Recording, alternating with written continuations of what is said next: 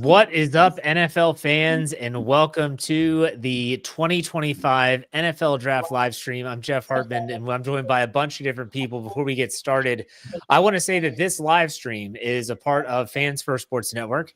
It's a part of the Steel Curtain Network, and it's a part of Draft Nation. Yes, Draft Nation does a live event. They are live in Pittsburgh, Pennsylvania right now, and we are kind of simulcasting this thing. Next year, we're hopefully going to all be in the same facility, which is a lot of fun. And we are going to get you through every single day of the NFL draft. Day one, round one. We still have some time. So let's get you ready. Let's give you the lay of the land, so to speak. And let's welcome in our guest. And not a guest. This guy, you know him, Jeremy Betts. What's up, Jerome? How's it going? It's going great, Jeff. I'm so excited for this night, for this weekend. It really is Christmas for me, and I could not be more excited. I've got a room full of excited people, actually. It sounds like it, yeah.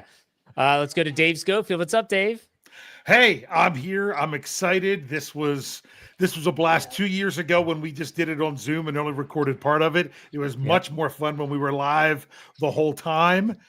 And now so this event of us doing this together is exciting, and finding out exactly what's coming up with the NFL draft here is exciting. I've got my phone ready. I've got DraftKings up, and I'm waiting for our next guest to tell me what I should be typing in.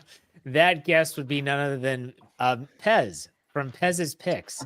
He's a guy, in case you don't know who he is, Facebook. I'm sorry, I've read a comment Facebook. He is on the Fans First Sports Network. I do a show with him once a week. It's all about sports gambling. Pez, you were here last year on day one. You made what I thought was an incredulous suggestion that Michael Penix was going to go in the top 10, and damn it if you weren't right. But Pez, welcome back. How's it going? Didn't he? Huh? He went at number 8. That's correct. Yeah. And I hope we won some people some money. Jeff, we have our Christmas lights on here. We're coming at you from Vermont, the Green Mountains up here. A lot of Eagles fans, as you can see with the hat on, up here flying the Eagles flag. But the NFL draft is by far the slimiest and most underhanded gambling night in draft history. There are leaks and rumors. People have access to GMs and to janitors that work for GMs, and I believe get a little bit of insight as to what's going on in the draft before it happens. Mike Penix Jr. last year, we had, I believe, the 6th string punter we referred to from James Madison University from 20 years ago. Got a little insight. He was going top 10. This year, Jackson Dart is shooting up the board. I think we could see him as a top 10 pick. I think the Giants may be in business for a guy like this. He's a Manning guy. I think Abdul Carter goes number 2. It's a pick we put out tonight at plus 800. I think that's something that's getting a little bit more into focus right now. But at the end of the day, it's time to have a bourbon. It's time to get the Christmas lights on. It's Christmas for all of us. We're all getting new players this year. Amen. Brian Davis joins us as well. What's up, Brian? I love that. I'm just not getting near a mistletoe with Pez. I'm just telling you that right now. I'm a hell of a kisser, but I'm married. My wife, get over here. You know. Gentlemen, I'm so glad to be here. I swear, I think Jeff and I have done this a million years together, and I think the same with Dave as well. And this is Christmas, and we talked about it. We talked about free agency being the NFL's version of Black Friday. You start the shopping, but this is really when you get to unwrap some great gifts, and I can't wait for it. We have been talking so much. Now it's time to sit back, relax, and then take a deep breath before you start complaining. Well, it's funny because either you draft all Hall of Famers or you draft nothing but busts, depending on who you're talking to or listening to. So with Pez here for the first 30 minutes as we get you geared up for the first round. Pez, I saw a video that you put out. You can follow him at Pez's Picks on Twitter and on Instagram. And you are definitely down on the Shador Sanders train. You are not hopping on that thing. You're actually saying to stay far, far away. What's your takeaway on Shador Sanders? Jeff, at this point, you're getting positive money if you take Shador Sanders to be picked in the top 15. That tells me that his draft worth has slid. I don't know if there was some sort of, which I believe is something we should do. We should respect primetime. Deion Sanders and the Pez's Picks, probably the greatest guy to win money on in the history of NFL playing. I don't know if people are blowing smoke a little bit in that direction. In our opinion, when we look at quarterbacks, I would not gamble on an NFL team that takes Shador Sanders and starts him week 1 or probably season 1. I think that's something that every team should really be aware of at this point. With the Sanders name, he's going to get a little bit more street cred, athletic guy. I don't see a quarterback 1 position coming out of him in year 1. I'm hoping, Jeff, that the Pittsburgh Steelers don't do what's rumored and take him, Jeff. I'm hoping. I'm hoping. You want him? What? Come on, Pez. You said you like the Steelers. What the hell's wrong with you? No, I'm hoping they don't take him. I'm hoping okay. There you he go. doesn't go to 19. The rumors are he goes Pez to 19. Is on our side, yeah. Oh, I'm on your side. I would prefer them draft down. I think 2nd, 3rd round. If you get him, Kyle McCord would be a much better Pittsburgh Steelers fit. Now, I do have another question for you, Pez. Here, and you're a Philadelphia Eagles fan. You rock the Kelly Green all the time. And what is your view of the draft as you sit there at number 32? There are rumors, by the way, that Howie Roseman's ready to wheel and deal. Like, he wants to move up in this draft. He wants to get a playmaker. But let's just say they stay put. I mean, do you just kind of say, look, we won the Super Bowl last year. It is what it is. We'll get who we get. Or what's your takeaway on the Eagles position? It's a theme we talked about on Pez's Picks this week, Jeff. I think the theme of this year and what the Eagles have proven, and even the Kansas City Chiefs, offensive and defensive line win championships more than skill players. You cannot win a championship without a dominant offensive and defensive line. Maybe one of them being average, but the other one has to be dominant. The Philadelphia Eagles proved this year offensive and defensive lines were the most dominant in the league, I think I can say at this point. I think this draft, we're going to see linemen after linemen picked. We're going to hear cheers for guys that, unless you're an NFL wonk, you're probably not going to know their names, some of the people that get picked tonight. Offensive and defensive linemen need to be picked. I think the Cincinnati Bengals are the absolutely worst equation and recipe to win a Super Bowl, to invest that much money in a quarterback and wide receiver 1 and 2 and shy away from offensive and defensive lineman investments. The exact opposite of what you need to be an NFL Super Bowl champion. So what's your prediction for the Eagles? Eagles, I'm hearing, are trading up. I think we're looking at possibly tight end, and I think we're looking to bolster that offensive line, maybe even the defensive line. We lost a couple of guys, but I would not be shocked if they traded up. If there's value there, Howie Roseman will find it and will trade up, and it doesn't mind investing picks that he loses, maybe, pick 3, pick 4, or maybe day 2. Howie Roseman, the best general manager we've had in the NFL in the last 5 years, probably last 10 years. The guy just brings back championship teams. We locked Dickerson down. We could use a little bit of help at tight end. I think running back, wide receiver, quarterback, the story's out. Defensive secondary, I mean, we're locked in. I think Howie Roseman will do what's right, and the Philadelphia Eagles will be primed. Currently, the favorite to win the Super Bowl going into draft night. I expect them to be the favorite coming out of draft night. What is the status of Dallas Goedert? I heard he was going to be released. Did that happen, or is he still on the roster? I think he's on the roster, Jeff, but the status on Dallas is we love that guy, but he's old, right? I mean, at the end of the day, when you're old at tight end, unless your last name's Kelsey, you struggle to kind of score in the red zone and kind of make those big picks. Is he old, really? I think for a tight end, he's pretty old. He's had a number of injuries. I believe he's pushing 30 now. And for tight end, it takes a lot of hits. That's pretty old, right? Okay. So the Philadelphia Eagles are great at letting go of tight ends and not investing overspending on them, and that's something that I trust in that organization. All right. Okay, Jeremy, let me ask you a question there, Jerome. What's your shock of round 1? There's a lot of people saying the top 10 picks, there could be some major trades. There has been a trade, by the way, which I didn't announce, that the Texans and Browns did a bunch of 6th and 7th and 5th round stuff. Weird trade. We're not even going to get into it. But, Jeremy, what's your surprise of round 1? Yeah, I think that I really do think that a guy like Ashton Genty is gone at 5. I don't think he makes it past 5, whether that's the Bears trading up, whether that's the Jaguars just taking him, whether that's the Dallas Cowboys trading up for him. I think that he is gone at 5. And before I would have been thinking that maybe he's pushing it to number 10 overall, but I don't think that happens now. I think he's gone at 5.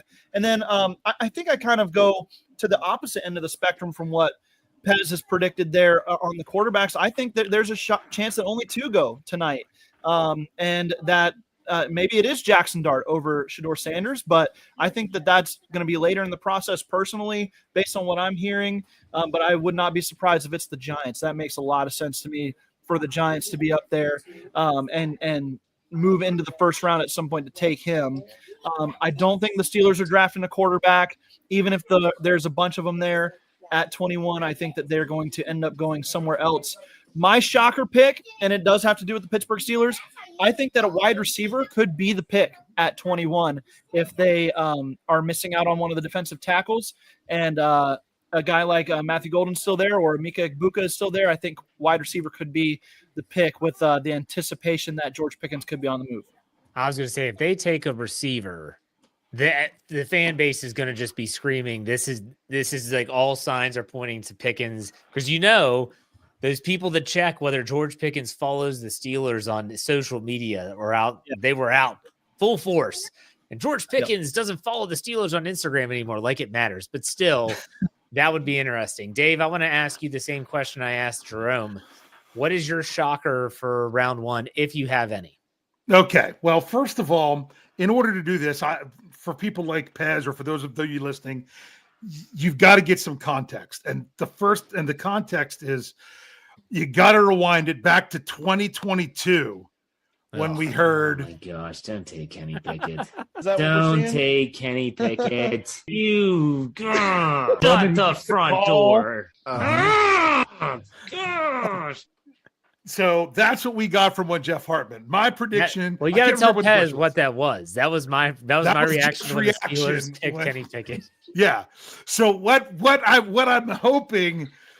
I don't know that I want a repeat of that. I don't know that I want to hear. Oh my gosh! Don't take Shador Sanders. Don't take Shador Sanders. You shut the front door. Fantastic. Dave in the studio, nice. That was good editing. Good editing. Okay, so Dave, how long did that take? Just that took me less than 5 minutes. I didn't have, luckily, but no, actually, because I mean, all you had to do is you listen to Let's Ride. You know when Jeff says the name, you get that, you put that together. That's my draft gift to you there, Jeff Hartman. That hopefully, I'm hoping we don't get that reaction. Now I can't even remember what the question was because I just had to set that up first. I just said, what do you see any surprises happening? It could be Steelers related, NFL related. What do you see happening in round one? It's funny because I'm really tempted to say, I tell you, Pez knows. He knows the betting end of it to know how things. This is a weird thing to bet on. This is the ultimate insider trading. You could get information from a team and make a lot of money by placing a wager because it's a choice. It's not the. We did that last year with Atlanta. Oh, I didn't say that. Yeah, I was going to say, but I mean, he called that. And then now he's saying about Jackson Dart, who you all know if you've listened to me talk at all in the last couple of weeks. I think he's a borderline third, fourth round pick any other time that just filled the vacuum of no quarterbacks. In 2022, we had what was called a bad quarterback class, and it kind of proved to be so. And I remember, and I talked about this on Pittsburgh Standard Time this morning. It was the whole idea of some places had like 4 or 5 quarterbacks going early in that draft, and then Kenny Pickett was the only one who went 20 to the Steelers. This is another bad quarterback class. I think you're going to see it. It's going to be extreme. You're either going to see, there you go, 4 in the first round or only 1. It's going to be way off the narrative where it's either going to be way more of them picked than you expected or not nearly as much as what you expect. It's interesting. When you look at the line changes over the last few days, especially the last 24 hours, we've seen value in picks 1, 2, and 3, whether it be Ward, Carter, or whoever you're taking in that order. Those lines have dropped significantly to about half the value. And the word that we're getting right now, there are multiple teams that look at Dart as the quarterback 2 in this draft behind Ward, Pittsburgh Steelers, the New Orleans Saints, and the New York Giants, who I think the Giants know they need a quarterback. I mean, nobody knows better than the Giants. They need a quarterback to win. So I think number 3, Dart going for the Giants is a real possibility. It could shake up this whole draft. I don't see many quarterbacks after that pick, though, that are going to be going in the first round that have real starting value in year 1. I really don't. I think Kyle McCord, I'm going to keep saying his name. I hope the Steelers get Aaron Rodgers, so Jeff and I disagree. I think he's a lunatic. That guy can sling it when he's healthy, though, Jeff. But he's definitely a crazy guy. I think you take him year 1 and you sit a guy like McCord. Maybe they're lucky. Maybe Pittsburgh's got something up their sleeve. They trade up for Dart. But I think Dart and Cam Ward possibly are the only 2 quarterbacks that could be anything in year 1. And I have suspicions about both of them still. All right. Very good. Can I Brian, ask Pez a question real quick? Yeah, go for it.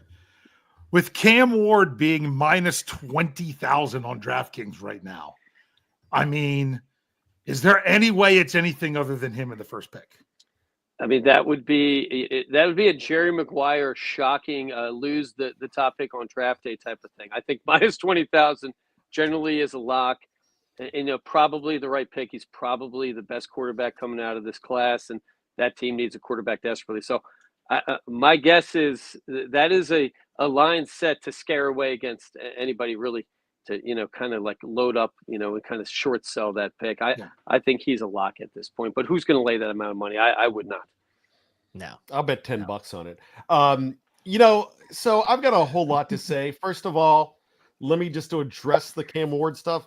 Tennessee's already told him, already contacted him saying we're making you the pick. So I would think you would take that off the board like you took Tyson Holyfield off the board back in 1996 or 1997, and then everything changed when an ear was bitten. Nobody's going to bite an ear tonight, so there's not going to be really a surprise up there. But if you're asking me what my biggest surprise would be, I think my biggest surprise here would be if there was a surprise. I don't think there's going to be a surprise. Now, this is no offense to the people that are laying bets down on this, Pez, but if you're outside of the 412 or the 724, you don't really know what the Pittsburgh Steelers are even thinking or needing because you're reading it on paper. As far as I'm concerned, it's the media matchmakers saying, oh, Pittsburgh's got to take a quarterback. If you've read the tea leaves, they are waiting until next year for that big splash at quarterback. That's why they're compiling all these compensatory picks. That's why they're getting ready to go with that. Next year in Pittsburgh, I think that's your big quarterback draft. Now, I could see them taking one around the 3rd round, maybe the 4th, but no sooner. This is a defensive tackle draft for this team, and I would be surprised if they got an opportunity and they didn't trade down later in the 1st round to try to get another number 3 pick there. I think that's probably what they would end up doing, but the quarterback thing, I would be shocked if it happens because there's a lot of smoke screens and nobody likes to lay smoke screens more than the Pittsburgh Steelers. All right, let's get super chats here. $1.99 from our own Corey Eckenroth. He asked a question for Pez. He said, Pez, does Philly jump for Warren or settle for Loveland? 2 tight ends, and you mentioned the tight end position. Go ahead. What are your thoughts? Yeah, I think either one of those would be a great draft. And I think what you really have to judge is value at the pick, value how much you have to give up to get up to that pick. And that's a big conversation to have. Then we're talking dollar cents. We're talking future draft picks. Yeah, I mean, we all should know this, right? That next year's draft, they've already worked on their board, right? So at this point, I think general manager that's wise is not going to risk the house for someone that's not going to be a splash player in year 1. So if they have either of those rated to be a year 1 splash player, because we're looking to win Super Bowls, right? People aren't taking, aside from the quarterback, I don't think you're taking a 1st round pick that isn't going to start game 1. So if they have either of those at that pick measured to be worth the compensation they have to give up, I think that those are both steals. I would love those picks. All right. Let's get another super chat here. CC gives us $10. Thank you very much for the tip. We appreciate it. Said, I appreciate you guys giving me some coverage to listen to while at work. Sanders or bust. They did do the laughing, crying emoji. So hopefully that's sarcasm. It says, here we go, Steelers. Thank you very much for the tip. We appreciate it. I do want to let everyone know just kind of the lay of the land here before this thing gets started in 10 minutes. And that is, we are not going to wait for the NFL to have their ESPN NFL Network coverage say the pick. It shows up on Twitter sometimes 5 to 10 minutes before the pick happens. When we see it, we are saying it, we are talking about it, and we are moving on. So if you're someone that's out there like, oh, I just love to see it on TV. Brian Davis is one of those people. Then sorry, when the Steelers are coming on, you might want to just mute us or turn away and then come back afterwards. Also, you'll see us moving around. So, for instance, we'll have some more people coming in. Pez will be leaving. We'll get more people in when the Steelers make their pick. Dave will have to leave to do a breaking news podcast. Eventually, Dave and Brian and yours truly will be doing a roundtable discussion, and Jeremy and Andrew will take over. So this will be it'll be all over the place, but we'll be organized. All right. We'll get you everything you need to know leading up to the first pick of the draft, which is coming up in about 9 minutes. Actually, it's not 9 minutes. Then they'll say Tennessee's on the clock. And even though Tennessee knows who they're going to take, instead of just taking the card to the podium, they're going to wait. And they're going to wait for like 7 minutes for some unknown reason. And then, Cam Ward is the pick. Here's my shock face. They got to print the jersey, Jeff. They got to print the jersey. It's his table in the green room, probably. So that's nothing. Yeah. But all right, so here we go. I mean, it's pretty crazy. I appreciate everyone that's coming in and joining us on any platform, whether it's Facebook, Twitter, X, or YouTube. We do appreciate it. If you're watching on YouTube, make sure you subscribe to the channel, give us a like. We do appreciate all that. And I do want to give Pez another shout out. Pez drops a podcast once a week. I do it with him. He's the one with the picks. I just kind of give some golf information every day. Every time we do a show, that's about it. But you can check him out every single Thursday morning it's at Pez's Picks. Just search Pez's Picks and you'll find the podcast. Talks all about sports gambling. And then you can find him on social media at Pez's Picks on Instagram and Twitter. But Pez, before we get you out of here, man, what are your final thoughts on the draft? Jeff, I'm blowing up with sources, some of them questionable, some of them very questionable. But what we're seeing is Jackson Dart moving up this ladder. I wish I would have laid a lot of money on him to go top 3. Top 3? I'm seeing top 10. Apparently, Dart was a big Manning Academy guy, has close contact with the family. People like the offense, said he ran a little bit more of a pro offense compared to some other offenses possibly. Met with several Giants, Steelers, and Saints. All have him right behind Cam.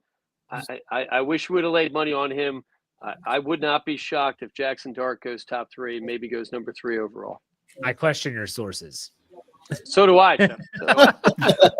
That's the beauty of gambling, right? You pour a bourbon, you take your sources, you roll the dice, and sometimes you win, sometimes you lose. Way harder than in NFL football. You can't lose, right? I mean, you guys know that. I mean, as Steelers fans, we're going to be above 500. Do they have a draft that gets them into the playoffs and win some ball games? Because we know they're going to be above 500. The easiest bet in football is to take the Steelers over their number, which I think is going to be about 8.5 or 9 right now. They get Aaron Rodgers, maybe that number goes up. But I love them in the regular season. I hope they have a good draft and we get a good playoff out of them. Yeah, for sure. Well, here, I have an update with Jackson Dart. Okay. The current over-under on DraftKings, current over-under position for him is 24.5. And the under, meaning taken before 24.5, is at minus 330. Really? Let's see. I'd be tempted to take the over on that. Without what are the over was saying, the over is plus 240.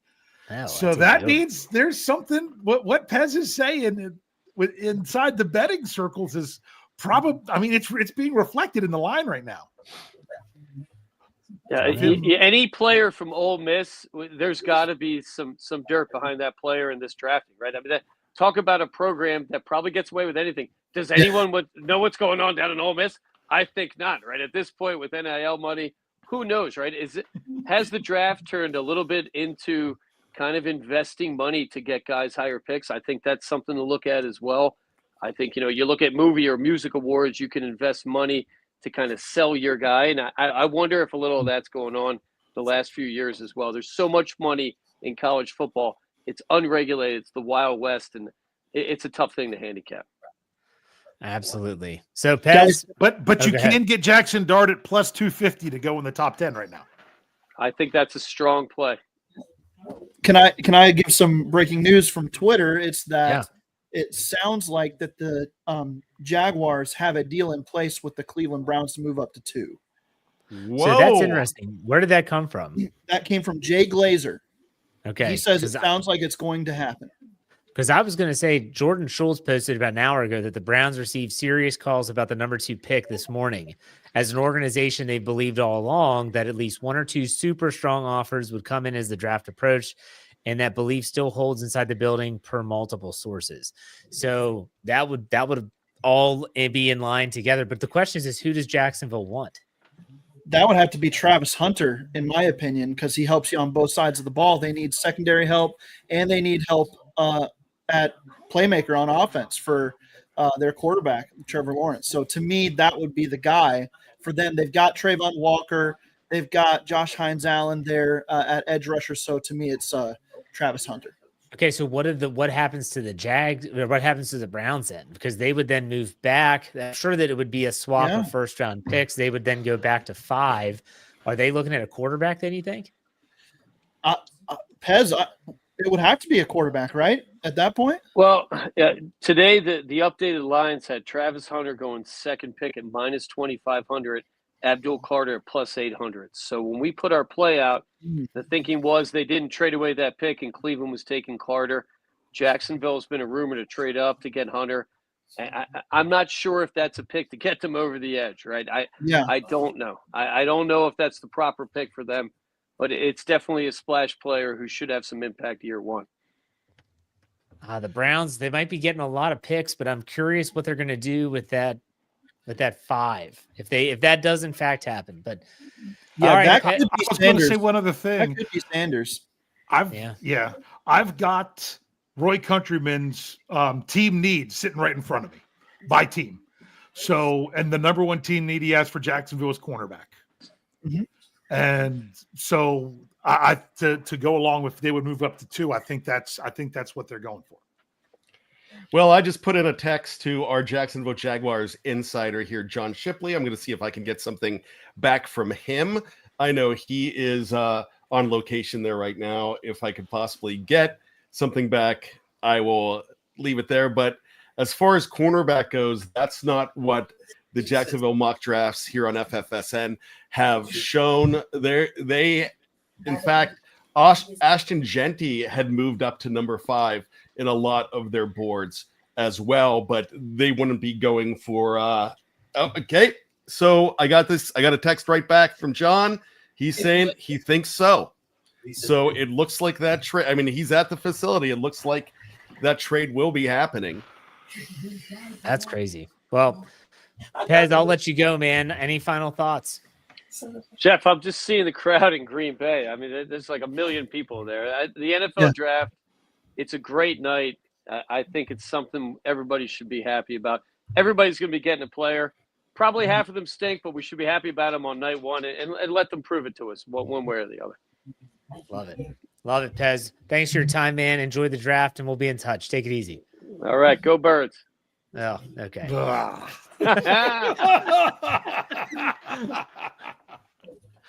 All right, let's get Pez out of here. Let's bring in Big Bro Sco, the good Schofield. What's up? Hey, how's everybody doing tonight? Good. Doing great. Hey, Doing great. you know what the best part of tonight is? What's that? No more mock drafts. Ah, yes.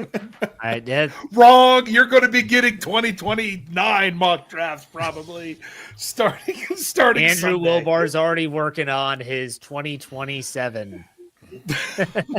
I actually already know that is a factual statement. 2027 or 2026? Oh, no, I'm sorry, 2026. But No, we assumed he was working on 2026. That's why we had to go even further. Yes, he can work on it and they can publish it. But see, there's no pressure to look at those because it's way too early. So there you go. way too early. Absolutely. Anyone see what the Raiders are doing on social media, where they're trying to give hints about their pick? I did see that. It was Very, very strange. Very the guy strange. from Sinners, Cooler or whatever. Okay. Well, I it'll have- be interesting. I've seen in a lot of spots that the tackles are going to go really early. You're going to have Will Campbell, Kelvin Banks, and then Armand Membo probably all off the board within the first 10 picks. Campbell's not getting past the Patriots at number Right. 4. Yeah. So I also got to ask you guys have it on TV, right? Yes. Well, I'm on my phone. Well, yeah. Where are you watching? I have the ESPN feed on my phone. NFL Network for me. NFL Network for me as well. I'm an NFL Network guy, but I have both. I have one on my Okay. phone and one on an extra computer. And so I guess Jeff is the lone ESPN one because he's the plus guy. I've got NFL Network as well. So Well, right hey, now is that- it's just a shot of the crowd. I'm probably behind you guys because YouTube TV generally is. I mean, Mike Greenberg's, and they're just talking as a panel. So Yeah, right here it's Rich Eisen talking to the panel. Of course, you can never go wrong with Mel Kiper. Todd. now, if they had him, that Mel Kiper, I'd watch that instead so of would any I. of this. Oh, absolutely. Frank Caliendo is hysterical.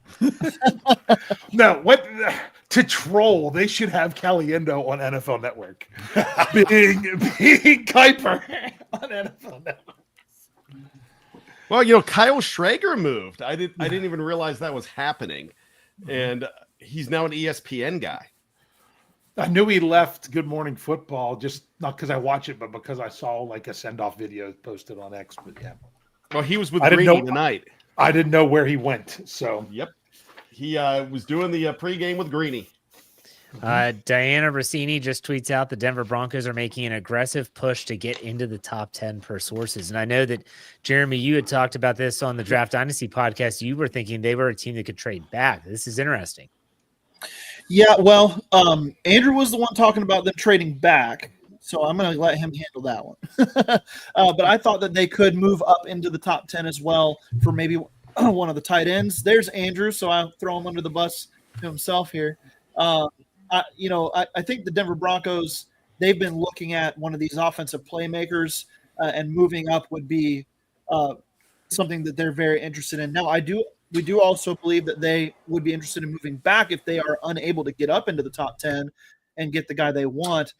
The value for the next running back in the class or the next tier of wide receivers at the top of the second round is a little bit better. what is this? Oh, good Sorry. grief. I'm watching Goodell ride a bicycle into the Yeah, stadium. me too. Good Yeah, But, that was pretty Yeah, sad.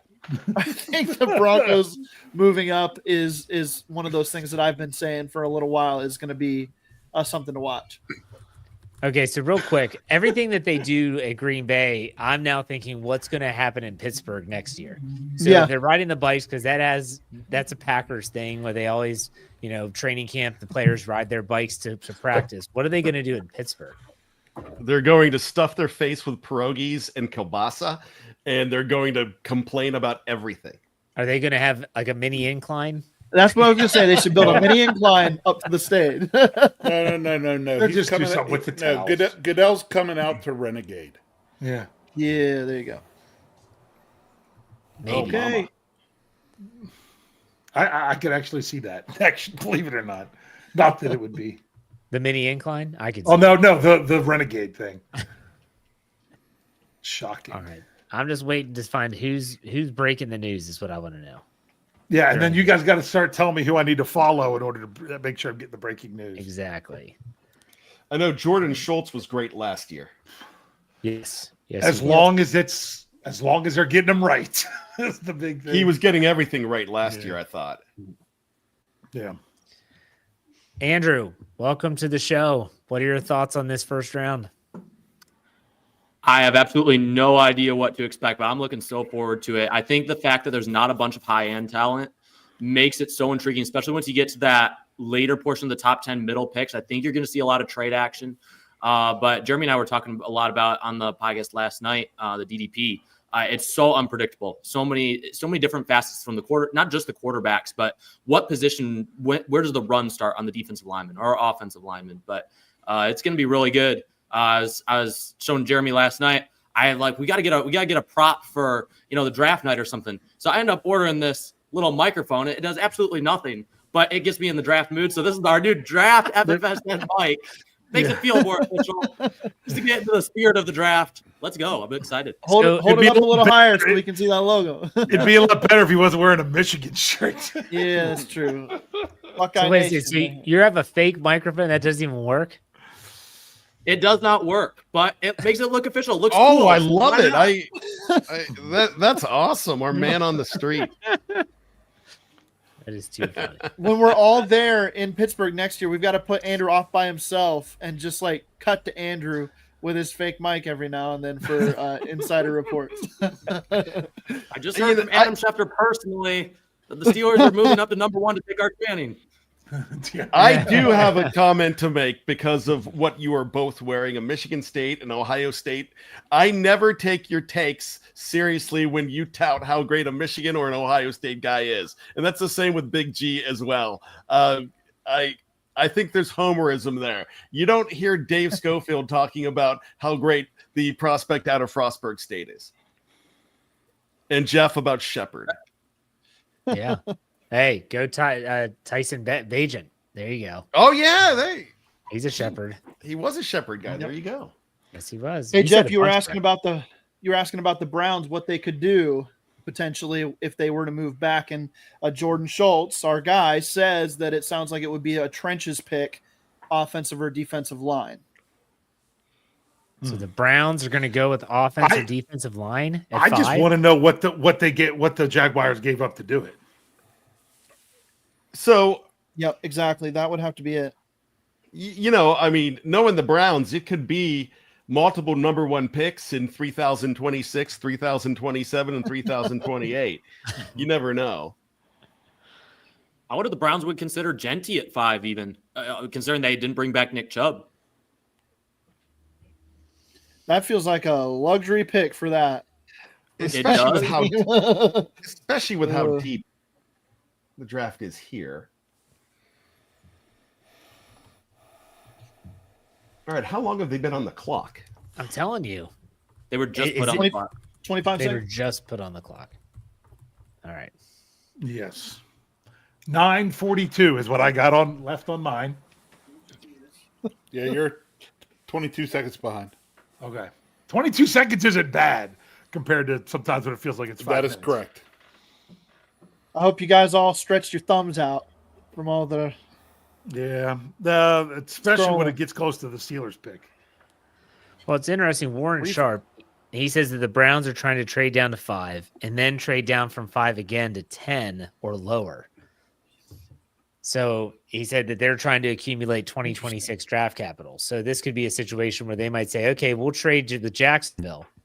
Denver, you want to come up to 5?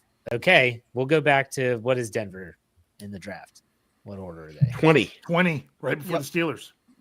So I don't think they want to drop to 20, I wouldn't think. But still, that's what Warren Sharp is putting out there into the Twitterverse. In my final mock draft, I had the Browns trading back up to 19 with the Buccaneers. But one of the teams that might like to move up into that top 10 is the Broncos. The other one in the 20s range is the Chargers, potentially, if one of the tight ends starts to fall. I don't know. There, maybe the San Francisco 49ers, Andrew, moving up for Mason Graham. Could be. I hear that they really like Walter Nolan, and I've seen some mock drafts even yesterday and today that have Walter Nolan going ahead of Mason Graham. I don't know that will actually happen, but I just did not expect the Browns to move out of there because Travis Hunter made so much sense for them, especially if they were thinking of playing him at receiver, which reports were they were intrigued with his skill set as a receiver and his fit. So this is very – I did not see this happening. Yeah, I didn't either. I could not see Walter Nolan, them having to trade into the top 10 to get Walter Nolan. That would actually shock me, especially because some boards have him below Grant, Graham, and Harmon. Yeah, here. Let me check Roy's. I got Roy Countryman's here by position, except I can barely read it because I had to print it up so small. That wasn't his fault. That was mine. Let's see. Interior defensive line. He goes Graham, Harmon, Nolan, Grant. So he has Nolan ahead of Grant. And weren't the 49ers putting out, maybe they were putting out a smokescreen, and I hate when you do this to players, but they were throwing out some stuff the other day. I think Grant Cohn had this out there that there were some concerns about, was it Harmon or Nolan? It was concern about one of them. I think it was Harmon that they had concerns with a shoulder, maybe? Yep, It was shoulder injury. Harmon. Because that came out while Rich and I were on our show, and we're like, wait, we hadn't heard this before. So Cam Ward is on the phone. what? I'm sitting here refreshing. I've got nothing. I mean, Albert Breer says that Cam Ward has picked up the phone, and it looks like maybe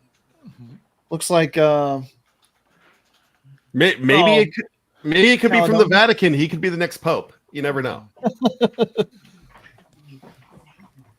Is there a white smoke coming out of the chimney? It's Green Bay. I'm sure there's always white smoke coming out of Green Bay. No, you guys did hear that they had to shut the doors and couldn't let any more people in to the draft. Whoa, Wow. we better get there early next year. Yeah. It says the NFL. This was from Ian Rappaport reported. It said the Packers said maximum capacity. The NFL draft entry temporarily paused. The event venue has reached maximum capacity. General admission entry has been paused at this time. And thank you for your patience. And it's at Lambeau, right? Yep. Yes, I think it is. Man, I should have got Culver's today for draft night food. Culver's, what is that, chicken? Culver's is Wisconsin specialty and a northern specialty, but they do like cheese curds and it's a burger You've joint. never had Culver's, Brian? Yeah. No, I'm not They're that familiar with it. Never even heard of it, had you? They're the Chick-fil-A of burger joints. Oh, awesome. Yeah. If you ever see one, go stop there. Hand smash burgers. Chick-fil-A of burger joints, I'm an In-N-Out guy. Yeah, that's true. That's true. I think they're number one. That's very true. Just don't get Brian started about Arby's. All right, so Jordan Schultz is early. He said it's Yep. they have to take it. So, all right. The Titans have selected Miami quarterback Cam Ward. Connor Hughes with it 22 seconds ago, too. Yeah. So, wait, are you just saying that because of what Dale Lawley just tweeted 7 seconds ago, Jeremy? He said we need Culver's in Pittsburgh in a bad way. Absolutely, that's exactly what I saw. No. I'm sorry, I didn't see that. I saw JJ Watt. Yeah, JJ Watt. Yeah, gotcha. Browns are on the clock. Are they? We'll see.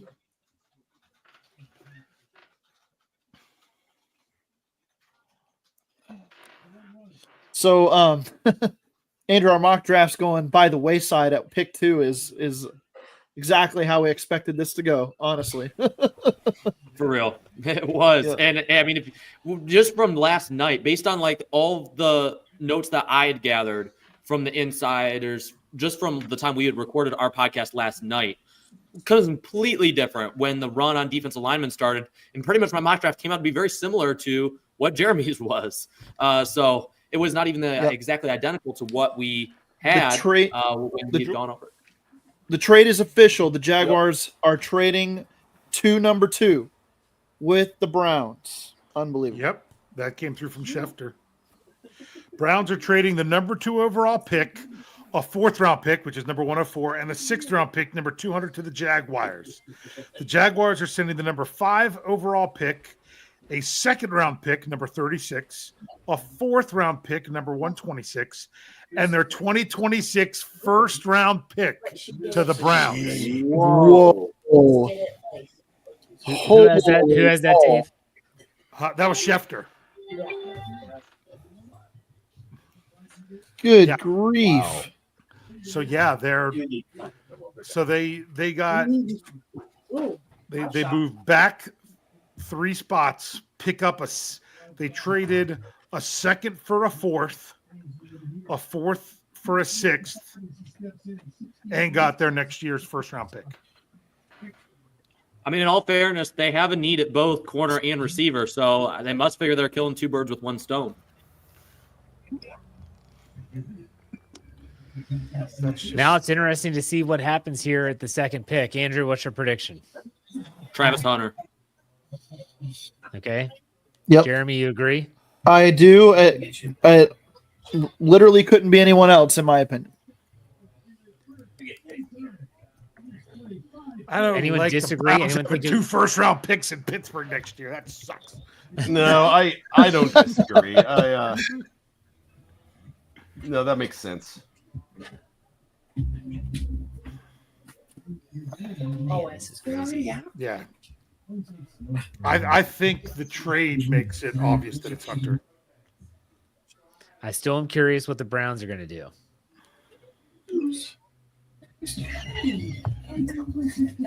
Carter would love that.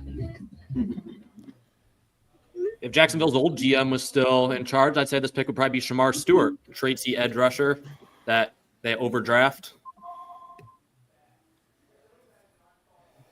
You're like the love child of Gru and Mr. King. All right. Who's the love child of Gru or something? And Mr. T, I think. Yeah. The guys on the stream heard that comment there, Aaron. That was awesome. What do you expect? She's a Brown. So she was fan. not describing me, just to be clear on that one. Yeah. You guys see it on the TV now what the trade was?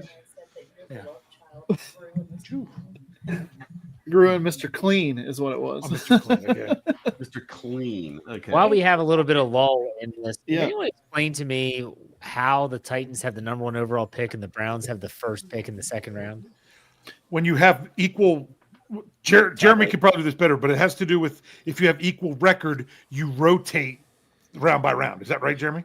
Well, Andrew knew this way before I did. I'll Okay. let him explain it but you're absolutely right there. Yeah. Yeah, if all the tiebreaker scenarios are the same, I believe it's from, I know obviously just the record, may even go to division record head to head.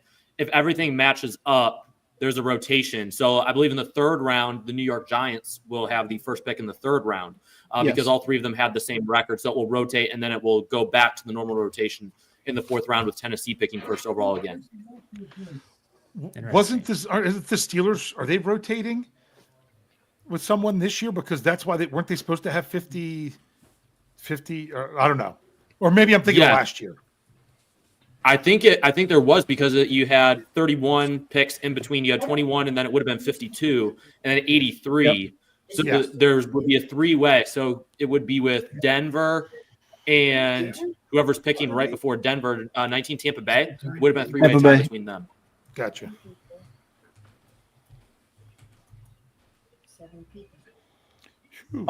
Going back to the Titans pick, to talk Cam Ward a little bit, I think that this kid has a good chance to be a top 12 quarterback in the NFL. And I think that the skill set's there, the temperament's there.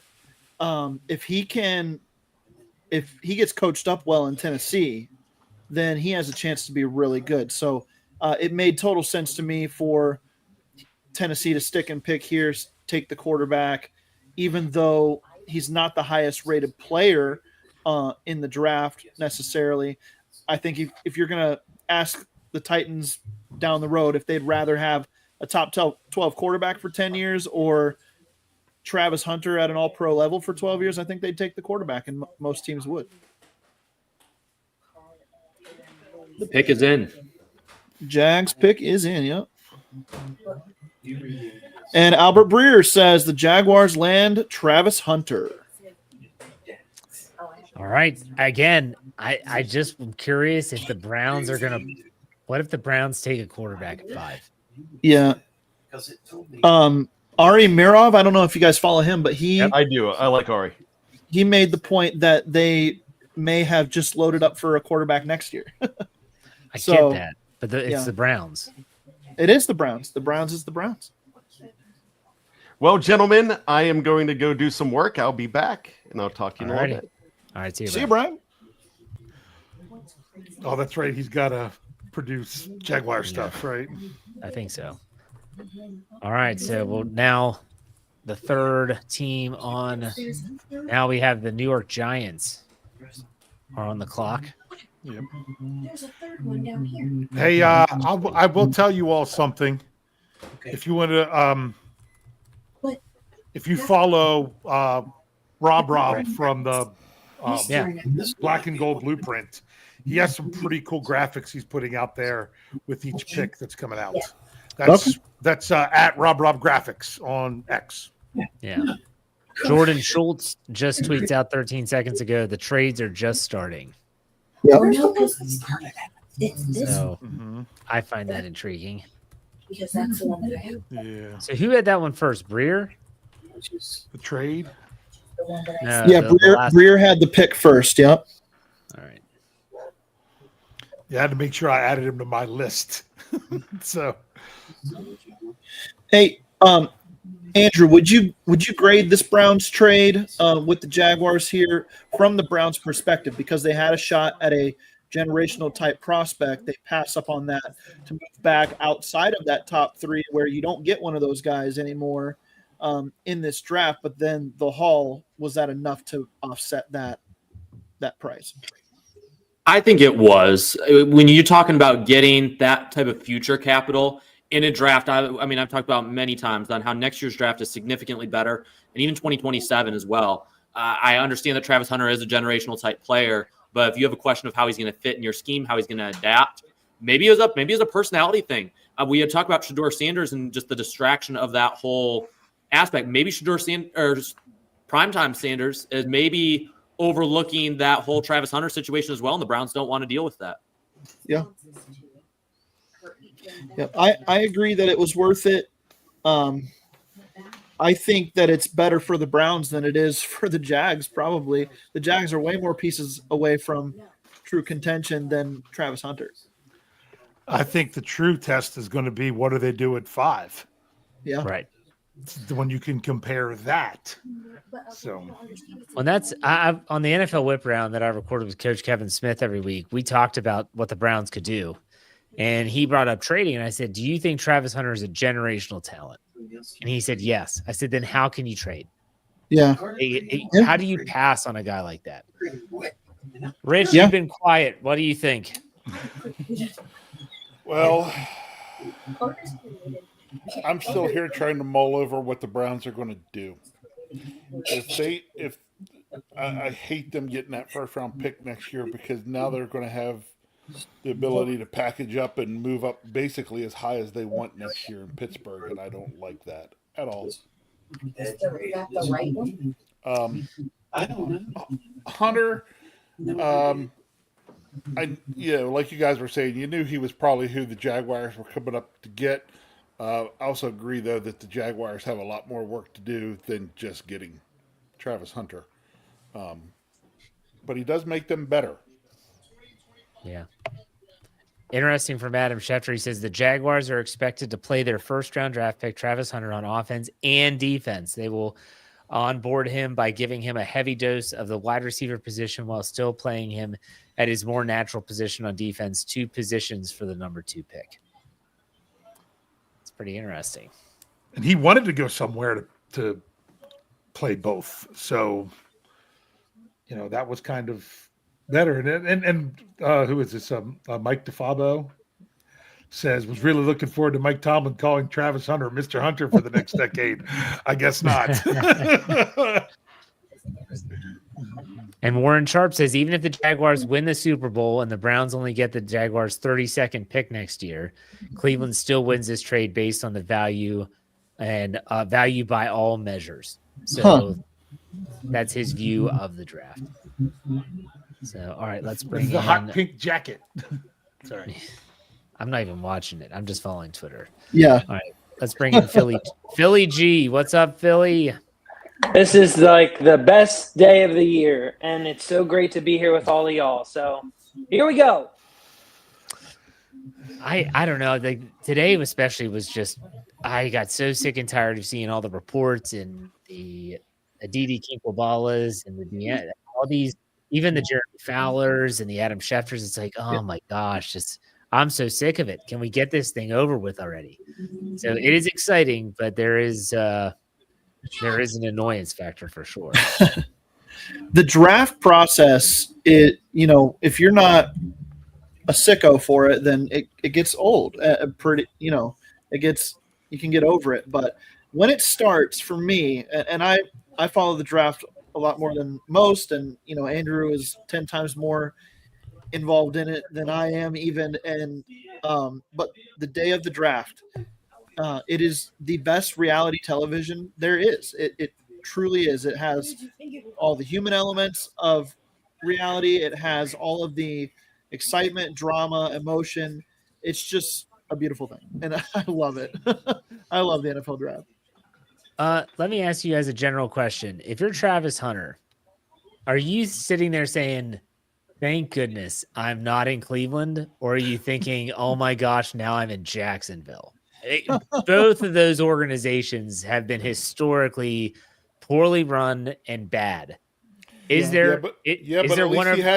least he has no state income tax. That's what I was thinking, Rich. That's a good decision. He had no and a quarterback. And Trevor Lawrence, exactly, yeah. He's got a quarterback. Better quarterback, that's true. Although it depends on who you talk to. Abdul Carter is the pick, according to Jordan Schultz, for the Giants. All right, there you go, folks. I got a question for Andrew and Jeremy. Do you think that Travis is going to play a mixture of both cornerback and wide receiver at the next level, or do you think he sticks at one? He's going to play both. They're probably going to. Daniel Jeremiah's been playing it or saying it all year. Major and wide receiver, and minor at corner. I don't know how the Jags will do it specifically. That's how DJ would have done it. I think that they're more likely to do the opposite. Maybe let him major at corner, at least in year one for sure, and then package him in at wide receiver. But this is one of the players that you hear about, two-way players in high school, college, whatever. Hunter's built for it. He really is. He played all those snaps in college, and he never looked like he was running out of gas. He is built for this type of work. So I think they're going to use him in both. He absolutely wants to be used at both. His comment from this last week was that he would not play football if a team said that they were going to only play him on one side of the ball. Yeah, it's interesting that when Wang Harbs comes out and says, I don't think any player could play both sides in the NFL. So I'm now rooting for him to play both sides so the Wang Harbs could be proven to be the idiot that he is. But anyways, that's neither here nor there. So Abdul Carter is the pick for the Giants. That has not been announced. They say the pick is in on television. And so that means that now the New England Patriots at 4 are on the clock. Now, again, if you listen to the Draft Dynasty podcast, this is where I think either Jeremy or Andrew said offensive line. And this is probably going to be the first one off. You guys still agree with that? Yeah, it's Will Campbell, right, Andrew? They even went and visited with him 2 days ago after all of the visits to come to you as a team were over. They went to see Will Campbell. They probably measured his arms in person so they could see him for themselves. I would agree. It probably is Will Campbell. They have done a lot of homework on Kelvin Banks and Armand Membu as well, but I think Will Campbell is the guy they've definitely paid the most attention to. It seems to make logical sense. Doesn't meet the value of the 4th overall pick, but in the situation that New England's in, you have to protect your quarterback. So I understand it from that perspective. Honestly, I'm just glad that we don't have to see Carter and Hunter in Cleveland for the next so many years. I was just thinking the exact same thing. Good point. I'm like, more Carter even, just because I'm like, I don't want to see Carter there with Garrett and blood. That just would be yuck. So, yeah, let them go to the NFC. That's fine. Now I can root for both players, too, because they're not in Cleveland. Have we talked about it all, who we think Browns. Cleveland could potentially be targeting now with pick 5? Has that come up yet? Oh, yeah. Yep, it's been reported that they would be looking at the trenches, but it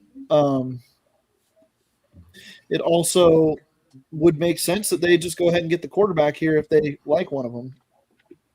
Very true. How would you feel if they go Mason Graham? Who, Cleveland at 5 or New England at 4? No, Cleveland. I'm talking 5. Yeah. I mean, whatever New England does. We used to care about New England, but not so much anymore. I'm bold predicting that the Patriots will make the playoffs this year, Dave. Oh no, that okay. Preseason bold prediction. They get they get one of the few head coaches in Vrabel who gives you a real bump in year one, I think. But I think that would be a good fit for them. I just think that they're, I'm sorry, I was still talking about the Patriots, but going back to the Browns at 5, I think Mason Graham fits really well with what they would want to do up front. He could take some of the pressure off of Myles Garrett when it comes to all the double teams that he gets. Mm-hmm. Well, a lot of people in the live chat are thinking Ashton Genty at 5 could be the pick for the Browns. I could see it. That would throw a wrinkle into things, but that would make sense. Raiders would definitely be mad. I really want him to take Jackson Dart because I don't think he's very good. Or did the Raiders trade up from 6 to 5, or is this where the Broncos are trying to get up into the top 10 to try it because they want a running back as well? I could be wrong. I don't think the Raiders are taking Ashton Genty. I think that was smoke. I think they're looking more offensive line or corner. Yeah, right on. Okay. I was saying, number 4 pick is in. Too bad Bad's here to tell us. Will Campbell, LSU, offensive tackle. So the first offensive lineman's off the board, and here we go. The Schultz had that one too. Yeah, the Cleveland Stains are on the clock. I'm sorry, the Browns. Oh, there we go. NFL based. Schultz's wasn't showing up for mine, but there it is now.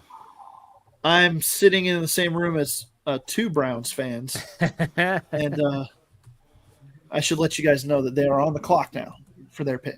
The Browns are? Yes, the Browns. Are they going to pick somebody or dilly-dally? Well, they dilly-dallied at first. They might keep doing it. It's interesting because these are the 4 people that everybody pretty much saw in whatever combination people thought, but now everything kind of is going to open up a bit. I'm curious. If they take Mason Graham here, I'm going to be mad that I did not bet that perfect top 5 order because that's what I would have done. Wait, did you actually make plays tonight? I've got 2. Just 2. What a degenerate. Well, one was Pez's, man. I put $2 on plus 250 for Jackson Dart to go in the top 10 to see if Pez could pull it off 2 years in a row. Rich, it's time for an intervention for your brother. He's betting on $2. You're talking $2. And I bet $5 that the Steelers' first pick is a defensive lineman. There you go. What can I say? My baby brother's a degenerate. Yeah, I'm a degenerate. Hey, Mike Tomlin's a degenerate too, so you're in good company. There you go. Is anybody else laughing to themselves when they show the Shador Sanders cave and there's just an empty couch? They've done that 2 or 3 times now, and it's still just an empty. Is he not there? No, he stayed home. No. He's at the ranch. I think he's at his father's ranch. He's got his little man cave. Phil wasn't on. We asked before. You have ESPN or NFL Network? ESPN. I just think they're a little bit more neutral on how they feel on things, but I like watching the NFL because then you get the backstory and the little videos on the different players. But I got ESPN right now. Gotcha. I have ESPN on too. I like the way that they broadcast it the best. It gives it the most. I agree. It gives it that draft day feel. Just the atmosphere of it in general is just more traditional. The Browns are taking calls. Teams interested in the number 5 pick. So someone else put it out there. That you guys are really far ahead. We got to remind people. Yes. We're an hour into it. We should probably say it again if you want to, Jeff. Yeah, I can. We do not wait. So we are just going to, when we find it on Twitter, because it's so much faster, we're going to tell you what the pick is. If you're one of those people that loves to wait until you see it on TV, I know Brian Davis, he's not here right now, but he's one of those guys. I got to see it. I want to watch it live. I'm not that guy. Just tell me what the freaking pick is so we can move on with our lives. That's what we're going to do here. On here. So yeah, you'll see us looking down, scanning our phones, and then one of us will say picks in, and we move on. So right now the Browns are fielding calls for pick number 5. Shopping again. Who right. recorded that one, Jeff? Rossini, Diana Rossini. I don't have that one. Okay. They're open to moving down again, is what she says.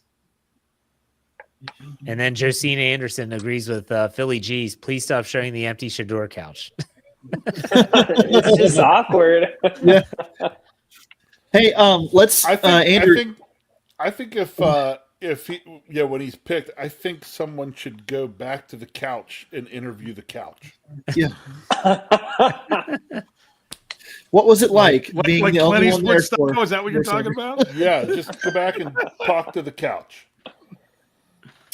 So Andrew, let's see, we've got Travis Hunter, Abdul Carter, Cam Ward. These are 3 of your top 5 players off the board already, as we kind of expected.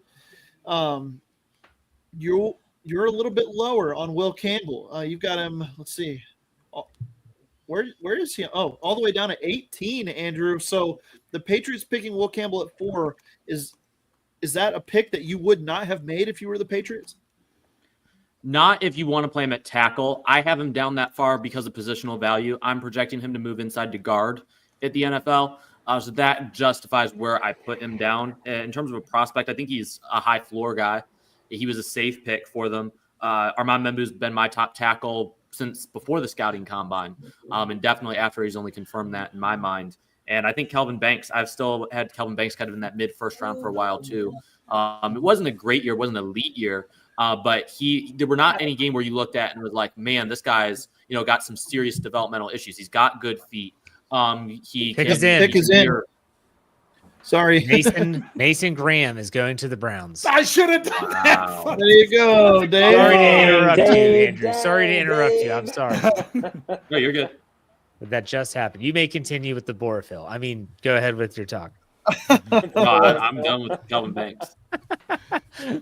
Borophyll. So this is a good fit for Cleveland, right? We were talking about that with pairing him up on the defensive line with Myles Garrett. But when there was talk that he could fall down the board a little bit, it was kind of because he's kind of a high floor player too. You don't see as much flash when it comes to the athleticism, but he's just really good overall at a lot of different things.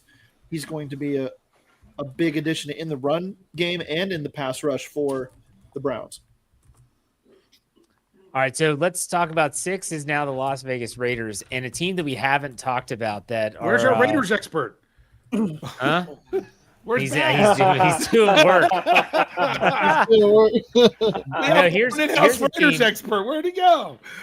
Here's a team here. This is our David Stefano, who covers the Vikings for Fans for Sports Network. He's chiming in, says, are the Bears trying to move up? We have not talked about the Bears, but they have openly stated they want to move up to get Ashton Genty. I'm curious if the Raiders aren't interested in taking anyone at this pick, which, again, 6, there's still value there. Could the Bears try to move up from 10 to 6? Who is there really anyone? I'll go to Andrew and Jeremy here. Is there anyone on the board right now that's not Genty that you were like, hey, the Raiders can't let this guy go? I wouldn't say there's a guy they can't afford to let go, but I have heard a lot of rumors that they have done a lot of work on Kelvin Banks, the tackle from Texas. Yep. I know they like Armand Membu as well. Maybe if they like both of them similarly, they're willing to move back a few picks and hope that they can still land one of them later. I know there's a lot of tackle needy teams up there. I mean, the Bears at 10 are one of those teams that needs a tackle. The Jets need a right tackle. Armand Membu makes a lot of sense for them. I mean, pretty much every team you could make an argument that they could add a tackle. So it's a big risk if that is what they are looking at. I know they've looked at Jedi Barron as well. He's one of my highest rated players still on the board, but I don't think there's anybody that's like, oh man, they can't afford to let this guy go. Yeah, I agree with that sentiment. To me, it's one of the tackles here that they're going to pick. Ashton Genty, maybe they thought he wouldn't be on the board, and that's why we're starting to hear the rumors about the tackles. So he could definitely still go here. It would be very Pete Carroll of them to take Ashton Genty here, but we shall see. I don't think there's a can't miss prospect though in this draft anymore. So it's wide open. Gosh, they haven't even said that the pick is in yet for the Browns on the telecast. They're way behind. They're way behind. That's what I love. Every year I love it when they're way behind. Until day 3, then they start to pick up the speed. I'll be curious if there's any other trades in the top 10. I'll be very curious about that. This would be one of the spots for it. Carolina's been trying to move back. Yep. There we go. The pick is Carolina's one of finally those teams that could be like. I remember a couple years ago when the Lions traded up for Jameson Williams, and I mean the Vikings hardly got anything back in return, but they were still willing to make that trade back. I wonder if Carolina would be a team that would do that.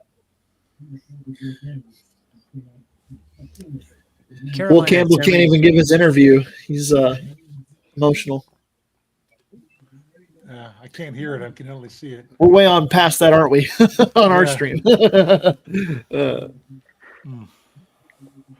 I mean, other than there being the trade, the order of the picks has happened exactly like I expected. That's what ticks me off. Yep. And you know what? Trying to remember. I'd still rather see something Mason else. Graham What- 2 times a year than Carter and Hunter. So Oh yeah. What would be great is if the Steelers stay at 21, draft a defensive lineman, and he ends up being so much better than what the Browns do. Yes. oh, that'd be the kick in the face.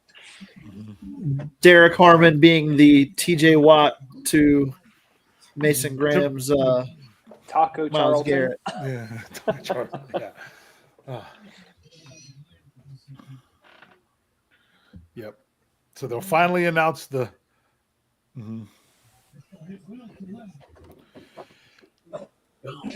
Yeah. Yes. No trade. Just see. So they still have to announce Graham. Right. Yep. While we're waiting for the Raiders. Does it surprise anybody else that the NFL allows these insiders in the selection room? I think it's interesting, or allows them these picks to be leaked before the broadcast, because you would think that it would take away from the broadcast enough to where it would kill their numbers and make them not want that to be the case, but I guess not. I've wondered that too. Every year, the NFL tries to get insiders to not put out tweets and break picks early, and they're like, who cares? If you don't want it, I mean, they let the other teams know. I mean, even the Steelers said we're informed of the picks well before we're on the clock on the stage. So if the other teams are Ashton knowing Genty is the pick to the There Raiders. it is. There it is. That First makes running sense. back off the board. Jordan Schultz had it 20 Schultz seconds. again, yeah. Brian is having a happy time right now. Man. All right, so Genty is off That's the board. There's still a crazy. lot of talent in the offensive line. The New York Jets are now on the clock at number 7. What are we thinking for that? Let's talk about Genty first. This guy's a dynamic playmaker. I don't want to just pass him off as a nothing. What do y'all think about this play for the Raiders getting a running back? Genty's my favorite watch of any player in this draft, just the way he plays football. It's unbelievable to see him just not be able to be tackled. The teams had no idea how to get him on the ground in college this last year. And even though he was stymied a little bit in the playoff game against Penn State, he still had some just incredible runs after contact, yards after getting hit. He breaks arm tackles like they're nothing. He's going to be incredible in the NFL. He is scheme proof, as in he can play in any type of running scheme. He makes your offensive line look better when a lot of running backs need the offensive line to help them look better. So he's a creator. He can do a lot for you. And I don't have any concerns about the smaller school situation playing at Boise State. He he showed enough dominance there that I think he's going to dominate at the NFL level. And that Raiders offense starts to look pretty interesting with Geno Smith at quarterback and Brock Bowers at tight end, and now Ashton Genty there. That's going to be some firepower to deal with. I don't really care what he does for the Raiders. I will just tell you this. I now officially do not want the Steelers to take a running back in the first round, because this was the only guy that was head and shoulders above what you could get when you pick again.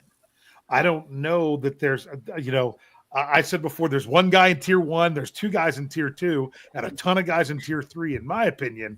And I don't think taking a tier 2 guy in round 1 is that much of a value versus a tier 3 guy you could get in round 3. Yeah. So I'm never a proponent of drafting a running back in the first round, maybe even more than Mel Kiper is. He was kind of the one that started all of that. Drafting a running back in the first round, I hate it. But Genty is my 3rd highest rated player in the draft. I mean, he's one of the few blue chip prospects this draft had. So in a weaker draft, I can understand why he would go this high. Some rumors here as we transition to 7 and beyond. The Panthers are making phone calls, not just fielding phone calls about the 8th pick. It sounds like they're trying to get out of there, but it also is. I'm also hearing that because Genty is now gone, that is affecting the market for trading up to number 8. So we'll see how that goes. But they were, like Andrew said, wanting to get out of there. But yeah, it's. Watch except for the trade early, this is a chalk as far as when the selections of these players are going so far. So. I'm not one to ever go ahead, Jeff. No, I was just going to say, go ahead. Go. I was just going to say, I'm never a proponent of, saying people should wear certain stuff, but you're going to be drafted and you decide to wear Swarovski crusted Crocs. Genty wore those if you didn't see. A very interesting choice of shoe wear for the occasion today. What's wrong with Crocs? I love Crocs. Yeah. Diamond crusted Crocs on the on the red carpet. I love Crocs. Excuse me, crystal crusted. Between Jeff and Big Bro, they convinced me that Crocs would help my feet, and they were right. I love Crocs. I've got fuzzy Crocs. I've got regular Crocs. I'm wearing fuzzy Crocs right now. No, that's what I'm wearing. Slippers, man, around your house. They're the best support you can have for your feet. I was going to say, please tell me that fuzzy Crocs are not a thing. Well, the insides, they're lined. They're lined, so they're lined, furry lined Crocs. Okay. My wife is Crocs outside. I don't wear them outside the house, but I was actually told by my podiatrist they would be better for my feet if I wore them around the house. Around the house, yep. So I wear the lined Crocs inside and the regular Crocs outside. Yeah, except when I was shoveling snow, I wore a different pair of lined Crocs outside in the snow. Here we go. They're officially announcing Genty. The rest of his suit looks fantastic just with Crocs. Must have paid a lot of money to wear those Crocs. Swarovski crusted Crocs. Well, he ain't wearing them now, but he was earlier. I can't see his feet now. Does anybody think the Jets go defense here? Who you thinking? I predicted Tyler Warren here. I still wouldn't be surprised if it's Tyler Warren. So I predicted Membu here, and I'm still sticking with Membu, but I would not be shocked at all if they were to just take a Jalen Walker or a Jedi Barron. I've heard Jedi Barron linked to them for a couple weeks now. Man, it's fun to watch him run the football. Goodness. Genty's just unreal. Did the Raiders have the line? It is Armand Membo to the Jets. There you go, Andrew. According to Albert Breer. Albert Breer just typed that. Yep. It's a great pick. That was the biggest hole on their roster was right tackle. I think with that pick alone, Justin Fields may now have the best offensive line he's had in his career.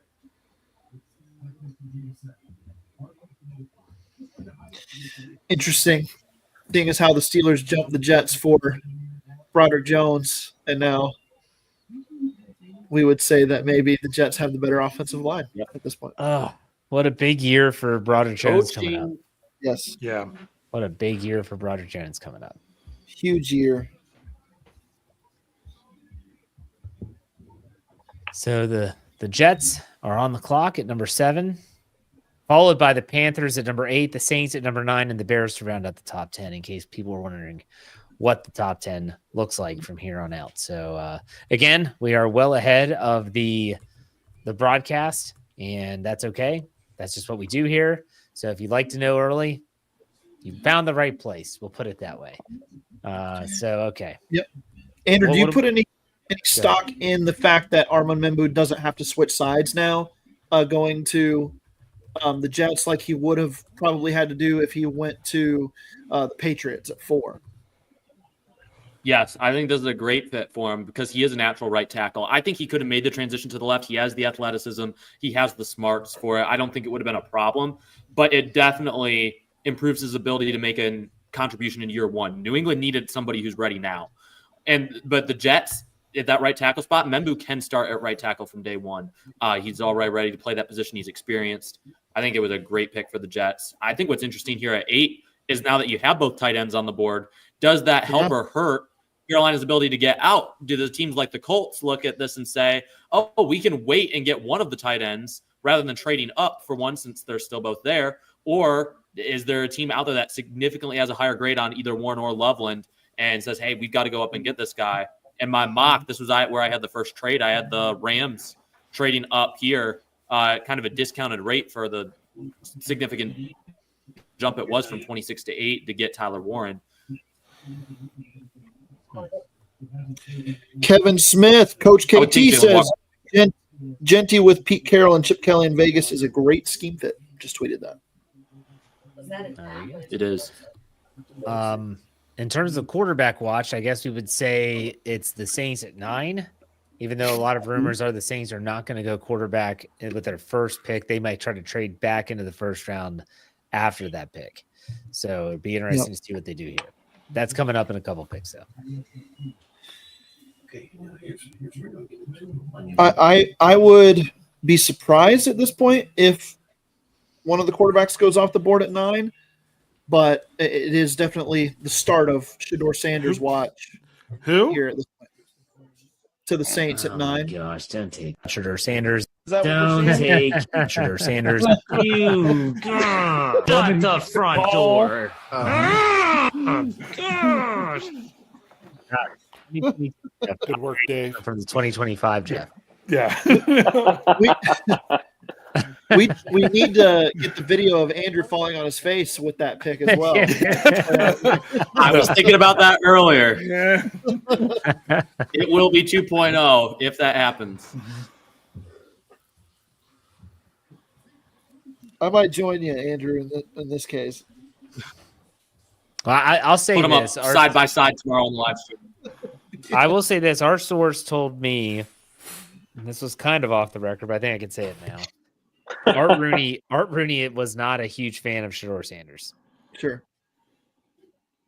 So take that. That kind of lines up with the Jerry Dulac report, too, that they didn't have a good meeting with him, right? Was that him that said that? It wasn't that it was a bad meeting. It was, I don't know. Dulac had said that it was a good meeting and Tomlin did like him, but he wasn't convinced that was enough for the Steelers to take him at 21. And all he was hearing was that the Steelers were more in on next year's class. What I don't get is how people are like, oh my gosh, Mike Tomlin talks so much about him. And it's like, well, he was asked about him incessantly in that press conference. So what is he supposed to say? Is he supposed to pull a Terrell Owens working out in his driveway? Next question. That would be worse. I don't know. Yeah. I still think it's Aaron Rodgers, guys. I really do. I still think it's Aaron Rodgers in Pittsburgh this year. Hey, Filipponi said that Joe Starkey from 93.7 The Fan said Aaron Rodgers is looking at country clubs in the Pittsburgh area. So Yes. Hey, That might be the deciding factor. there's some good ones in Pittsburgh, by the way. Little course that's not too far called Oakmont. Oakmont, yeah. I was going to It's where say. the U.S. Open is US this year. Open. Kyle and I are planning on going. The U.S. we're Open gonna is an go up awesome. I went to Congressional in 2011. That was awesome. The end result wasn't awesome because Rory McIlroy won. But other than that, it was great. Good time. Are there any good caves in the Pittsburgh area where he could go on a little darkness retreat mid-season? Hey, you can go on a darkness retreat wherever you want. It's just got to be dark. Absolutely.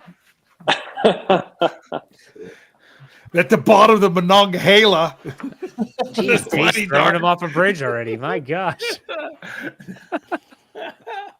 No, I didn't mean it in that way, but I guess I know. you could take it that way. Sorry. I did this. If we're not to be too Steelers centric at this point in the draft, but if we're rooting for absolute chaos, then picking Shador Sanders at 21 and adding Aaron Rodgers this year would be just that. That would be chaotic. That would be chaotic indeed.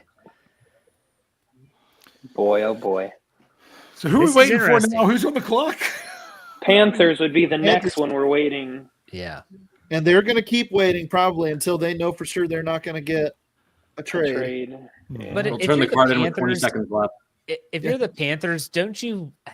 How can you just say, yeah, but there's no one we want? Like your team sucks. You're awful. You want no? It's because there's too much for them to want. Yeah, it's not that. It's that they want more guys, and so they want more picks. I get it. You shouldn't have traded up for Bryce Young. That's your own. I know that they like. I know that they like Jalen Walker. The problem is that most of the players they have graded similarly. I mean, once you get to this range, teams are saying they've got similar grades on guys that they're picking at 8 or 10 that they have on guys that may go late first, even early second round. This is like all the guys are just kind of bunched together. I mean, even in my own rankings, I don't really have any late first round grades. I've got guys going into the early 20s with mid first round grades. And then after that, we're pretty much straight into the second round guys. Well, here's the question right now. If the Steelers had this pick, what would you want them to do? Oh, I want them to trade back at 21, let alone they are now. I want them to trade back right now because I'm like, oh, here's what they could get. No, not. I mean, Will Johnson, Jedi Barron. I mean, is he higher than other places? Yeah, Jedi Barron would be very, very, very nice. I don't want one of the corners Jedi personally, but I'm just saying. But Ted that's still McMillan to the Panthers. Oh, there it is. Ted McMillan to the Panthers. Wow. Ted All right, McMillan. whoa. First wide receiver is off the board. That was quick. That pick went in quick. Wasn't he available at 21 in the FFSN draft? Yeah. He was never getting there. He was going to go at worst to probably the. Let's be honest. The FFSN contributor mock draft got screwed at pick 2 when our Browns contributor took Shador Sanders second overall. It was everything else got thrown out the window. We started it so long ago. That was kind of back what they thought he might go to right there. I don't know. All right. So anyone want to talk about this? This cost me $2. I'm calling that now. There you go. Ted McMillan. Who wants to talk about him? Andrew, take it away. I have Ted McMillan as 33rd player on my board. Not because I hate him as a prospect, but when you watch his tape, sometimes going up for 50-50 balls, he just seemed a little lethargic on. Like even you look at some of the lesser competition, like the game he had over 300 receiving yards or is 284, something like that. That one game he had a monster game early on in the season. Several of those balls, they weren't really that contested, but he kind of made them difficult catches. They didn't need to be. And I think that puts into question a little bit what a lot of people are talking about with just his attitude toward the game. Is he always all in? There's kind of conflicting reports about that. And obviously, you have the speed concern. He's a mid 4.5 guy. People are trying to compare him to Mike Evans. He's not near as fast as Mike Evans. I don't even think he's as fast as Drake London. He reminds me more closer to, say, a Michael Pittman, which isn't a bad pick. But I wouldn't take Michael Pittman 8th overall either. And if you look at Carolina, I mean, I thought they should have gone defense here. I thought they could have gotten a Jalen Walker here. They need pass rush help. They need help in that front 7. So I don't really understand this pick for Carolina. This would definitely be my least favorite pick so far. That's interesting. Typical Carolina. Well, yeah, their head coach was like, yeah, we're probably going to have to add to the defense. And you're thinking, like you said, Andrew, that's where they lean in round 1. But I don't know. We shall see. So now we're at pick number 9. This is the first pivotal quarterback needy team on the board, I guess, Yep. since the Browns. This goes to show, as I was saying at the beginning, is this going to be a year where people are going to grab the quarterbacks early because they want them, or is it going to be 2022 where they're going to just say no, they're not good, we're going to pass? Yep. I have been saying that I think it's going to be like 2022. It's going to play out like that. That there's going to be 2 quarterbacks taken in the first round at most, and we'll see how it plays out from there. But this could be me reading the tea leaves, and I could be completely wrong on this. But isn't Nussmeier, the quarterback from LSU, isn't his dad a part of the Saints coaching staff? I don't know about that. I a good hope I'm not question. making that up. I could have swore that he was, but if so, There is a connection like that in this draft. I'm just not sure who it is. research time. Be interesting to remember that for next year. Yep. So if you were unfortunate enough to be a Panthers fan, is this one you get excited about? I think you do to a degree because it's help for Bryce Young, and I mean that wide receiver room was, if not for the Patriots, the worst in the NFL by a long shot. So you upgrade that position, but for some of the talent that was still on the board, for the worst defense historically in the NFL last year, it seems to be a stretch to go for Ted McMillan over somebody who can help you anywhere on that defensive side of the ball. I mean, Will Johnson would have made sense there, or Jedi Barron there would have made sense. And you probably now need to spend like the rest of your draft picking defensive players at this point. Okay. Now for the Saints, if it's not a quarterback, what is it? It's Edge offensive rusher, or Michael defensive Williams. line or edge rusher. Yep. Did you see Will Johnson here? No. To give Yeah, I don't context, Doug Nussmeier is Garrett Nussmeier, the LSU quarterback, probably going into the draft next year's father, and is the current offensive coordinator for the New Orleans Saints. Interesting. So maybe he wants to draft his son next year if he declares. A little nepotism never hurt nobody. Yeah, that's not true.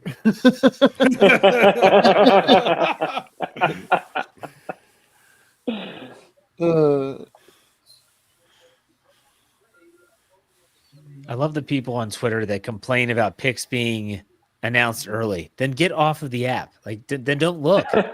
Like, watch your TV. Like, what did we do? If all you're doing is following NFL reporters, then I can't get anybody complaining about it.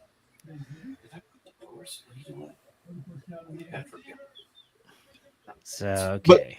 But I would say Ted McMillan to Carolina was a surprise. So if we're saying that the draft was chalked to that point, that was the surprise pick of the draft. Other than like the trade was a surprise a little bit, that is what ended up happening.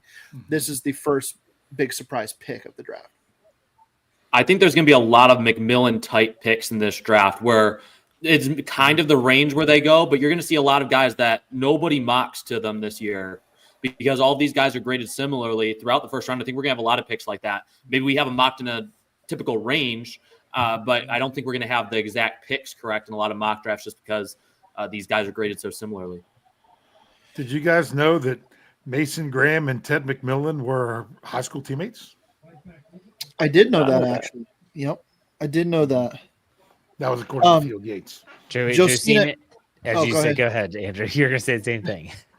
Pick is in for the Saints. Josina Anderson says that the Saints are not drafting a quarterback. Didn't think so. It's Kelvin Banks Jr.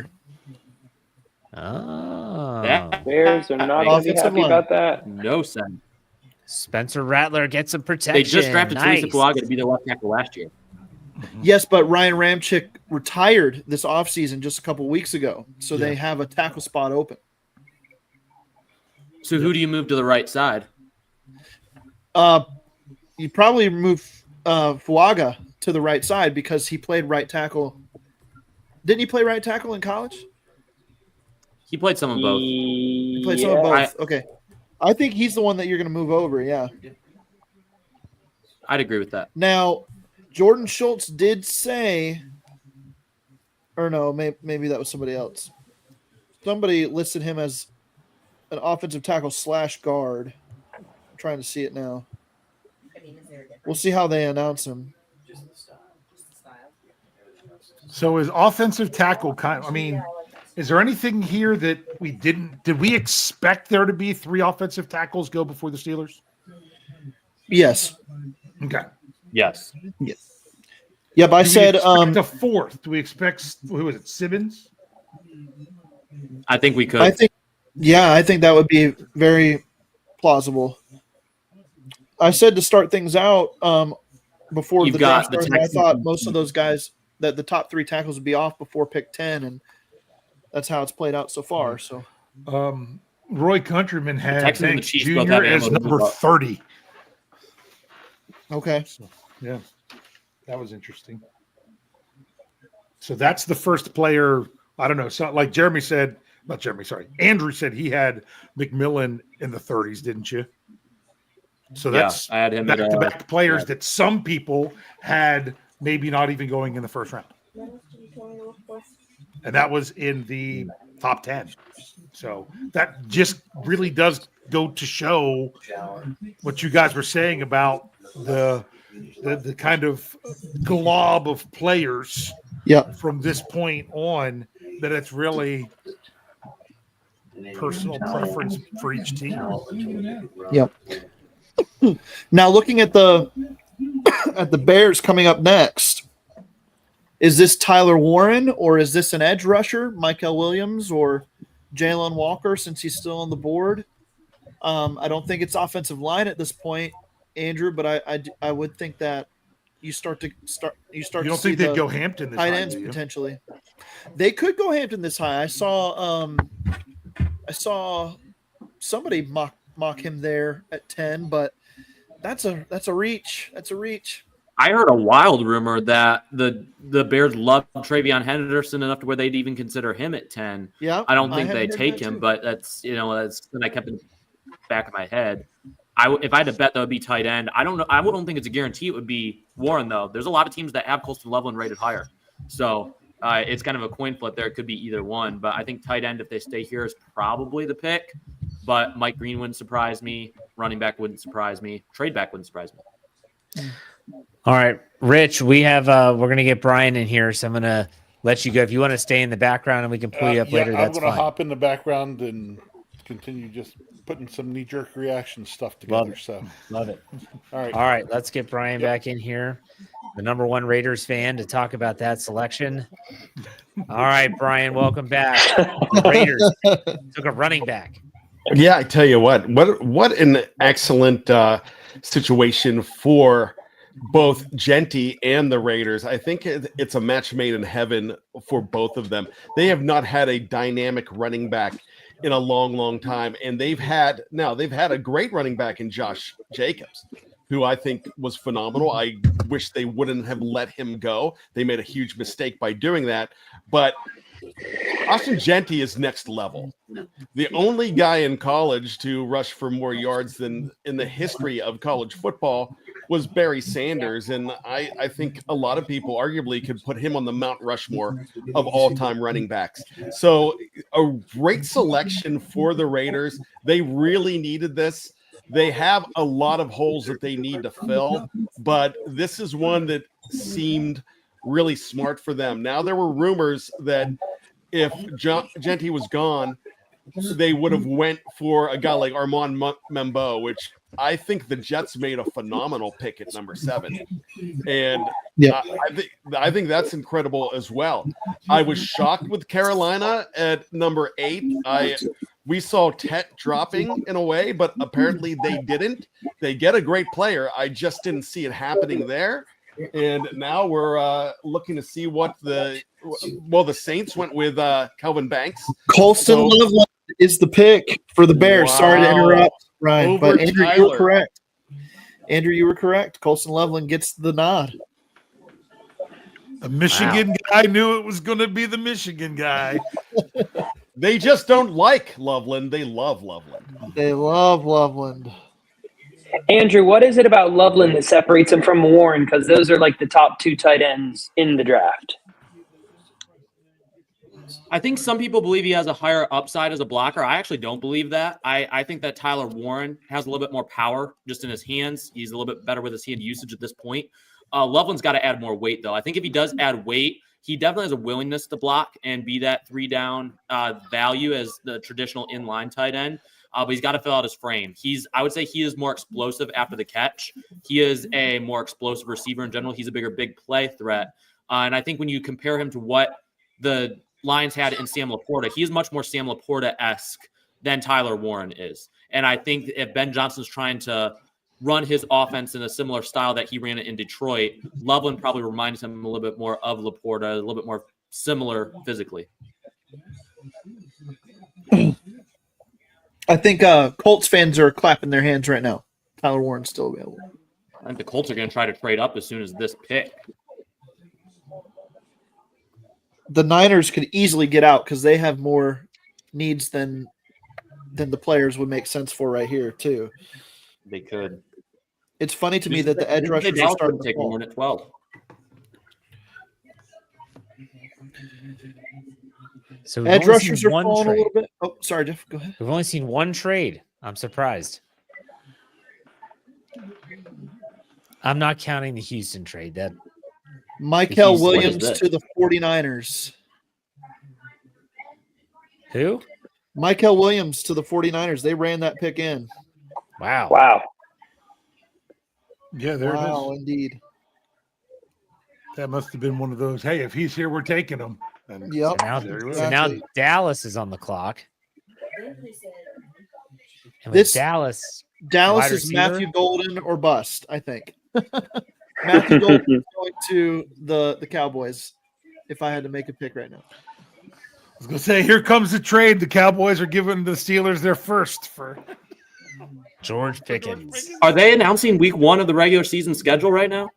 What? No. They're saying that the schedule release is happening on May 14th. Why are they That's- doing this that's- full announcement with Laura Rutledge? I don't know. This is So May cringe. 14th. Day of the week is that?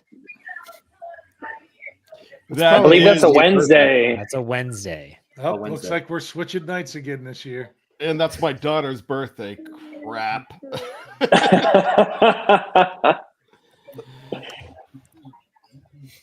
Well, I've I had mean, to you'll leave just her have to tell birthday her. before for the draft, for the schedule release.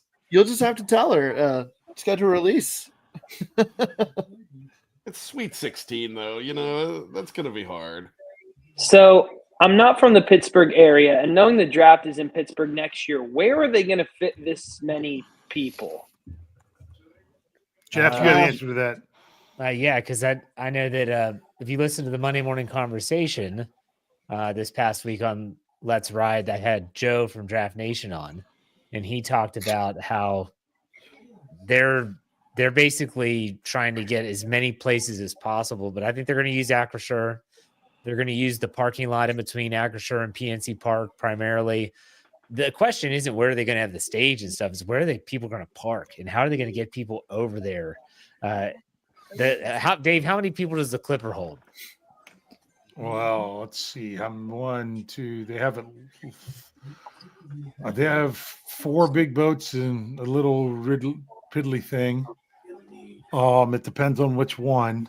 You could just give me a ballpark.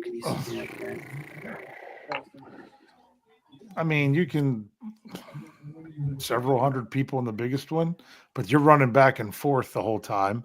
Yeah. I don't know. Rich said that he just sent me a text, said they're holding the draft at the Beehive.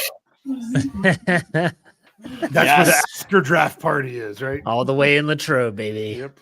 Well, then I'll be camping out there. That's where I'm broadcasting live from. Mhm. You don't want to be in the huddled Gonna go to the masses? bank, get me some ones. Mhm. I did until I found out it was going to be at the Beehive. Me and Sapphire partying when the Steelers get their quarterback in 2026.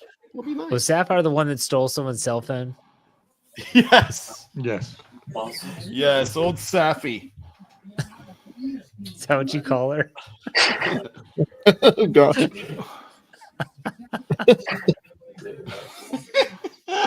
Well, someone said might as well just do it in the casino. Draft Nation does have the audit, like the concert venue in Rivers Casino, but if the NFL comes in and says, "Yeah, we want that space, and we're going to pay this much money for it," then Draft Nation's like, "Okay, we either pay that, match it, or we have to say bye and find somewhere else." So it's going to be hard to beat the NFL on that one. It's hard to beat the NFL with anything. Here's an interesting note. The Giants, even after selecting Abdul Carter's edge rusher, they went ahead and exercised the fifth-year option for Kayvon Thibodeau. Yep.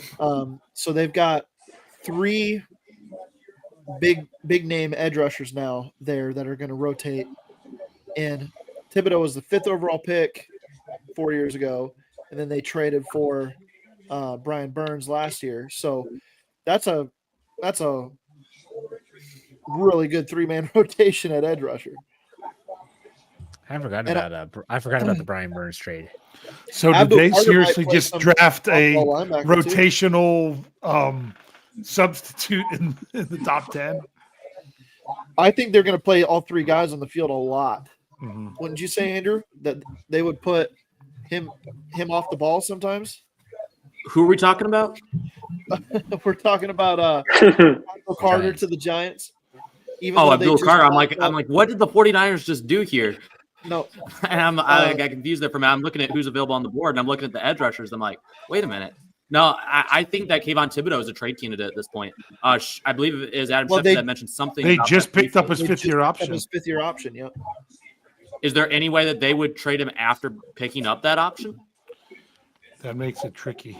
I don't think so. The Rappaport said that it made it pretty clear that he was going to be sticking around. So, I mean, you can't have too many pass rushers. Yeah, I was saying that I think Abdul Carter might play a little off the ball, and they'd play all three guys a lot. Play like a Micah Parsons role over there. For the right thread, I put a picture of the lavender plant, and then I spelled lavender as the group name for the way he started. So Dallas is on the clock, right? Yes. Mm-hmm. Yep. Not officially, but they're on our clock. Correct. Shout out to Jeffrey Benedict. He's in the chat. What's that? Jeffrey Benedict's in the chat. Nice. So what would you all be disappointed if the Steelers traded their first round pick and they traded out of the first round? No. Depends what they got back. But you can get, especially if you get a number 2, They're going to be the same size and everything, right? I don't think I'd want them to trade out for a number 3. Trade out of the first round. I'd be fine with them trading down in the first round, but it would have to be for a number 2 to trade out. Agreed. There's a chance that Dallas is trading out of here. I just saw. I would.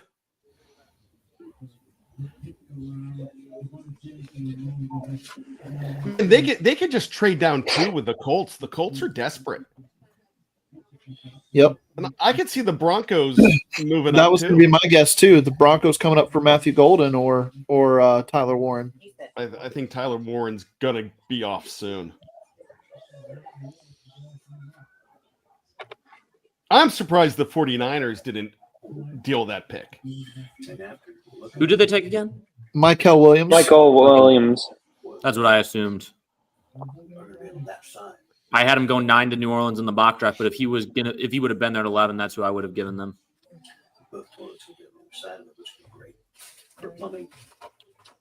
They didn't waste any time either. No. There were some rumors that the Cowboys might be in on Gray Zabel at this point in the draft too. I heard that too. See, I think that's way too early for Zabel. I agree. Dallas can He- take that's- Walter Nolan. Yeah.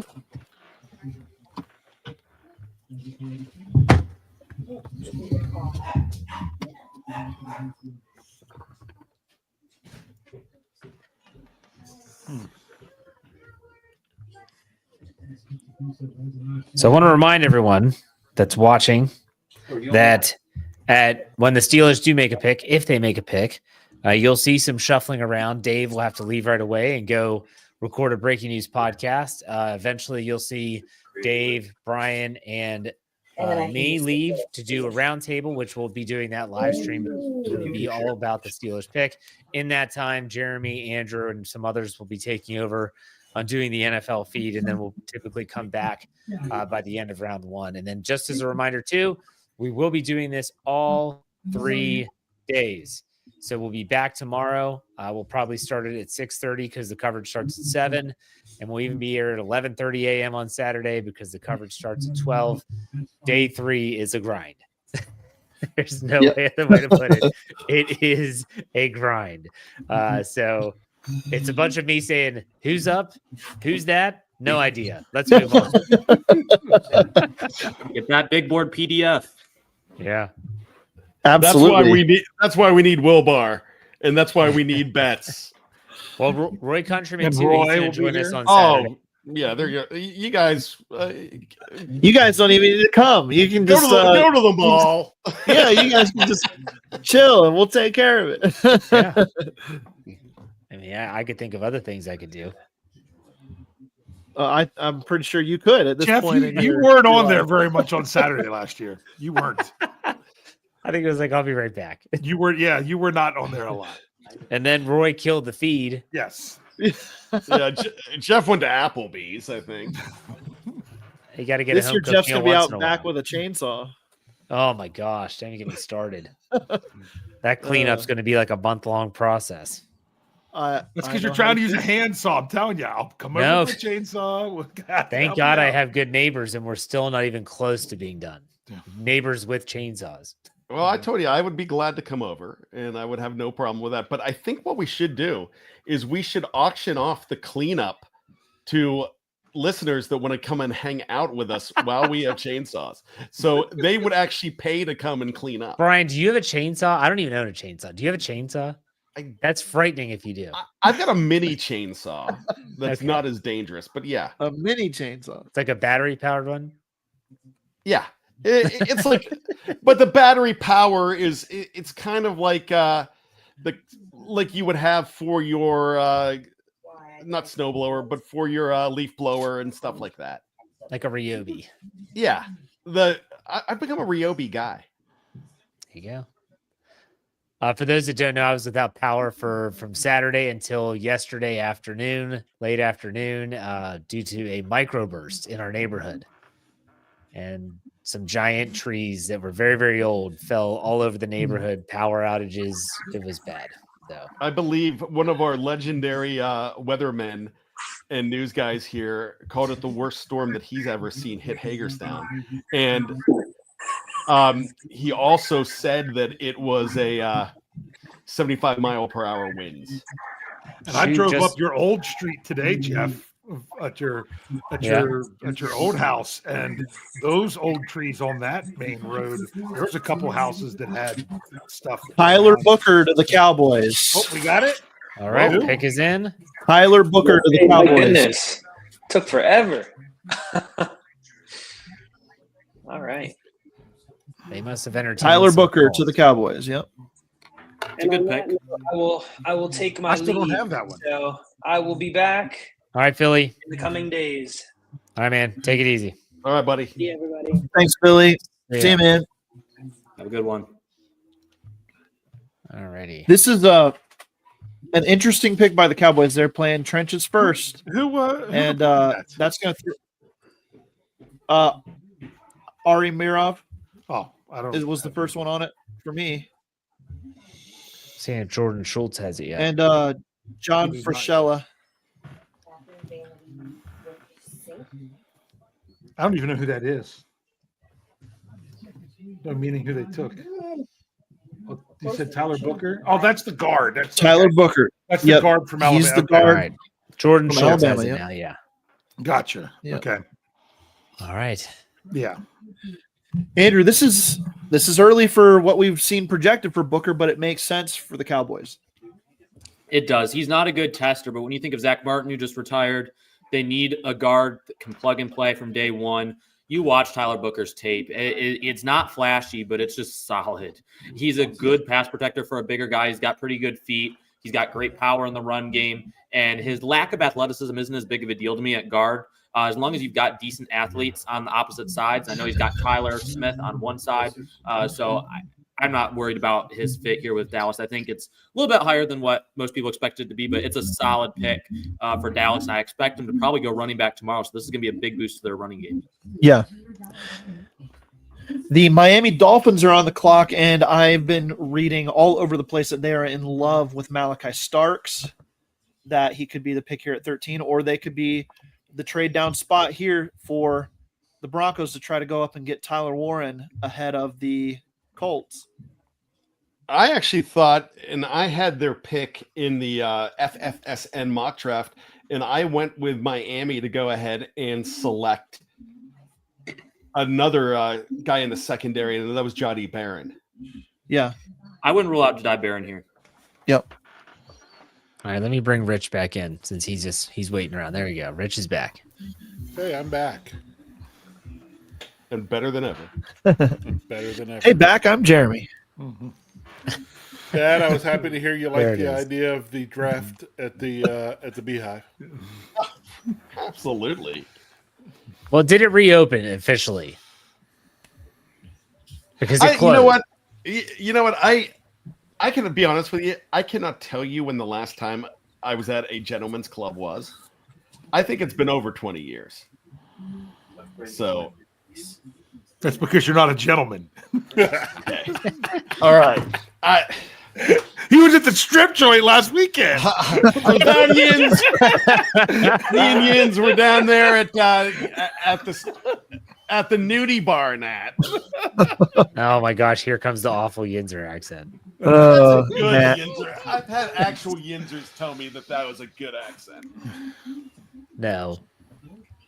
Fake news. That's fake news. I've got family with killer Yinzer accents. You know who does it great when he really gets going is Dave Damashek. Love to listen to him when he lets it loose. I think he keeps it pent up for so long, and then it just comes out. It's a He raging does. beast. Indy's got to love the way that this is working out for Tyler Warren to fall to them at 14. Yeah, unless Miami says, "Here you go, Broncos." Dave I bet Stefano just made a good point. The Finns are smitten with Gray Zabel as well, but I just think it's way too early. They do need guard help, but I think they need both. They need guard and corner They need tackle and help, safety. They need a lot. They might need quarterback not after too long. Yeah, they've been sneaky for me for that.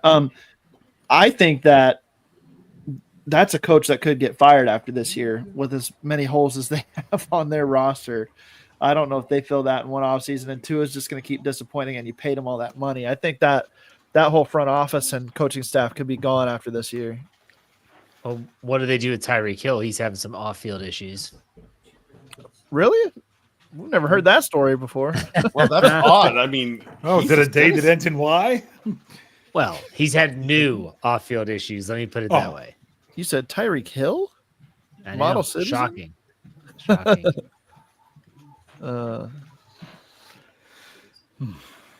Okay. Okay, so to talk a little bit of Steelers here. I listened to the Athletic Football Show, and one of their analysts there was pretty convinced that George Pickens would be on the move for Pittsburgh. But he thought that the best that they could do for George Pickens was a 4th-round pick. Jeez, So really? my question to you guys is: would you move George Pickens for a 4th-round pick? No. Absolutely No. not. No. You would have to You get might be able to get much third better for him next value. year if he has a good enough season. That's a good point, Andrew. If he has a good season, I was and you going to lose say him, it's big. at least a fourth, but it's going to be in 2027. Yeah. Yeah. So, The early run on the defensive tackles so far is not happening. I think that one no, of those stop! guys would Don't be say such things. Don't speak these things into existence. You have to analyze them. Shut your filthy mouth. That's I was just gonna say the same Filthy thing. It's mouth. looking really good for the Steelers right now. No. What are you, I am never watching a game with either of you guys. they're the guy. Jeremy's the guy. Boy, can't throw an interception here. Guys have missed the kick all season. I'm like, yeah, Najee Harris never fumbles the football. Yeah. And then Did you know that Najee Harris hasn't fumbled the football in so many touches? And there you go. Don't worry, nobody gets pregnant their first time. Jeez, Brian. That took a 2 a.m. turn. Yeah. That It sure did. did. Wow. Seattle has 2 losses. Yeah.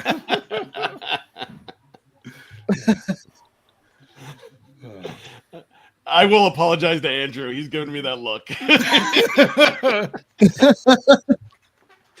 He's got the Fans First Sports Network super professional microphone, and Brian's over here talking about Lord knows what. That thing is sensitive to. And Big Bro's going like, you what fucked else me is for there that?" too? Yeah, really?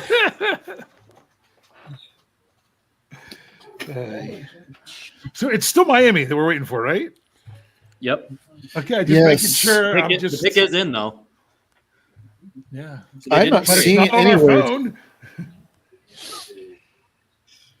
If it's Well, not yeah. on our phone, it's not in.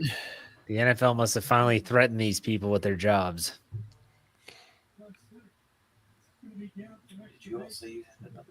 Whoa, whoa, whoa. They're already talking about Warren at 14.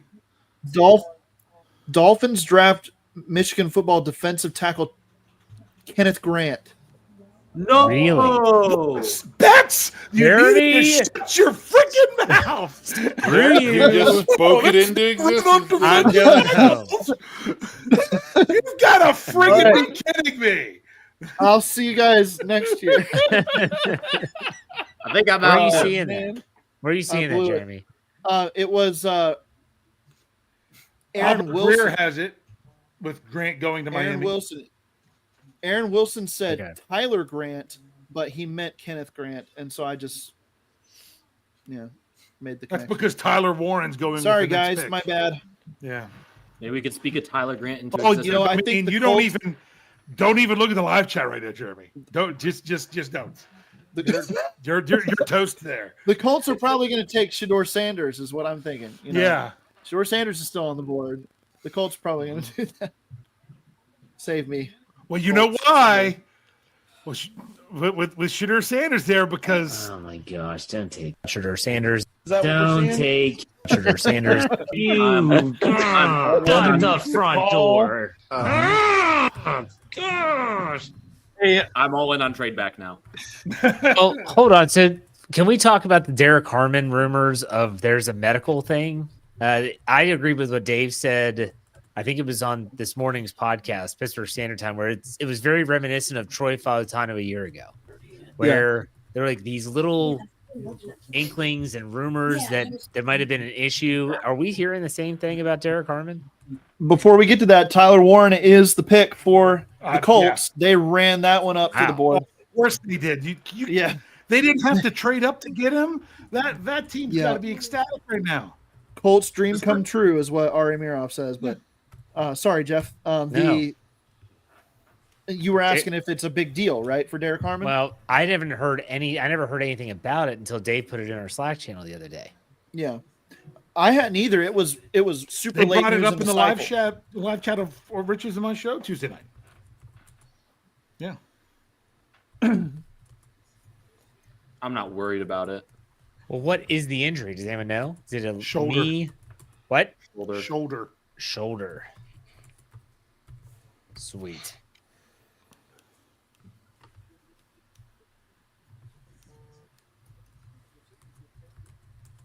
This first round is going really fast compared to most years. We're almost halfway through, and we're only an hour and a half in. Yes. Andrew, did you not? What just happened with Did you not just learn a lesson? Seriously. You know what? I think we need. You know, we have the round table here. I think we have a draft kids round table, and Jeremy Betts and Andrew Olbar are getting over to the draft. We'll be your Nickelodeon broadcast. We're being demoted, Andrew. You guys are on the Slime Time draft channel. Yeah. Joining Andrew and Jeremy Betts is SpongeBob. I think I'm calling in sick tomorrow. Then we're going to see Andrew guest star and Drake and Josh, the reunion. I will tell you one thing about Kenneth Grant going here. I'm glad he's not in Cincinnati because I liked him a lot. Yeah. You know what? I was not here when we talked about the Browns pick, but I feel the same way. I'm glad the Browns don't have a guy like Genty. I'm glad they don't have Travis Hunter, and I'm glad they don't have Abdul Carter. So I'm fine with Mason Graham going there. So I'm fine with Cincinnati not getting Kenneth Grant. So who's on the clock now? It is Atlanta. The Atlanta Falcons, yep. Atlanta Falcons are on the This clock. feels like an edge rusher. Or they could screw it all up and go quarterback again.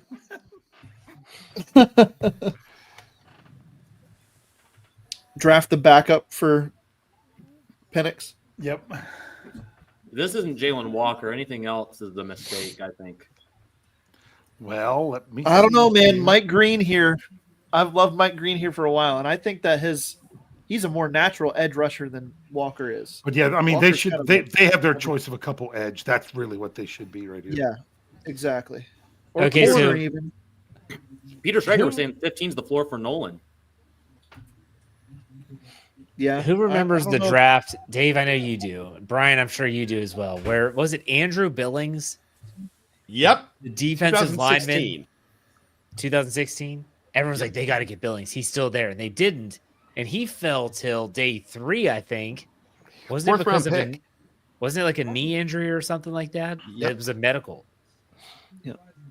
He went to Cincinnati and he was a 4th-round pick, and he was I think he ended up in Washington as well, but he just wasn't. He was serviceable, but he wasn't the number 1 pick that everybody wanted. And good thing they didn't take him because they would have missed out on Artie Burns and Sean Davis. But they did pick Javon Hargrave instead of him. So and that was in round 3. So Hey, Andrew, to go back to your comment about Walter Nolan, the Falcons did cut Grady Jarrett, so they've got a big hole at defensive tackle. They do as well. So their whole defense is a could be- hole right now. you said the Falcons. I thought you were talking about the Bengals. Well, Bengals. Well, you say their whole defense is a whole. I just figured that was, Yeah. The Bengals think they can just put Hendrickson out there by himself, and they might be able to get by. What the heck is Jim Harbaugh going to do now with all his Michigan guys off the board? Andrew? Will Johnson's still there. Yeah, that's true. I think he could fall into the 20s. Let me ask you something, Andrew. And Will Johnson was a guy that was actually the Raiders were looking at him at number 6. He did not run in his pro day at all. Now, he did some shuttle drills. He did some other things. Do you think that's going to really hurt him? Yes, I think it will. And I think I don't think he would have run a good time if he would have run. I was hearing that he was running in the high 4.5s, low 4.6s because he's still not fully healthy. Even the clips that you see from like his workout that he had, it's still not moving as good as what he did. When you watch the tape from the last 2 seasons, there's never a concern when you watch his tape about speed, at least from what I watched. I never saw him trailing receivers in man coverage. I don't know where people are getting this from. Like, I think he's a very good athlete. I don't have any questions about speed watching him. I figured that would probably cause him to drop on boards, but I honestly think that this is just one that the NFL is overthinking. So let me ask you this. Would anybody be disappointed if the Steelers went with Will Johnson at 21? Because I would not. I'd love it. I wouldn't. You wouldn't draft, or you wouldn't be disappointed? I wouldn't be disappointed. Yeah, I wouldn't either. No, I think it would be great. That would be one of those value picks that you didn't expect a player to be there. He's there, you take him. Because he plays still a very will be But healthy. still. He plays He a very seems like a similar guy- style to Billy Porter. Yeah. And he seems like a guy that will be healthy. Yes, he will. Do I need to know like a He is Will. thing for the vanity report? Yes. Sorry, I'm coming strong with the dad jokes tonight. Well, What do you look at? Atlanta's taking their time. I know that they've talked about moving out of that pick. Yep. I don't know who would move up though, unless the team wanted to get ahead of Arizona for Barron. I still had Barron going at 16 to Arizona.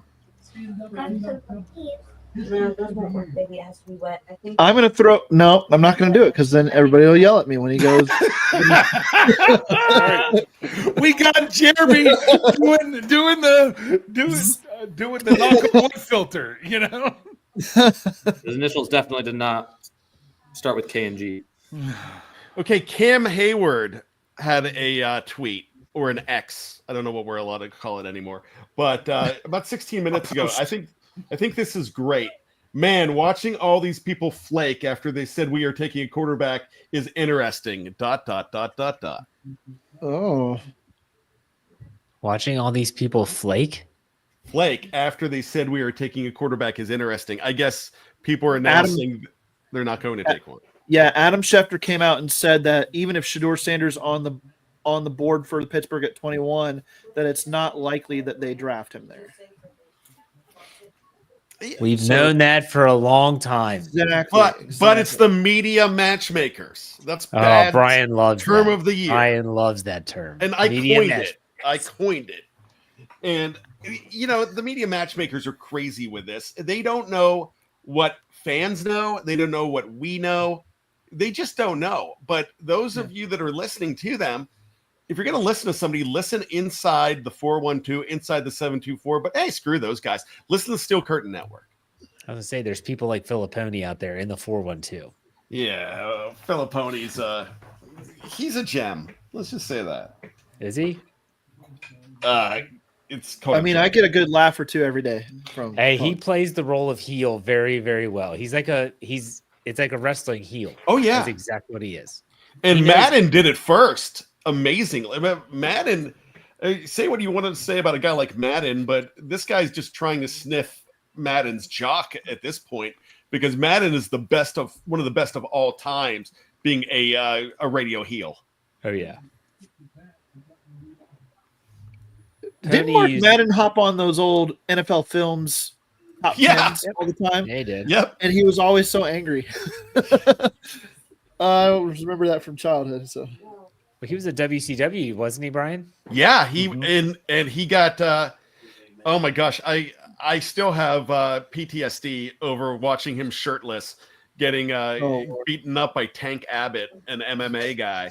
And that was 99 or 2000. I've seen the clip before on YouTube.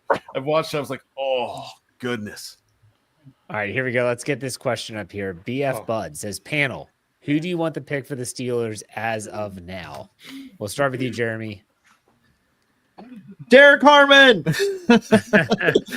Give me Dave? Cam Hayward 2.0. Yep. If they were picking in this spot, I mean, if they went somebody like a Will Johnson because he's there, I'm not upset with it, but I would still take Harmon at this point. All right, big bro. Yep, I agree, Harmon. Brian? I want Will Johnson. Oh, okay. Wilbar? Can I say trade back and figure the rest out later? No. Pick a player. No, because you have to make the picket. Is it still 15? I would go BPA, Will Johnson. But don't they have Okay. like I would consider Matthew Golden as well. If Matthew I don't, Golden did come in for a visit. Yep. Johnson did not. I know that's not the be all end all, but just to say. You know who I would consider too, and everybody would call me nuts, but I love Hampton. I don't care if he's a running back. I have no problem drafting a good running back in the first round. I think he's a blockbuster. I wasn't player. here for it. Yeah. Yeah. No, sorry. Go ahead. I didn't mean to interrupt you. No, I think he's a blockbuster. That was rude. 1,000 pardons. Yeah. Right. It's a 3-piece. I don't even know what I heard what you said, but I don't even know what it meant. I wasn't here for it. No, you weren't. We had the discussion of whether running backs worthy going in the first round. Oh, okay. I was not here for it. Andrew went off on that one a little bit. Okay, what's your take, Andrew? Because I did miss that. Are you talking about the running back? Yeah. Yeah, I just, especially in a draft that's this deep with running back talent specifically, I don't see the value in taking one in the first round. The shelf life is just too short. And that's just any draft across the board. I'm just not a fan of taking running back in the first round in general.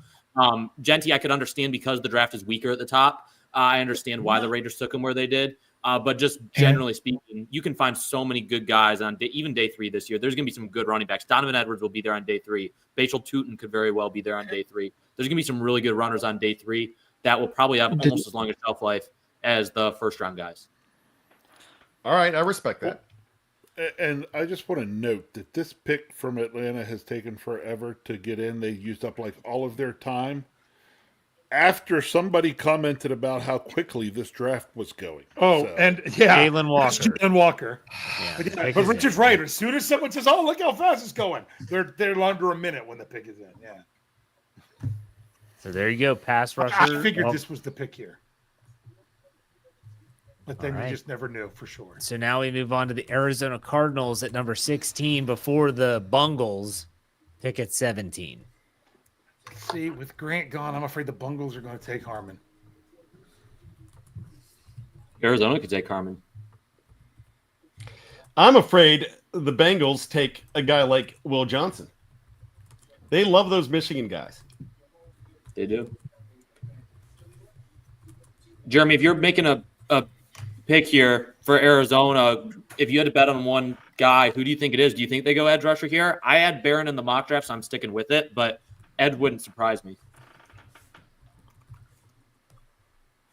I'm sorry, say that again. My TV cut out on me, so I'm trying to figure out how to get it back up here.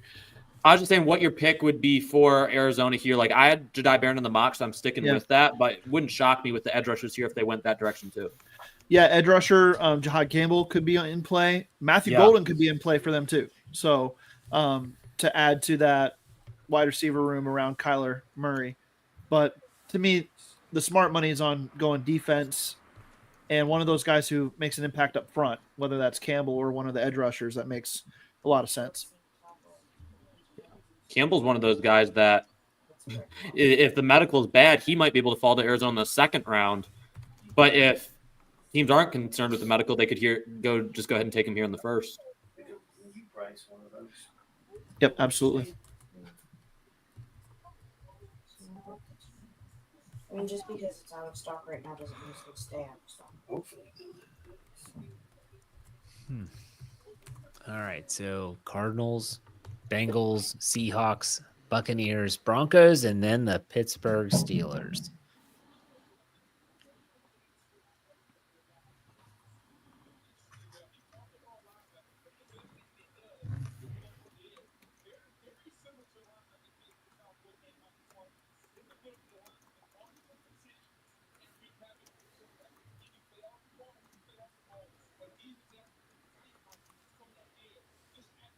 O'Neal Cruz had a leadoff home run. Saw that. Hey, it's and Kutch scored too, so nobody's talking. So I'll talk baseball. Yeah. Isn't this a chance for them to sweep? Yeah, and they really needed to against a team like the Angels. Yeah, it's 2-0 at the end of one. Plenty of time to blow it. Sounds like Brian at the Beehive. What happened to all the reports at the beginning of the draft saying expect a lot of trades and chaos with trades? We've just had the one. People were so in shock about that one. I guess it kind of, yeah. Spoken mirror. See, Andrew's trying to speak it into existence now. Yeah, there you go. Yeah, I will say this though about that. You know, we were just talking about how it's starting to drag, but when you're trying to make trades, everybody's on the phone right now. Yeah. Just because it's not happening doesn't mean it's not trying. you shouldn't be trying. And I tell you, hats off to the Colts for not panicking, for not moving up, for not sacrificing anything and getting their guy at 14. Just like the Raiders last year with Bowers. He wasn't really – he was kind of like Rod Woodson from 1987. They weren't expecting him. They changed their entire draft. They changed when he fell to them. They're like, this is a generational player. They were all in on Talise Fuaga last year, and then Fuaga went right before them. Mm-hmm.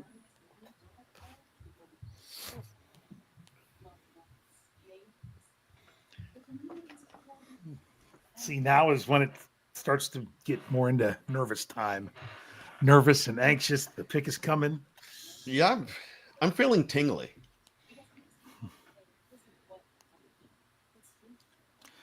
It's just too easy to say these things. I know. It's like I'm sitting there thinking, is that because we've been talking about the Beehive, or All right. Speaking of a guy we were just ripping on, Andrew Filippone's 1 minute ago had this post. Tomlin is going to try and talk Rooney into Shador. Mark my words. All right. Jeremy Betts stepped away, so we're going to bring in Corey Eckenroth now. Corey, what's up? How's it going, fellas? I know Corey's a diehard Penn State fan, so I'm sure you're watching on this Nittany Lions getting drafted. Yeah, I was disappointed to see Tyler Warren go to the Colts. I was wondering what would happen if he had lasted a couple extra picks and the Steelers had a chance at him, if they would consider taking an 84th tight end for the roster this year. There's no way he was getting past the Colts. No. I was surprised to see would have been nice to Loveland think go about before him, though. Yeah. Mm-hmm. Yeah. Andrew wasn't. Pick is in. I'm still waiting for it to be here. I'm not seeing it. The Cardinals really wanted to shock some people. They could maybe take a Matthew Golden here. I can see it. Pair him with Marvin Harrison Jr. It's a lot of speed. Sure is. Still a lot of tackles on the board here, and they need one. I'm just waiting to see who trades up first, the Texans or the Chiefs for Josh Simmons, because both teams need a tackle desperately. And, I mean, if you're Kansas City, you have Mahomes. You know that you can win any game. You just got to protect them. So if I'm Kansas City, I don't care what it takes to go up and get him. If I believe in Simmons, and Walter he's the Nolan. guy. Yeah. Walter Nolan to the Cardinals. Mm-hmm. And to what you were People saying, were saying in the live chat, but they kept saying Walker Nolan. I'm like, that's not somebody in the draft. I think Captain Underpants would put in the chat a few minutes ago about how people would think if the Steelers traded back to 31 and got 63 and a fifth. I'm not sure the Steelers could get 63 and a fifth. If they got 63 alone, I would be pumped. Yeah, I don't think they could. I don't even know that they could get that. I think when you look at some of the draft value boards, the Chiefs picks and the Steelers picks can line up well in making a deal. Okay. Them and the Bills. From Kelsey Conway, she's a beat reporter for the Bengals. Just tweeted out 1 minute ago, the Bengals are likely between Mike Green and Shamar Stewart, with Arizona taking Walter Nolan. Oh, They want please an take edge. Shamar Stewart, Bengals, please.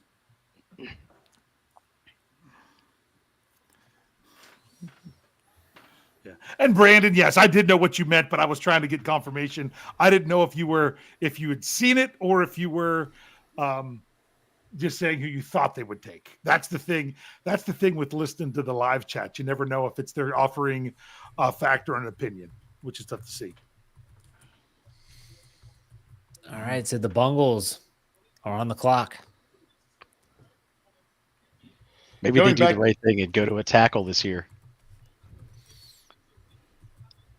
Watch them take Gray's Abel here.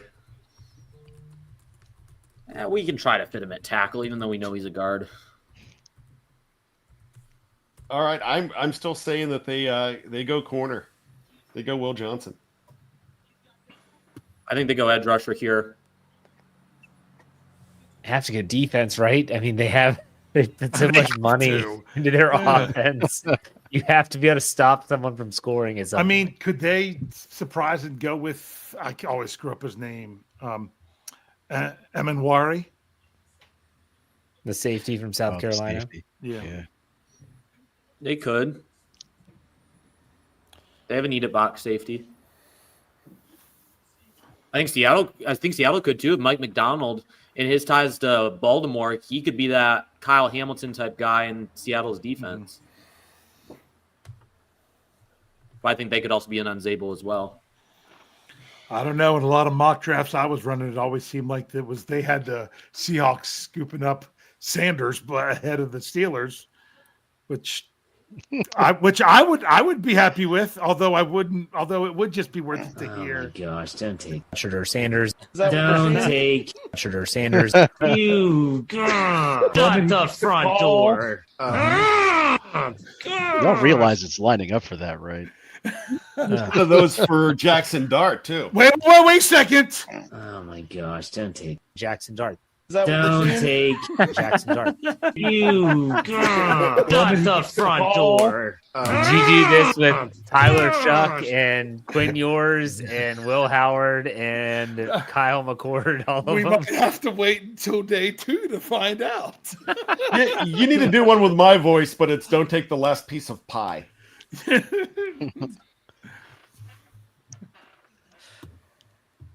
I just remember that night in 2022, I'm watching this show, Kenny Pickett, and he picks up his phone. I'm like, oh, great, he has a phone. Like, okay, whatever. It's like, oh, my gosh, no. Because then they're getting excited. It's like, they're going to take Kenny Pickett. Please don't take it. It was a dark day for me. Then you found out he was a frat boy and you loved it. The mind can trick you into believing whatever you want. Are you saying me or you? Could be both. Hey, we've got an archives here. As soon as they're tied to the Steelers, I might be frustrated, but I'm eventually going to convince myself that they're going to be a great player. Then later I have to tell myself I'm wrong some of the times, but it's what being a fan is a lot of times. Yeah. Bengals take Shamar Stewart. Oh, Andrew's going to love that. Andrew's not even there. Andrew. Shamar's- Yeah, yes, he's Da, back. da, da. Rich Yeah, just Good said timing, buddy. The man on the Shamar street. Stewart, number 17. And that Yes, means- let's go. it. Bengals got a bust. We'll see. Hopefully. He is dressed. If I'm doing the red carpet here, that green velvet suit or whatever that is pretty sharp. I could rock that. I'll say this much. I don't think Stewart necessarily would have been a bust. I just think he'll be a bust for the Bengals. Okay. A bust either way is fine. He's got a good heart. He's got good hustle. It's just he can't finish. He doesn't finish. He'll penetrate and he'll generate pressure, but he cannot finish plays. Which would make him great as a strong side linebacker. Set an edge where, you don't have to be the guy chasing down the quarterback. Mm-hmm. So, Andrew, how are you doing on your mock if you compare what's happened and what you predicted? So I got obviously Cam Ward right. Travis Hunter, I got the pick number right, obviously to the wrong team. Got Carter at 3, Campbell at 4, Membu at 7. I had Loveland gone at pick 10. I knew that if he was there, I knew that the Bears really liked him, but I didn't project that. Same thing with Michael Williams. I had him off the board. I had the Colts taking Loveland and trade up, not Warren. I did have Jalen Walker, though. So I've got, I think, 6 so far. So I would say it's average. It's on par with most other years. Usually your goal for like a really good mock is if you can nail 10 exact ones and then you shoot for usually 25 of the guys that go in round 1. That's usually the kind of the basis for a solid mock draft. So we'll see if we can get to 10. It's going to be a little bit of a challenge in the second half, but we'll see. Okay. The Seattle Seahawks are now on the clock. Pick number 18. Jordan Schultz says they're talking trade down. I heard Seattle wants to trade out of the first round, but they already have plenty of draft capital, so I'm not exactly sure why they would need to trade down here unless there's just a guy they don't feel comfortable with taking. Because they're tearing it down and building it back up again. I mean, if they're finding a lot of value in the second and third rounds to do something like that, and you have that kind of draft capital, maybe you build with a lot of above average players in the second and third round that way.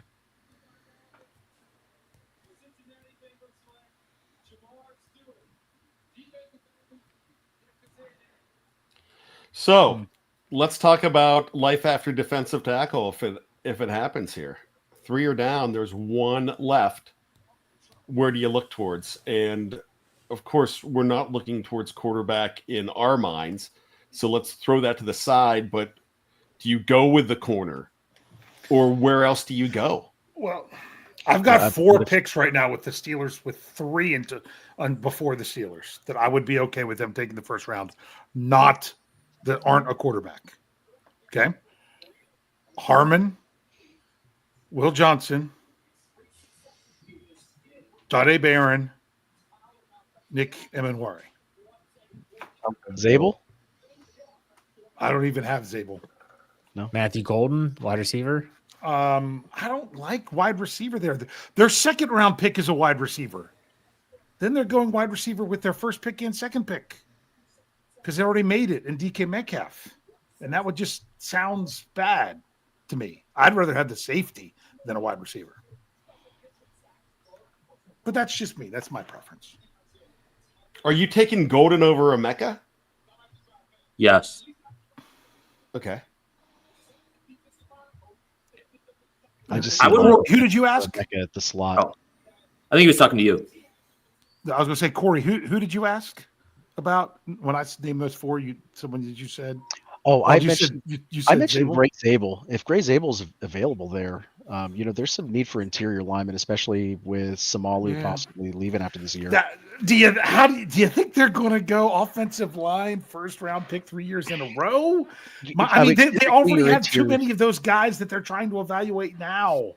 I mean, normally I'd love offensive line. That's just a tough one to sell. Sure. I think the offensive line's an incomplete project still. And, knowing that both of their guards have gotten turned over or are going to turn over at the end of this year. And typically the middle to end of the first round is where you'll start to see those interior linemen come off the board.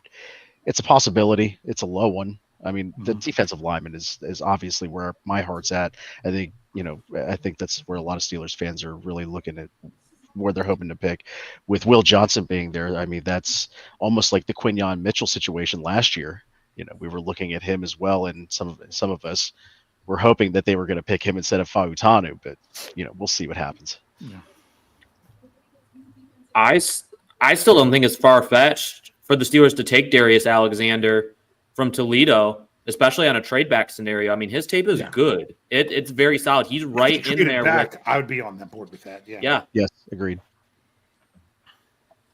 Yeah, there's a lot of possibilities if they can trade back, but Jeff Hartman loves to say they've got to find somebody who wants to trade up. Now, we've been talking about the Chiefs, and the Chiefs and their draft capital lines up really well with how the Steelers draft capital lines up in terms of what they can offer the Steelers, So I think maybe the Bills might possibly move up, but I don't know. It's been all chalk so far. There hasn't been a lot of trades, so who knows? Now, I will say this: if the Steelers don't have any intention to trade George Pickens, and we kind of receivers more or less out of the question for the round 1 pick, if for some reason Harmon is gone by the time the Steelers pick, I think that they would probably consider taking Travion Henderson at 20. Ooh. I've heard All that right. the Seahawks number 18, North Dakota State offensive lineman Gray Zabel. I got that one right. So Zabel is off the board, and the Tampa Bay Buccaneers are now on the clock. See, it's funny because I'm naming players that I would like to still be available for the Steelers, but there's just one that's so much more than the other. That's the problem. So Denver Everyone says they want a running back. Am I correct in that? Yeah. I mean, Hampton's been linked to them almost throughout the entire process. Offensive might be playmaker. It almost seems inevitable. Mhm. Yeah. Could be running back or receiver. If they trade back, Mason Taylor, maybe even. So what do you think the Buccaneers do? Safety. I think they go safety here. I think they take Will Johnson. I think Yeah. they either go as Raku from Yeah, Boston Roy- College, or go ahead. Yeah, Roy Countryman has cornerback as their number one need. They do need a corner. They need I could secondary. see Yeah. that happening. They have a lot of options though. Like I would say probably Ezraku, or I know Jahad Campbell. Jahad Campbell to me would be an A+ pick there. He reminds me a lot of Levante David. Same skill set, same type of player. Gives him time to get healthy while he's still there, and he can be that long-term replacement there. I think that would be their A+ pick if they took Campbell.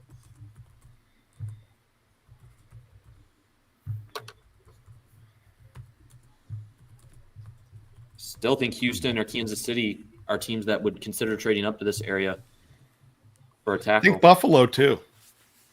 Well, Buffalo this is for also defensive lineman. If you're this Buffalo, is though, also- Go ahead, Andrew. if you're Buffalo, I mean, corner is one of your biggest needs, but you have both Barron and Will Johnson on the board. Maybe you wait until one of them is gone before you make a move up.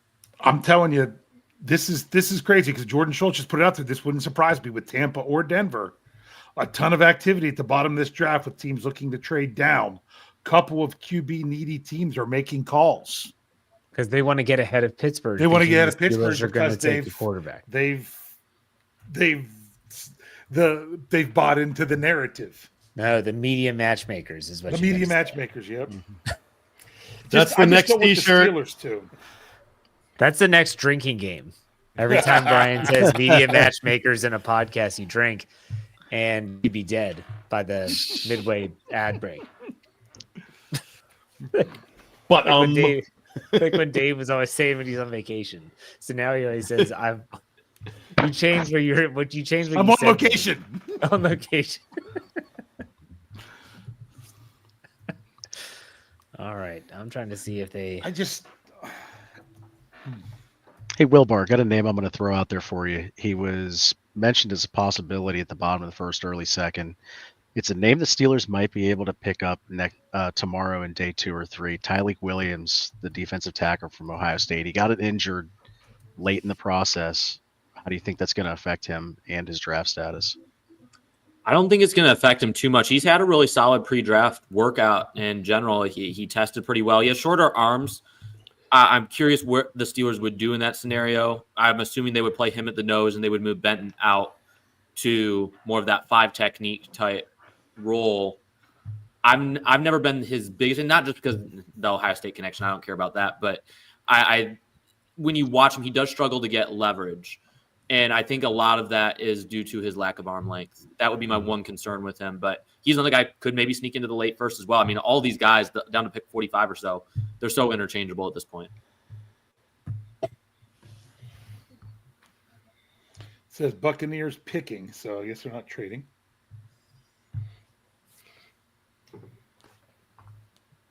Closing in on 1,000 watching. People are getting ramped up. They're getting ready for the Steelers pick. Remember, it was didn't I tell you, Jeff, that last year I don't want to say it. I won't mess up with Andrew, but it was like 10:45 when it was pick 21 last year. All right, I'm just going to admit this now. I actually Googled the time that the Steelers picked last year so that I could throw it in the time slot for the live chat this year. And they picked. I wanted to be here for the pick. So yeah, but I think they picked 21st last year, right? Or was it 20th? They were 20th last year. So did we lose bad? It was 10:38 last year, so I figured if I got on at 10, I might be there on time. And here it is, 10 after 10, and we're only a couple picks behind. So If you need me to back out, Jeff, I can back out for a while. No, I was just trying to take a quick break and give Betts a chance to come in, and then he ran away. Then he Blow the whistle. Blow the whistle.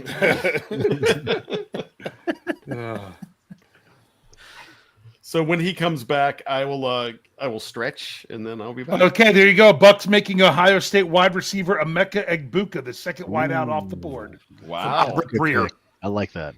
That means to me the Steelers, there's one more team to pick. To me, the best two are Johnson and Harmon. So to me, I like both. I of them. don't I'm trade happy back with either of those. because what's that? I'm happy with either of those. Yes, that's why I don't know that they trade back because one of those two are going to be there. How do they get that second round pick? With Barron back, there though? too, I would take my chances if Houston's willing to trade up, trade back to 25. You look at the teams that are picking below the Steelers. I mean, you have two corner needy teams, so maybe Barron and Johnson are off. But I think there's a very good chance one of those three guys between Barron, Johnson, and Harmon are still there. Worst case scenario, you may have even another option to make another small trade back to gain even more capital. All right, hold on. Let's keep going with that hypothetical for a second, Wilbar. If you get back to 25, would you take Hampton there? No. That's a lot, right? No. Okay. No running back. No. I'd consider it. I'd consider it at 25. I know It Dave, just you means that probably that's wouldn't. so good. Hampton's that borderline one where Like I would said, I consider him don't tier think there's that much separation of him and is it Genty. Hendrickson? No, Oh. no, because Hampton I didn't think was on the same level as Genty.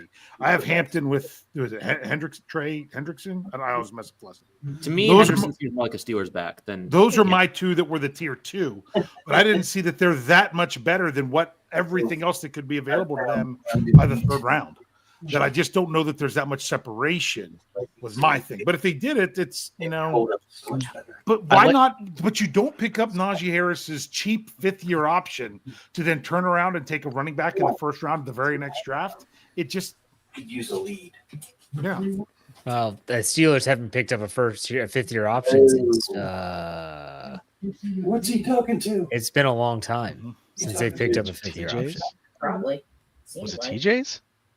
It might Was have that been the last one? No, was Bud at Bud was before him. They picked up his. So TJ might Yeah, be the they last did. one. Yeah. Wow. It's not been good. All right, so who's that's- all right? What's the best of what's left right now, Andrew and Jeremy, for the Steelers? We're talking Steelers. Screw the Broncos. Yeah. Yeah. For me, it's obviously Derek Harmon. Shador Sanders is on that list. You've got Will Johnson, Matthew Golden. It's been overlooked, but the Steelers love him. I really believe that they like him a lot, so he's on that list. Ooh. We have a correction from Albert Breer. He forgot Travis Hunter was also a wide receiver, so technically it's the third running back or third wide receiver off the board. Sorry, just had to put that out there. Thank you for clarifying that for Mr. All Weir. right. Jahdae Barron's still on the board, so all of those guys are great fits. It honestly makes a lot of sense to trade back if you can get somebody to want to come up there. People from inside the Steelers organization, beat reporters, are saying Broncos are sticking at 20 and making the pick. Because they want him. the Steelers are getting good information now because they're the next team. How about the Broncos are taking Golden? Nah, they're taking Hampton all the way. I mean, I don't rule out them. Henderson. Henderson too, yeah. Come on. I also wouldn't rule out safety for them either, but they could take Emin Warren. Emin Warren would fit in well there. He would. Someone just said that Chris Carter says Harmon's going to the Steelers. I just want to see it. That's Who said that? Someone in the live chat said that Chris Carter says. Well, Chris Carter had the inside scoop last year as well, so Yeah. I trust. We But didn't I'm see friends that with from Chris. Chris. so- but yeah, Yeah, I didn't see that from Chris on here, but I don't know. I don't have him on my list. Right now on the big Christopher board, Carter sources Derek Harmon to the Steelers. That's what Chris Carter says. Derek Harmon. Love it. But let's get the Let's Broncos. go, please. Let's go, Come on. please. Come on, And I love want it. it to be Great official back. so I can get Great back. excited.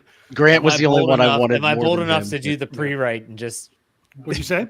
Am I bold enough to write the article before they? Yeah, write it. Throw the body together, put his name in last. There you go. Jordan Schultz says the Giants are trying to get back into round one. Okay. Oh no, that's saying. Oh, I thought it was saying.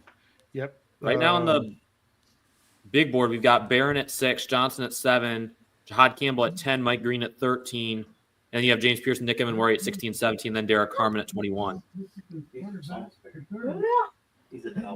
I'm higher on Harmon than Andrew is, but we all know that. I like Harmon. It's not that I Andrew, dislike him. Like, what's your beef? Grant, I like them both. They're not the same style of player, so it was kind of like what the Steelers wanted to have for their direction of the defensive line going forward. Did they want to get back to having a bigger nose tackle like guy, or did they want to try to get the guy that could be Cam Hayward 2.0? and the big board specifically, this is not necessarily a Steelers in general big board. This is just across the board. In general, for a Steelers big board, Harmon would be a little bit higher because of need and stylistically what the Steelers are looking for. But I mean, I was looking for more of that nose tackle. I wanted Kenneth Grant. He was my guy that I wanted. I like Harmon.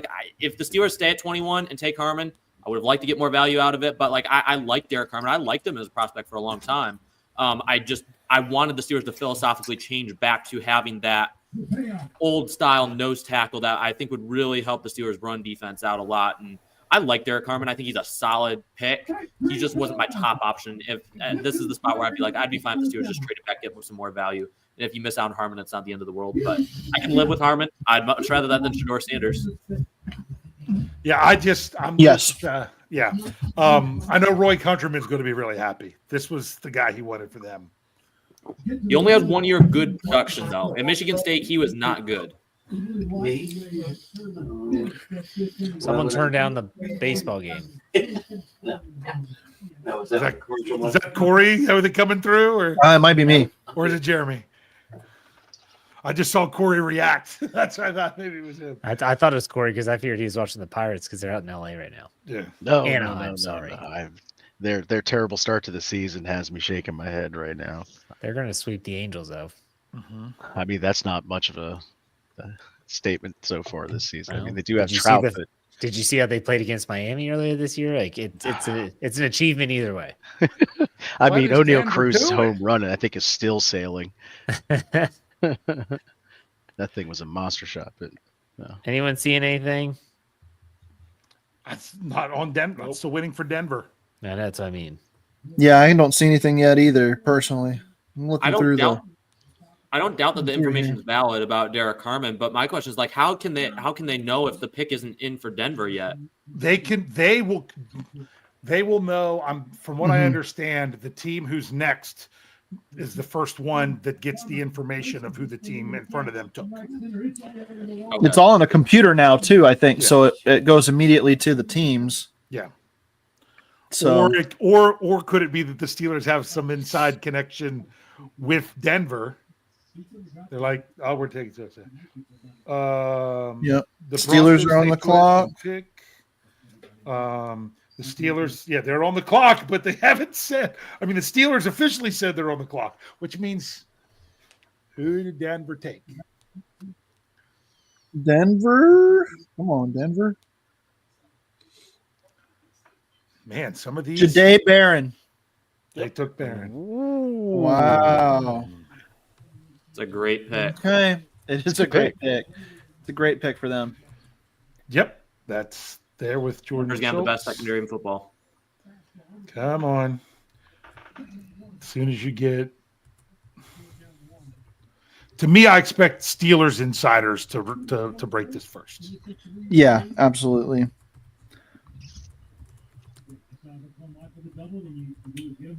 All the pundits, every single one of them said Shador Sanders, but if he doesn't go, it's because if he doesn't go here, I don't know where he's going to go. Or the Steelers just really need a quarterback, and it doesn't make sense for them to pass on it. Well, it makes perfect sense. If you know anything about make sense to take a not good one, you know? It makes perfect sense if you know anything about the Steelers. So this is exactly where Mel Kiper gives the Steelers an F for taking Derek Harmon.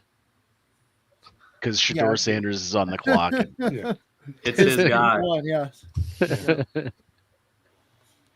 Yeah. Mel is going to lose his mind in a minute. Good. Terry Dale Lawley saying Derek Harmon would make a ton of sense. Yep. He absolutely would make a ton of sense. Yeah. Oh, they're even pumping Deion Sanders on the live cast. Because they're ready for this. Don't do it. It's gonna happen. Not Don't gonna happen. do it. If they do it, everybody watch Wilbar. We're gonna see that. We're gonna see a crack across the camera from the microphone. Is what it's gonna be. The mic that doesn't work. Yeah, Well, and we'll hear Jeff too. We've already been primed for that. So. yeah. I mean, do we want to go ahead and hear it now already, or I don't want to do it because I don't want that to be the way when the news I breaks. know. Yeah, don't do it. Connor Rogers says Derek Harmon to the Steelers. Who's Connor Rogers? He's a insider for the Jets. Okay. Seems like it's pretty set. This has always made the most sense based on what they've said all offseason and the type of player he is. I tweeted out he's the fever dream of a Nick Faribaugh says Steelers taking Oregon defensive tackle Derek Harmon. Let's go. Why isn't Faribaugh showing up on mine? I wonder if Kenneth Grant, if he would have been available, if the Steelers would have Would've still been. taken Harmon. My bet is they probably would have. So Yeah. I'm almost in a sense glad that Grant was gone because I would have lost my mind if they would have taken, if they would have passed on Kenneth Grant. I would have been not happy. So I just think it would have been interesting to see who they would have picked between the two of them. Jeremy, put that in the breaking news channel. Yeah, absolutely. The Faribaugh one? Yes. Yeah. Let me find it again. If you don't got it, let me know. I got it here in front of me. And then Alan Saunders, the Steelers will select Oregon defensive tackle Derek Harmon with the number 21 pick. He's already got the article out. Jeff, before you. Waiting for the tweet. I can't find it again. Sorry. Aaron Becker has it too. Here, I got it for you, Jeff. I said I can get it in there. Here. On it. Rain, whatever. That's Gracias. What is going on over here? Just hit the try again button. You'll be in. Yeah. So, like I said, let's see the Steelers have a better defensive tackle than what the Browns got. That's what I want to see.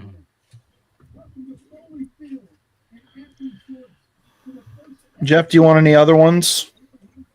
I mean, once it's official, put it in there. Okay. Like, if it's from the Steelers. Yep.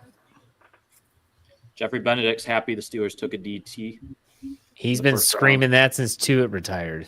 Took us to live. Mm-hmm. So now what we missed, we missed. So, John Frashella is corroborating. I am waiting. Oh, there we got Steelers fans on the television. Let's go. I'm waiting for it to be official on TV. Hey, that was the guy that Marky D interviewed. That was the old guy, guy that was the international fan of the year. Where's Coach? Did you guys see Tomlin in the war room? I didn't see him. I don't. He's probably mad they're not taking Sanders. The Steelers pass on Shador Sanders and are taking Derek Harmon, Jordan Schultz. Hey, look, Steel Curd Network just tweeted it out.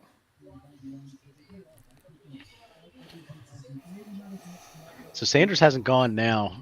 Who's the guy on the phone for the Steelers right now? Yeah, Jordan Schultz is saying it.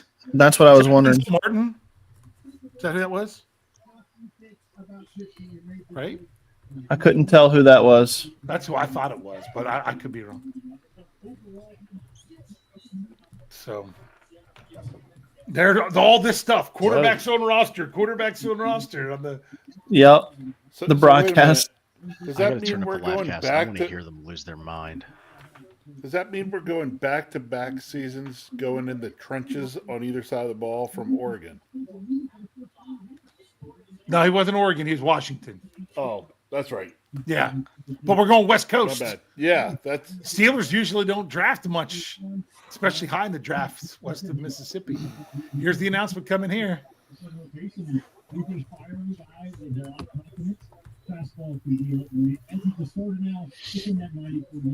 I think oh, here's Goodell. Here we go.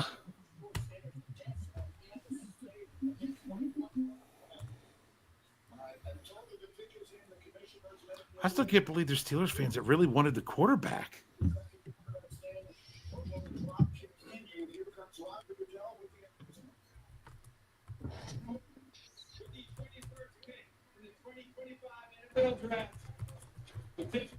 He already said it on mine.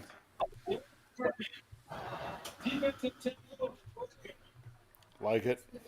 I like it. I like it. I love like it. I love it.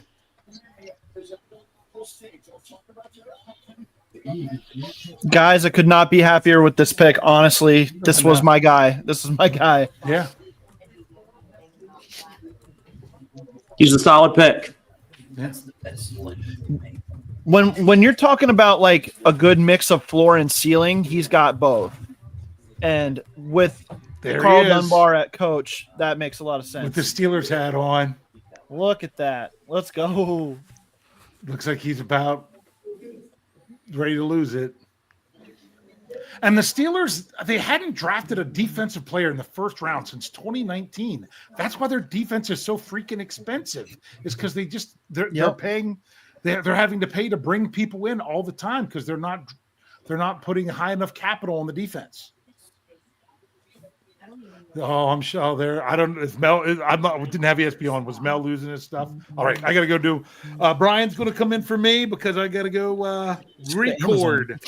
So, all right. See everybody. Who's gonna play quarterback position? Moen. Jeff, can I ask a question? Yeah, go for it. Hey, so normally I hop off the knee jerk after the Steelers pick. You want me to go ahead and just label it as ready to go, and then you can get a look at it? Sounds good. All right. So, just so glad that's over. So glad it was defensive tackle because that's kind of what I had my heart set on the entire offseason. You know, I'm watching this promo on Harmon that they've got going on ABC. This dude looks and sounds just like Cam Jr. He does. Cam went a full 10 picks after this guy in 2011, which is kind of crazy when you think back on it in his career. So I got to go back through my mock and see how many I've gotten right so far. I don't think it's many. Well, Derek Harmon seemed to be the pick all along, and it just goes to show you that all that smokescreen with quarterbacks from get ready to drink, boys, the media matchmakers. Drink. No, I love this pick. I think it's exactly what they need. It's not sexy, but it doesn't have to be. It doesn't have to be sexy. Faneca wasn't sexy. Hampton wasn't sexy, but big guys that could get in there are sexy. So I love this pick. But I gotta say one thing though. And Jeff, I don't know if you took notice, but there was a woman that gave him a hug wearing a Mighty Ducks Adam Banks jersey. You just won me over right there. Yeah, that's it. You talking Banksy? Come on. This dude knows his ducks. He knows his ducks. Let's hear it. Brandon Diaz gives us $1.99. Says Harmon will be here for 10 plus years. Great pick. Thank you, Brandon. I'm going to try not to crown anyone or call anyone a bust here on the first 10 minutes of them being a Steeler. So let's just see how it goes. I was pretty excited for Troy Falatanu, and we got to see all of 4 quarters. Yeah. So it is like the Steelers have a couple extra picks this year with Falatanu and Roman Wilson. So, you know, sometimes those guys still work. You look back at Cam Sutton, who missed a full year with an injury, and then he was fine. And then Calvin Austin's the most recent example. Guys who can play, even though they missed some time. Don't get me started. I'm going to start believing in this team. Aaron Rodgers is a Pittsburgh Steeler by the end of the week. I'm going to be thinking we're a Super Bowl contender. Well, if you're fast forwarding until June, at the end of the week, that's sure. Okay, so I have 6 correct team to player matches in my mock draft so far. Oh, and my announcement, and I think I make this every draft. I've turned off the live chat because there's people complaining about this pick because it's not exciting. It doesn't see bad. You have to understand that it doesn't matter what the pick is there are going to be those people. So you just got to ignore it. That's what I'm doing. I turned it off so I don't have to look at it.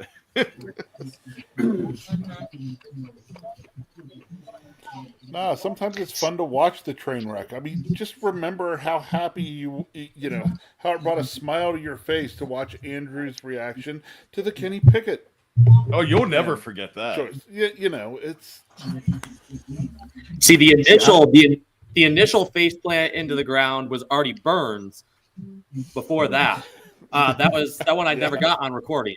I was super curious about that one, and then Kenny Pickett happened. Now, in all fairness, neither of those guys ended up working out. They were both busts. So the evaluation of that itself was right. No, we won't talk about my Malik Willis evaluation, but. All right, let me ask you a serious question here. You know, and of course we don't know this answer, but if there was a choice of 2 defensive tackles here, you think they try to trade down a little more? We were actually having that discussion between Grant and Harmon if they had both been there. You know, I think we were all kind of split on who we were going to take. All right, I'm not going to the bathroom again. This is Slack channel PTSD all over again. all right. So, Bad, since you turned off the live chat, there have been a few folks out there, you know, say, "Hey, pick not too bad. They are worried about the health." You know, Dave and I brought up on our show the other night that it was kind of interesting when you talk about health, and actually we brought it up after it came up about Harmon. That, you know, the Steelers went out last year and, you know, they got Peyton Wilson because he slipped because everybody was worried about, you know, his health. Well, who was the only guy the Steelers drafted that played in every game? It was Peyton Wilson. So, you know, you can actually overthink these things sometimes. And that's what, you know, and I think that's probably why the Steelers went ahead and made this pick, because they say, you know what, let's not overthink it, overanalyze it. He's the guy we wanted to get here. We can get him here. Take him. I'm with you. I like that. If there were multiple defensive tackles on the board at this pick, I still think they would have gone Harmon too. And I would have been in agreement with that. And I know you say if there were multiple there, do you trade back? And again, you just always have to say, you know, you got to get value for that trade back, and somebody's got to want to come up. Well, it looked like they were talking to the Giants because the Giants are looking to get back into this. But at this point, if the Giants want a quarterback, they could probably get that quarterback with the 3rd pick in the second round. Houston just likes to trade for the fun of it. Nick Caserio, that's just like his favorite thing to do. So, like, I think if the Giants offered a slice of bread, Nick Caserio would probably be all over that.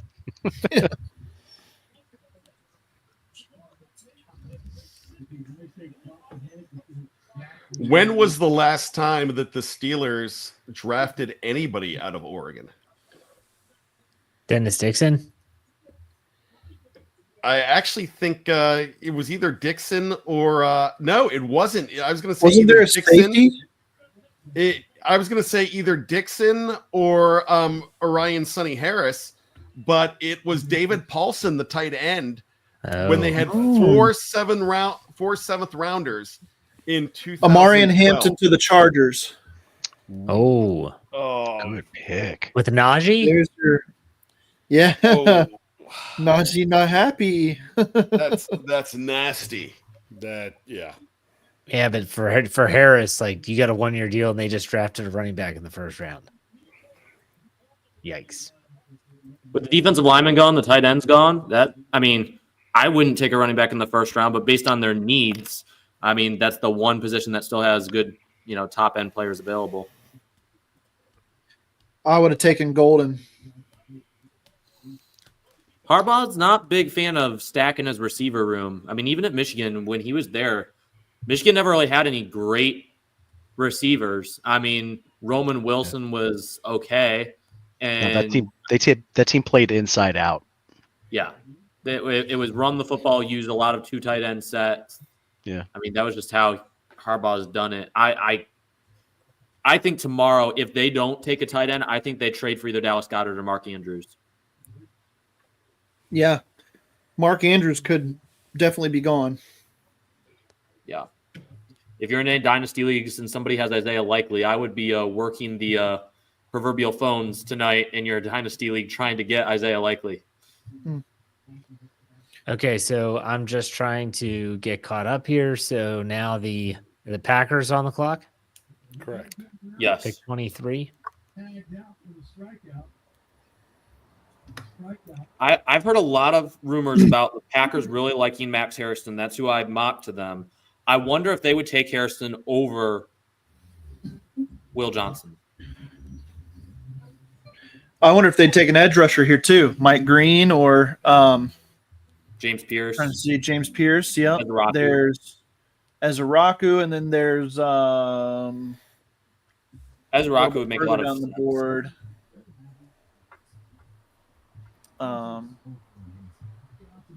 No, Scorton. I think this is too high for Scorton. I could see Scorton drop into the 3rd. Yeah.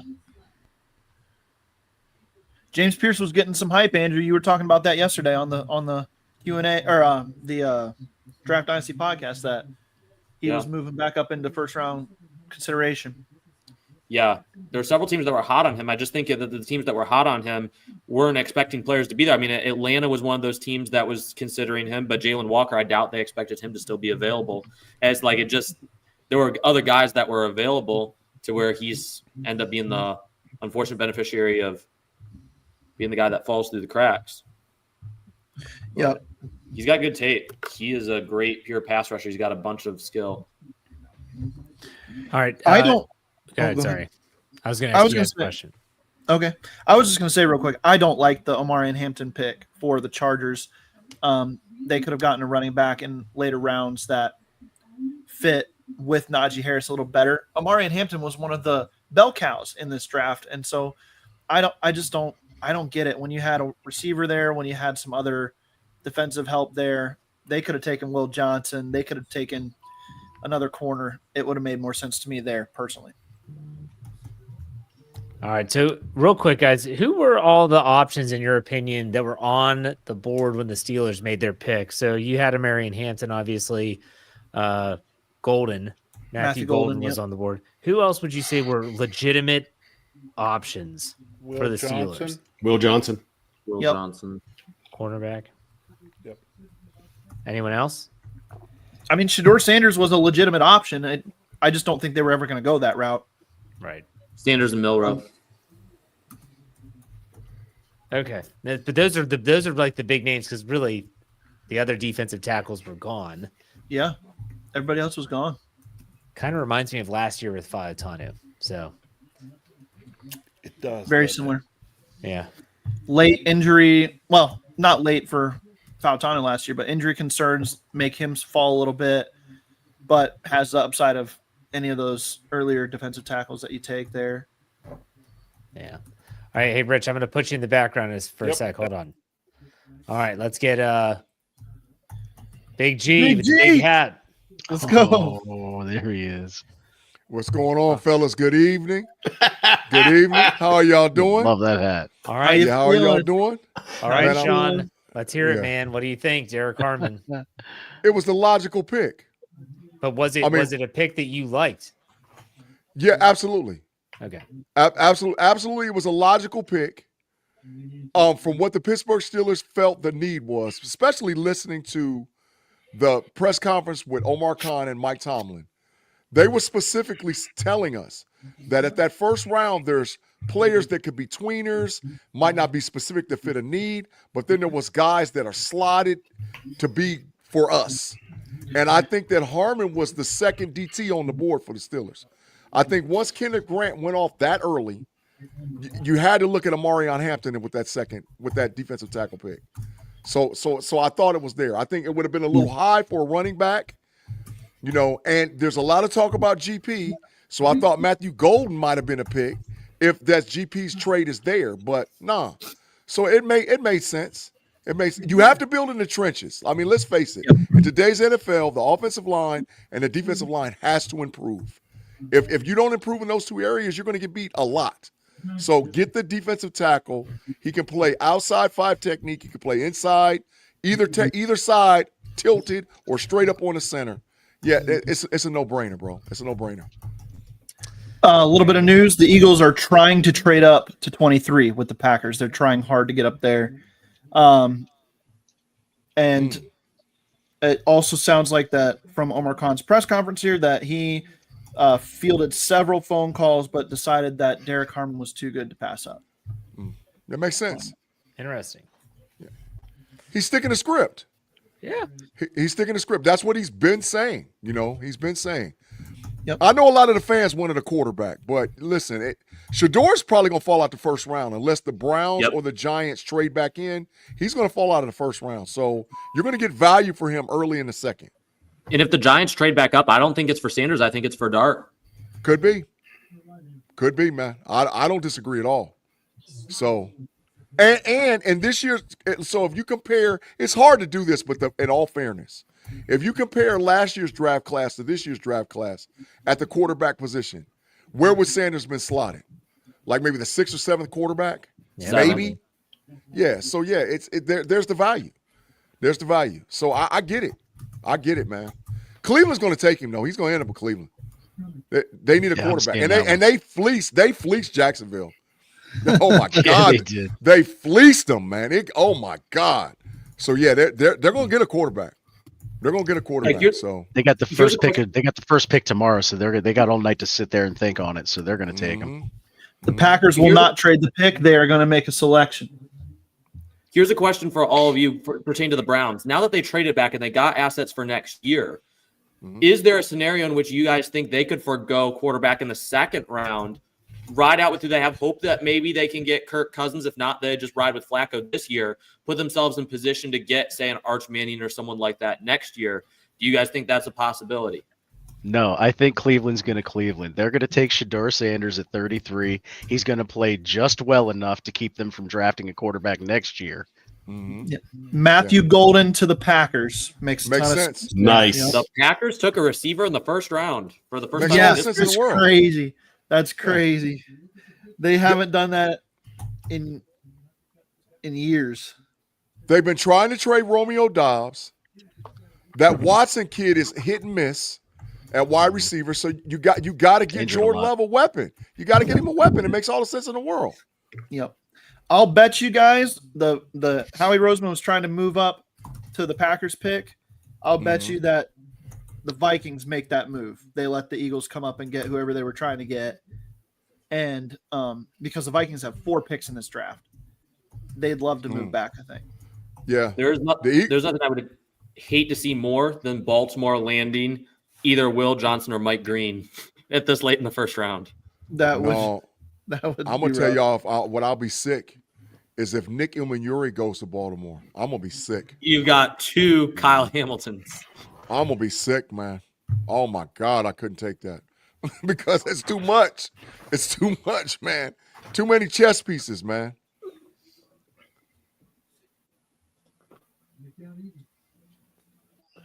Hey, so I got to ask you guys a question because I asked this on the other network I was on. How much does the Tyler Warren fall surprise you? I mean, Loveland went before he did. That surprised me more than anything. I was surprised. Yeah, I was surprised he wasn't the first tight end off the board. Yeah. I saw him going as high as to the Jets, so it was a little bit of a surprise to see him go that far down the board. Yeah, but we did see for the longest time him mocked to the Colts at number 14. So I thought it was a surprise, but with the way things go and the fact that it is the position of tight end, I get it. Brock Bowers went 12th last year. Okay. Go ahead. I was a little surprised he fell that far. I wasn't surprised that Loveland went ahead of him. I knew I had good information saying that there were a lot of teams that had Loveland rated higher, and I knew that the Bears were one of those teams. So if it was the Bears, I was confident that there was a good chance Loveland would be their pick, even if both were on the board. but I was surprised that he did fall to 14. I thought Indy would have to trade up to get him. Okay. Dream Second draft part- for them. Go ahead. Yeah, facts. Second question. How shocked are you that the Cowboys took Booker at 12? I was very shocked. Mm-hmm. I did not see that. That wasn't on my bingo card at all for them. Mm-hmm.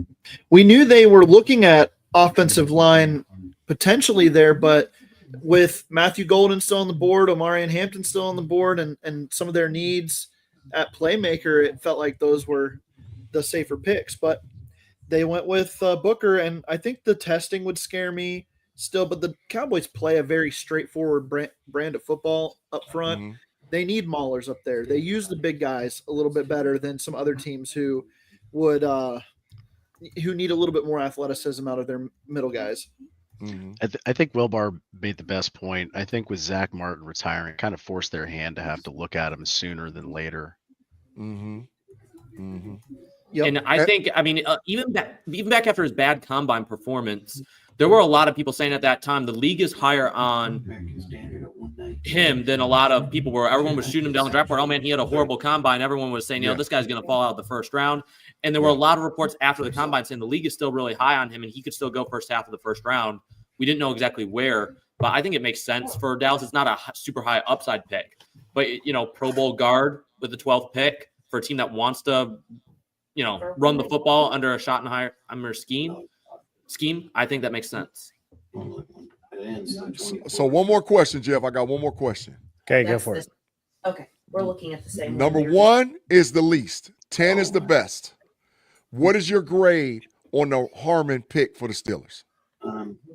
But it's still Well, I hate doing grades on the night of the draft. I grade the process because I think you can analyze the process. So you said 10 is the best. Yes. I'd give it a. I mean, they had options. They didn't get pigeonholed into one player, one specific position. I'd say it was at least a 7.5 or an 8. Okay. I'm pretty happy with it. Okay. Yeah. Bad. Corey or Brian, Corey? doesn't matter.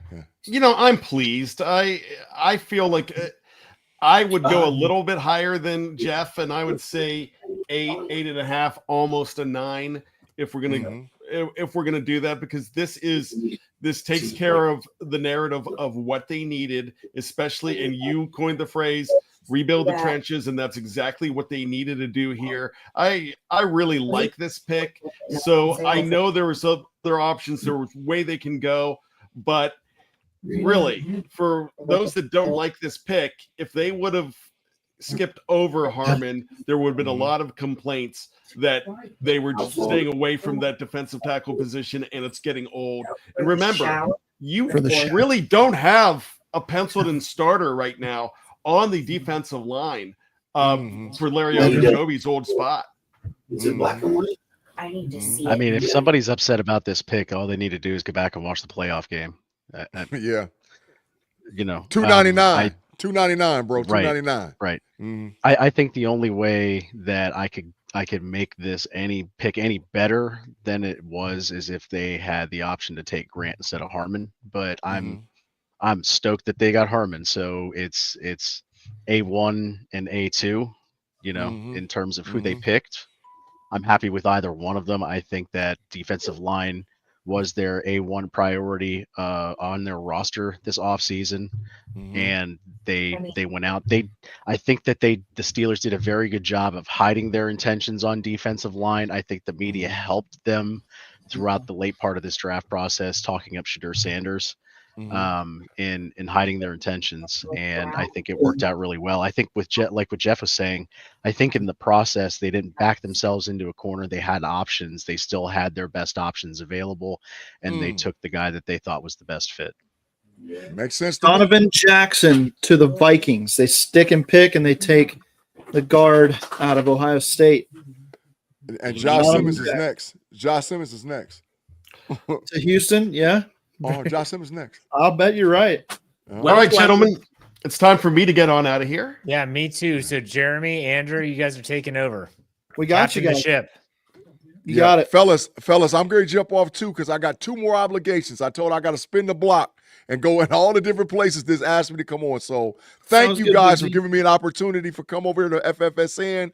I'll holler at you guys maybe tomorrow because I hope we get back in the second round some kind of way. But if not, I'm cool to wait till 83, man. Y'all have a great evening, man, and thank you all again, man. See ya.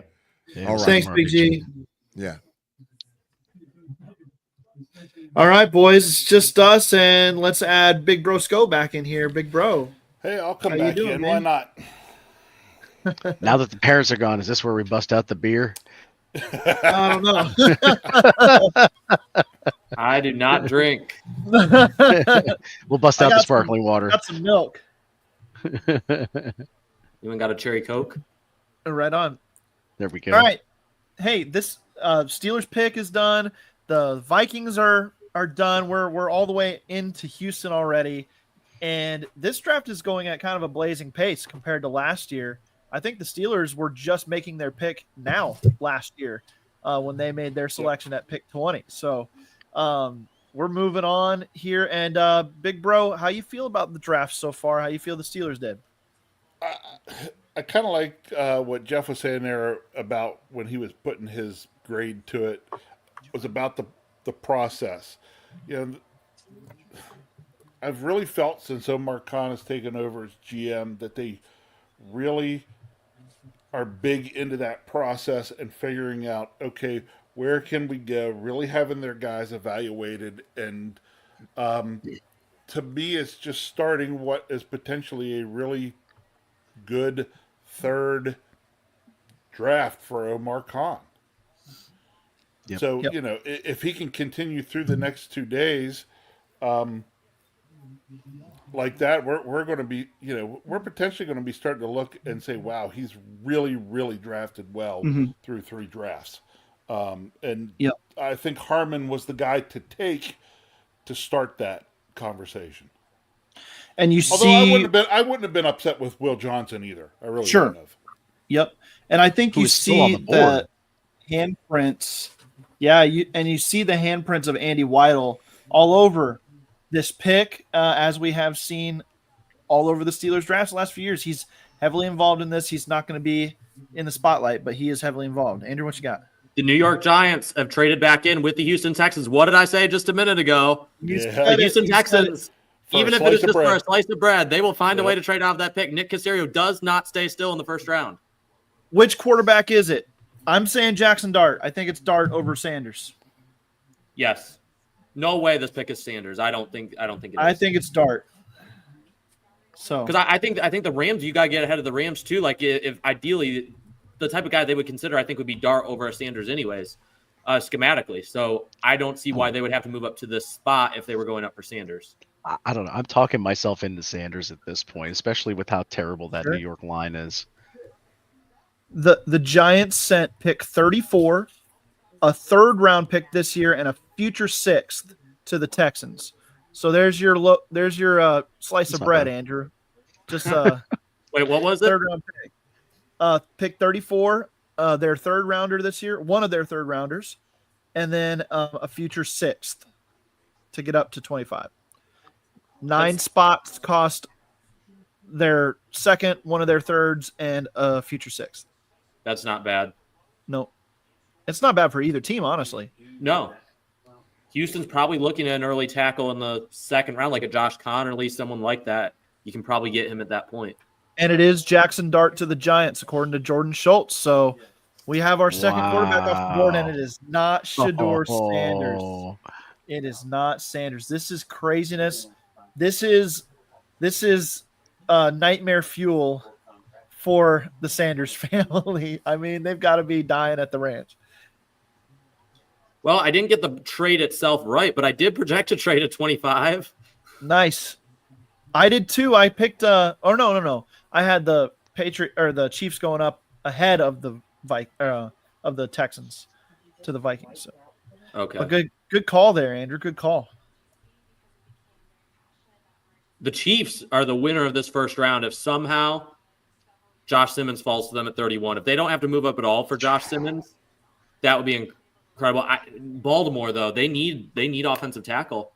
I think offensive tackle or edge rusher, they have – if you're Baltimore, do you consider trading back because you have so many options to choose from at this point? All their need positions, they've got great players available.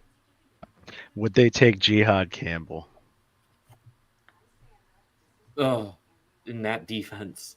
Man, that's scary. Yeah. Yeah. It is. Any guy they take at this point is I mean, Jihad Campbell, Will Johnson, James Pierce, Nick Ebenwari. I mean, any of these guys that are available, Mike Green. They're You all don't want dirty any of picks. these guys on the Oh, Ravens. No, you don't. Why? Why? So it's officially pick 34, pick 99, and a 6 next year.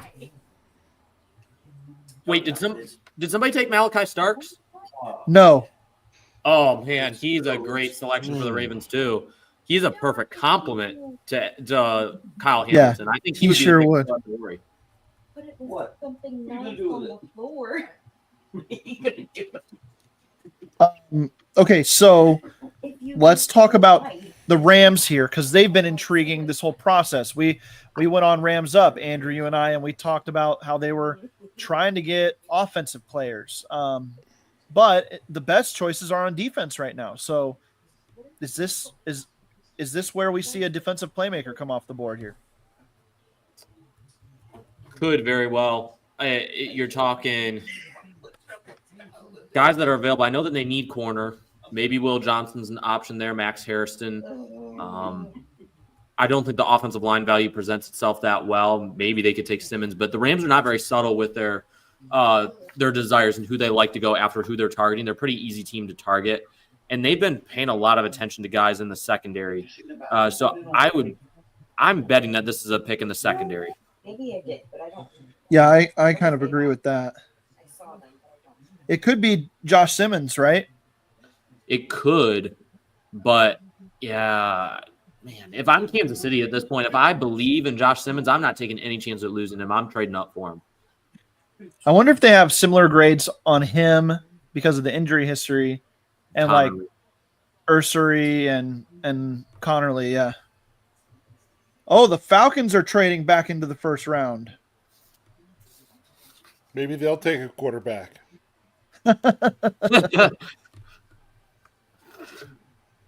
Falcons trade up to 26. Who did they take? They took Jalen Walker. Jalen Walker. So they must be going for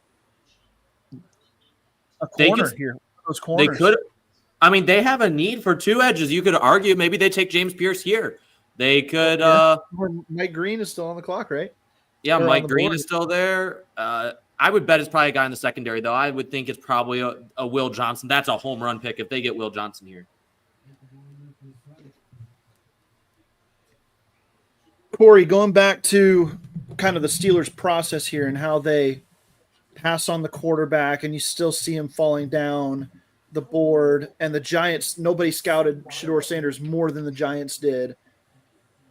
It feels like the Steelers have a process now under Omar Khan and Andy Weidel that they will stick to. It is about the trenches first. Everything else is secondary. And if they don't believe in a quarterback under Omar Khan, then they will not take that quarterback. So do you agree with that process? Do you think that the Steelers are doing things correctly by approaching it that way? Sorry about that. I'll say this much. With Omar Khan and Andy Weidel, you can see Andy Weidel's fingerprints all over these last couple of draft classes. And with Andy Weidel's experience being with the Philadelphia Eagles and the teams that he helped build, including last year's Super Bowl team, having seen them get built through the trenches like they have, offensive line, defensive line, But I like it. and then seeing a quarterback like Jalen Hurts, who isn't a world beater with his arm, but can make all the necessary throws. I think that this is the right way to build a team. This is how the Steelers would have built their team back in the 90s. And I think that it can be the correct approach to doing it again, so that next year when they've got the best team available for a good quarterback to come in, they can succeed right away in a better team, in a better scheme, with a lot better pieces around. That looks like So I'm hoping that that's what the process has been about. It looks like that's what the process has been about, especially with what Philly has done the last couple of years. Andrew. Oh, never mind. I was just getting a notification late about Atlanta. I'm pretty sure it's for a defender, but was that I ended up it's picks 46, 242, and next year's first rounder to the Rams. What? To get back into the first round here. Next year's first. Next year's first, 1/7 this year, and then 46, which, to be fair, is 14 picks into the second round. So it's halfway into the second round. But still a first-round pick. They must love this player. Yeah. To justify that, I think this pick has to be Will Johnson. Nope. It is James Pierce Jr. What? You were right. They needed 2 edge rushers, and they went for it. They went for the Tennessee edge rusher now. So I thought they might have waited till next round for that. 2 SEC edge rushers. I wonder if they knew that the Ravens were going to be in on James Pierce Jr. and they wanted him in front of him. If so, thank you, Atlanta, for taking a key piece from the Ravens potentially, but there's still a lot of good players on the board for the Ravens. So I can't count this as an exact one. I had Jackson Dart going 25th, but to New Orleans on a trade up. I had Will Johnson going 27th, but to Minnesota on a trade back because I had Baltimore trading up for Tyler Booker in it. So I've had several in this mock. I have the right player to the right number, but not to the right team. Yep. That is how these mocks go, man. All right, so the Ravens are on the clock. That means, is this the Will Johnson pick? We talked about them a little bit here, but I think that it's got to be defense, and it's got to be somebody. One of the safeties. It's it's Emmett Warrior Starks. Yeah. Whatever it is, I'll be sick about it. So yeah. Yeah, but it is a little confusing that Baltimore has built such a team that has now kind of been holding together for a couple of years like this, and their defense is only getting stronger, and they seem to be drafting for luxury instead of need. Kind of backwards from how the Steelers have done it the last couple of years. The Steelers were at that point, so Steelers need to get back to that point. The Ravens just kind of land whoever falls to them. It's been impressive. So if you guys are making a guess, who's the pick here for Baltimore? There's so many good options for them. I think it's still either going to be Emmett Warrior Starks. Oh, I like that. I had to, if you held a gun to my head, I'd say Starks actually. I think it's Starks as well. They'll love his versatility. And another Georgia player. This is not Will Johnson. I'm trying to remember who their corners are. I know they got Marlon Humphreys. Yeah, I like that. Jalen Walker from Salisbury. Who's their other? The Ravens never panic, but they always somehow find a great player that is not supposed to be there, and they take them. For both? For the Cubs. James Pierce Jr. better be that guy for Atlanta. This is a huge price to pay, Andrew. What are they doing? This is 2 years in a row. This regime has totally messed up this draft from what we expected it to be. 2 edge rushers giving up a future first, and then last year, probably the wise decision taking Michael Penix. But, if you were going to take him all along, I still don't know why you paid that much money to Kirk Cousins. But yeah, either way, some part of the process was bad. I don't know. They're definitely prioritizing the positions that are the most important: quarterback, edge rusher. They've yet to address the offensive line, but yeah, that's beautiful.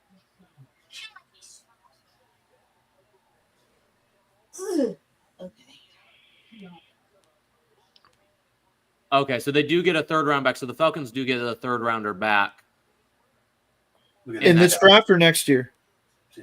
I did not see the year. So they do get back a third. So that helps a little bit. So they're getting back a third. It's the Yeah, third obviously this year. swapping their second with the first this year and then a first next year.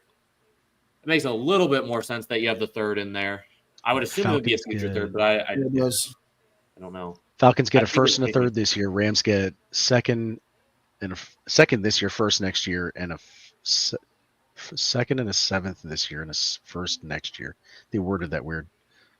Start the quarterback for the Rams rumors for next year too. Yeah. Yep.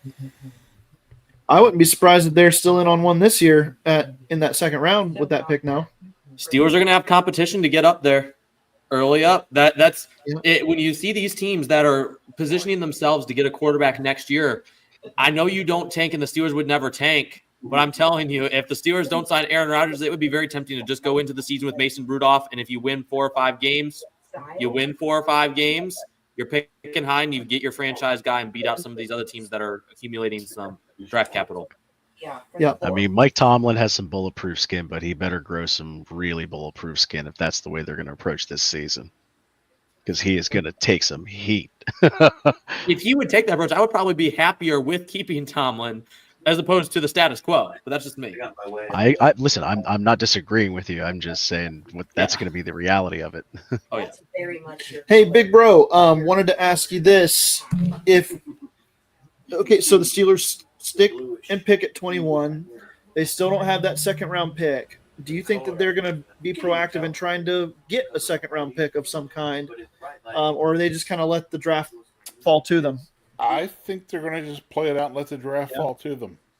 I don't think you're going to see them with what I would consider being a bit of a panic move to try to get an earlier pick here. I think there's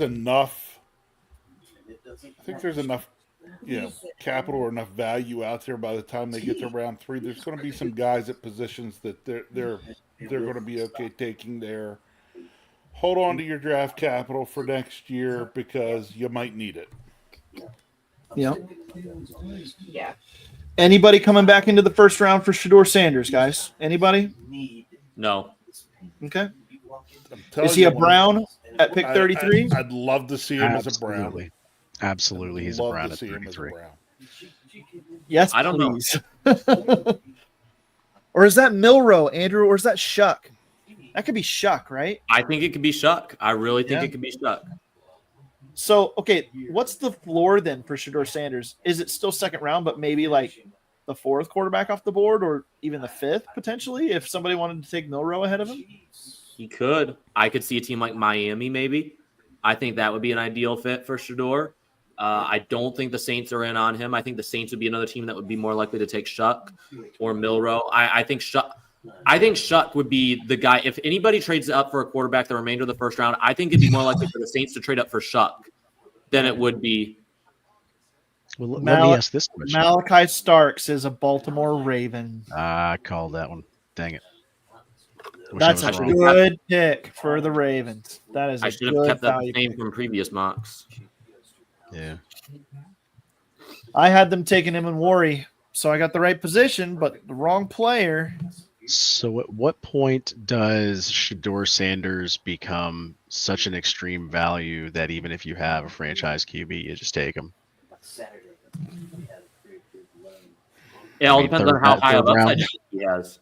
You know, like if you don't think he's ever going to be an elite quarterback, you don't take him anyways, really, unless you maybe think like late second, early third round and be like, okay, this is the guy we're going to develop with the intention to trade him to somebody else who's desperate. But I don't think unless you think he has elite upside, you don't take him with the intent of keeping him. That's just my personal philosophy. 1x2s.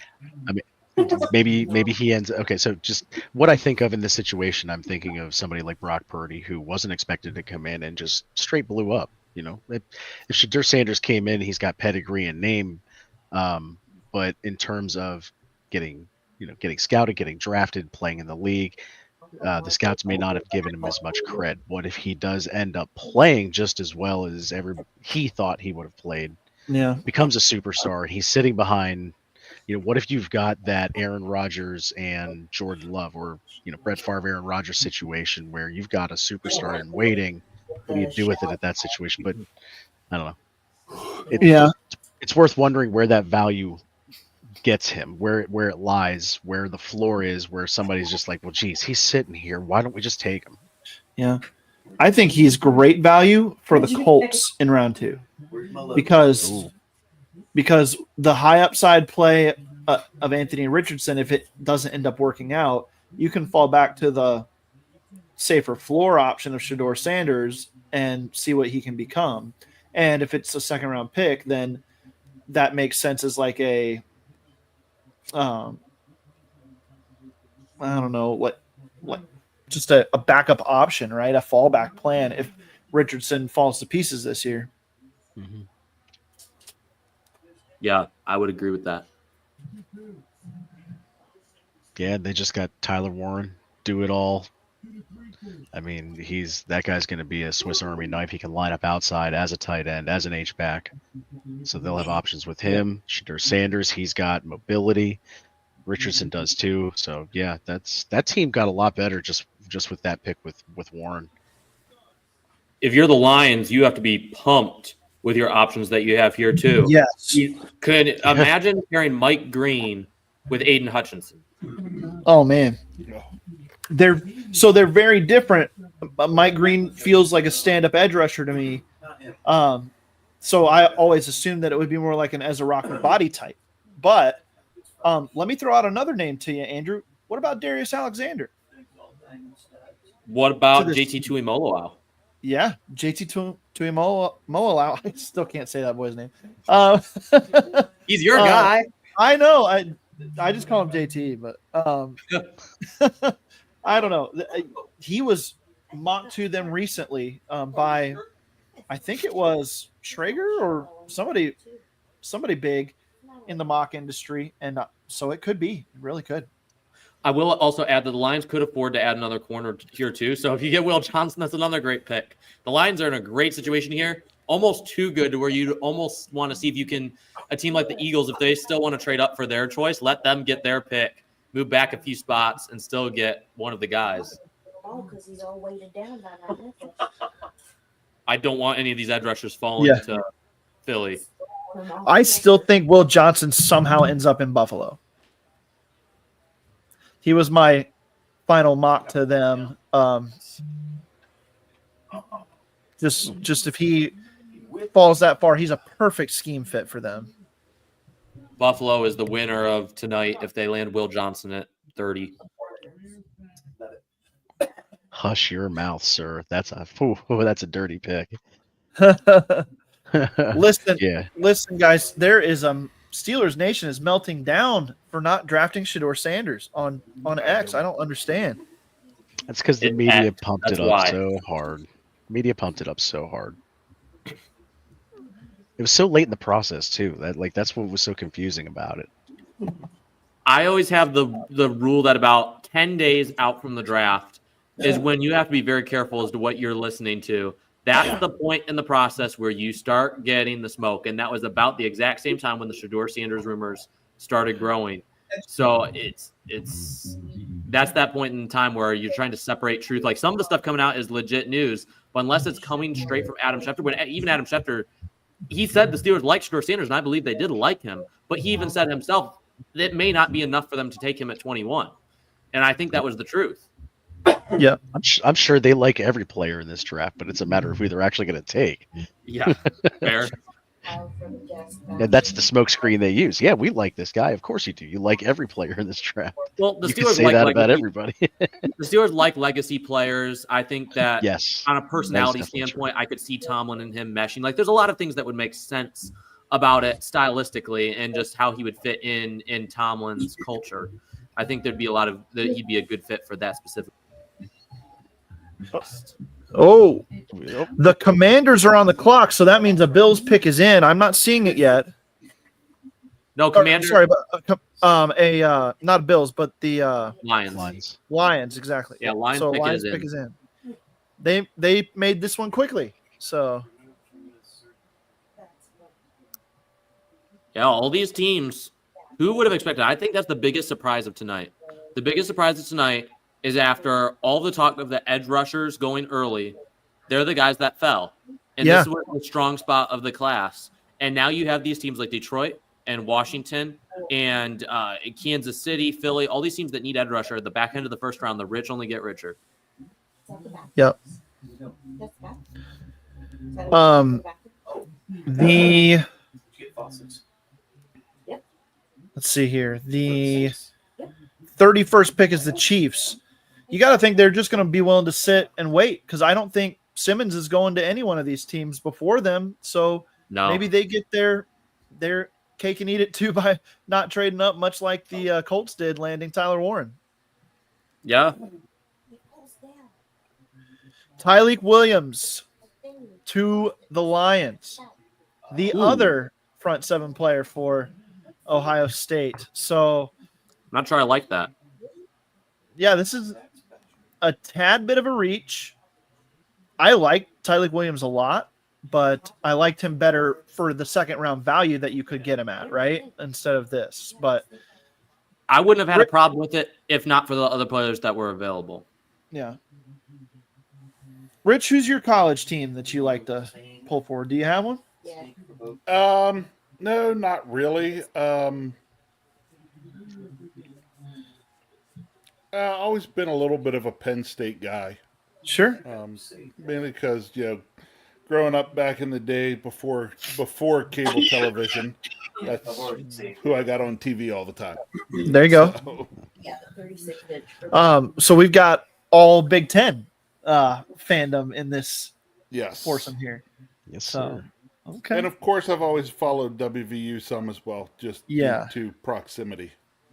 Yep. All right, who's going to Washington, Andrew? I like that. This could be Will Johnson. Could be. I'm going to say Mike Green. Okay, I'm going to say Emin Wari.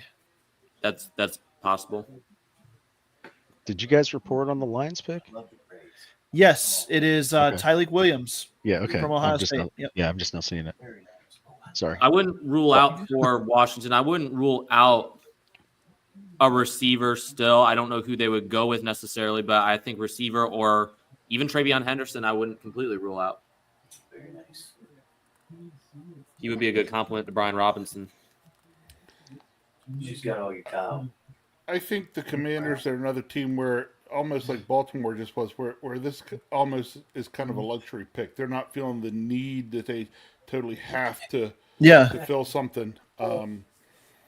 Honestly, they're probably just going to be happy to say, "Wow, this guy's still here. He was rated really high on our board. We're just going to take him." I think with their pass rush, if you look at their pass rush depth chart, they don't have that much to offer. So I would say that if there is a one spot that you could consider a need, I think edge rusher would be one spot. It's all black and white. The question that I'm just wondering is, would they?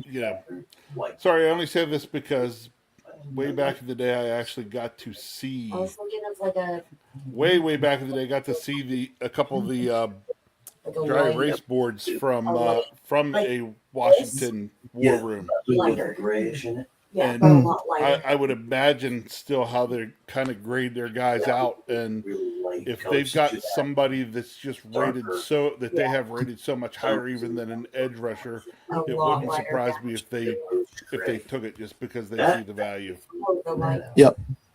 Yep, absolutely.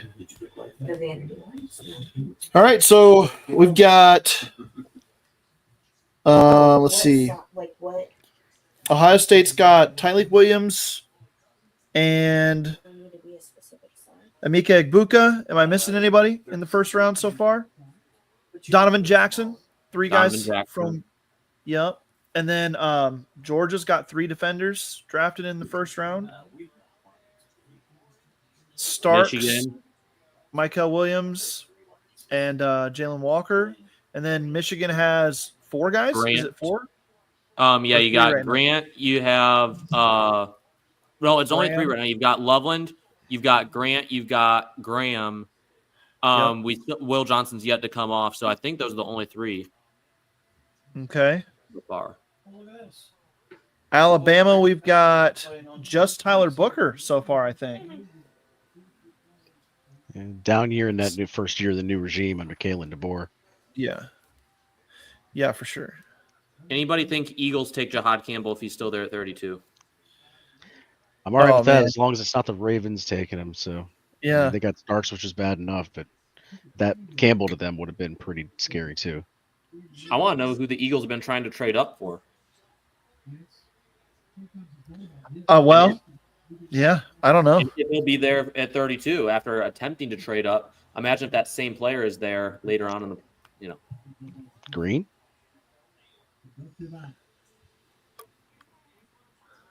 I mocked him James Pierce, so for that sake, I'm hoping that that's the case because I need a correct pick in my mock.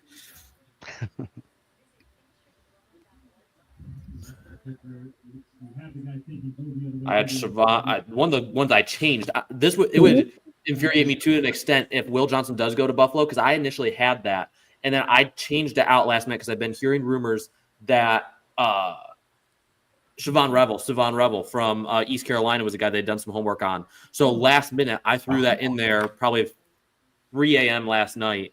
So if this pick is Will Johnson after all of that, I'm going to be a tiny bit upset. Yeah, for sure.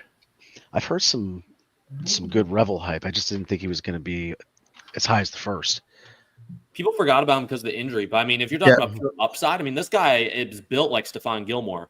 Long, slender, fast, can get physical, plays more physical than his size. He's got some ball skills. If the traits-wise, he's up there with the best of them in this class. It's just Josh Connerly to the Commanders. Okay. So they go Connerly over Simmons. The injuries must be scaring teams off of Simmons. Interesting. Yeah. What do you guys think of Connerly? He's interesting because of the length and athleticism, but there were a lot of inconsistencies in his game from what I could see, and he seems like a very boom or bust type tackle. But if he booms, he should be really good. He's raw, but he's still really young. And when you watch his tape against Abdul Carter, he did a pretty good job against Abdul Carter there. He did. So there's a lot of traits to like. I didn't have a first-round grade on him, but I can understand why they took him here. I had Simmons rated higher. I think if Simmons is healthy, he could have easily become the top tackle taken in this draft class. And I know it's not anything to write home about in a class like this, but I think he would have been potentially a top 10 pick if he would have stayed healthy. Yeah. So no Emanwari yet. Could he be the guy? I saw an Eagles fan site talking about Emanwari to the Eagles. You've got the Bills on the clock now. This feels like Will Johnson, or he's not going in the first round, Andrew. Yeah, I would agree with that. Man, wouldn't it be great to have a pick at the top of the second round and you could just take Will Johnson? Man, help me out, guys. I signed up to do the best of the rest article for the website for tomorrow. Right now, Will Johnson's on that list. Right now, Simmons is on that list. There's Shador Sanders you could put on that list. Ezaraku, Emanwari, Alexander, Travion Henderson. Anybody else I'm missing here? Jahad Campbell, right? He's going to be up there. Luther Burden, Mike Green, Donovan Ezraku. Yep, I mentioned him. Darius Alexander. Yep, we mentioned him. Milrow. Milrow could be in that conversation. Zabel's off the board, right? Yes. Went to Seattle. Seattle, that's right. Travion Henderson. Still there. Carson Schwessinger. Still there. Schwessinger.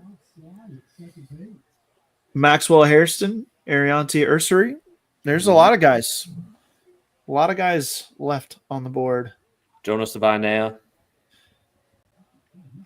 I love him at guard in a power scheme. Yep, absolutely. There's a name tomorrow that I'm hoping that Pittsburgh can try to get back into the second round for. I know they were possibly looking at safety or corner. Kevin Winston Jr. played safety at Penn State, but he would have the size to move in to play slot corner. Oh, baby. I would love to see that. He's been so overlooked because of the injury, and he Yeah. is one of my favorite players in the draft. If the Steelers went receiver for some reason in the second round, if they got a second-round pick, I would not hate Jack Besh. In the second round? In the second round. I would not hate it. It's not flashy. It's not big, but it's exactly, I think, what the Steelers could use opposite from a DK Metcalf. He's physical. He's tough. He gets tough catches. He's a solid route runner. He does good in underneath routes. I think he'd be a perfect complement to what the Steelers have in Metcalf. Again, I'm not expecting the Steelers to get a second-round pick, but if they did in an event where they traded George Pickens, I wouldn't hate a guy like Jack Besh. There's only one second-round pick I want them to make at this point. Caleb Johnson.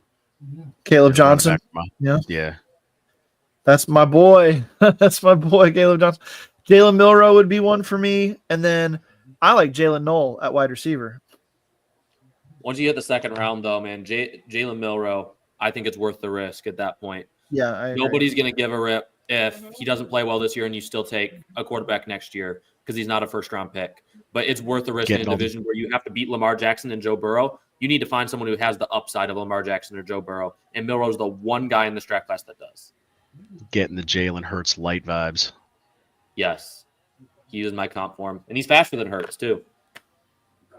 The Giants just reported that Russell Wilson will be the starter to start the season. Well, Tomlin said the same thing. Well, and he would have been if for injury, though. Let's not bring back those memories. We miss you, Justin. Rich, were you on the Justin Fields bandwagon last year? Put it this way: after he started the season and started 4-2, I kind of was. I wasn't sure about him starting the season, but when he started the season and was putting up W's, it was hard to not get on his bandwagon. That's true. We like the anti-bandwagon. That's right. Fan base. Yeah, but you're talking about in bandwagons. You know what? I'll ask all you guys. What do you think the likelihood that the Steelers would do something and get back into round 2? Like, if you were going to put a percentage on it, saying, "Hey, the Steelers pull something off, try to move back up into round 2," because to me, I think that's a really low chance. I just don't see where they want to give up what it would take to get back up into the second round. I can jump in real quick. I'll say this. I think that whatever chance that the Steelers had to get into the second round actually went out the window when they didn't trade down. Yeah. Because they are looking to keep all of that capital for next year. And if they're looking to keep all that capital for next year, they're not going to be giving up any extra capital from this year to move up. So I think the boat sailed on that one. I think the only way they consider it is if I think the Steelers do have a magic number with Shador and Jalen Milroe, both of them. If it hits a certain number, I think they would consider moving up to take them. But I don't know what that number is. Is that number 40? Is it 50? I mean, if I don't really want Shador, period, but if it's at pick 50, I could understand why the Steelers would do that. Or if Jalen Milroe somehow is there at pick 50, I wouldn't bet on that either. But if he's there at pick 50, man, that would be so tempting.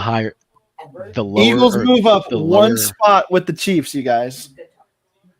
The lower they are that they go to take that pick, the more that they have to pay for it. And what are they willing to leverage because of that pick for next year when they're looking where they're actually quarterback shopping? They made it right. Yeah. There's nothing wrong with All right, so the Eagles just traded pick number 32 and number 164 to the Chiefs for 31. Who did Buffalo take? Maxwell Hairston. You deserve to have a bandwagon. Maxwell Hairston to the Bills. Way to go. Over Rebel, over Will Johnson. Man, I'm telling you, Will Johnson is going to be such a steal. At this point, oh yeah. Dude is an absolute dog.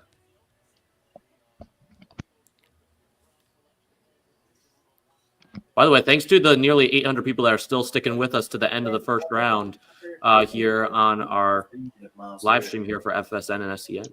Yes, thank you to all the listeners for sticking with us. This has been a quicker first round than last year, but we're wrapping this thing up here soon. We're not complaining. And Nope. And if you're good with it, Jeremy, if any of you in the live chat have a question you want to ask regarding how tomorrow's draft board sets up, if you have anything specific to put in there, put it in the live chat. We'll be happy to answer as we kind of close out the last couple picks here of this first round. Well, here's the question I was going to ask. Why would Philly? What is the point? The only thing I can think of is that Kansas City does have a need for an extra edge rusher, and so does Philadelphia. If Philly thinks that maybe they're going up for specifically Pierce or for specifically Green, if they thought Kansas City was going to potentially take them if they had a significantly higher grade, you take them. I don't think this pick is Emin Worry because I don't think Kansas City makes that selection.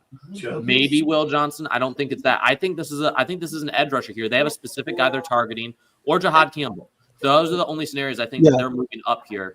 I don't think Philly's looking at an offensive tackle here. So I think this is for an edge player, most likely. Patrick Mahomes just tweeted a sunglasses face for their trade back. So this must have been a KC deal.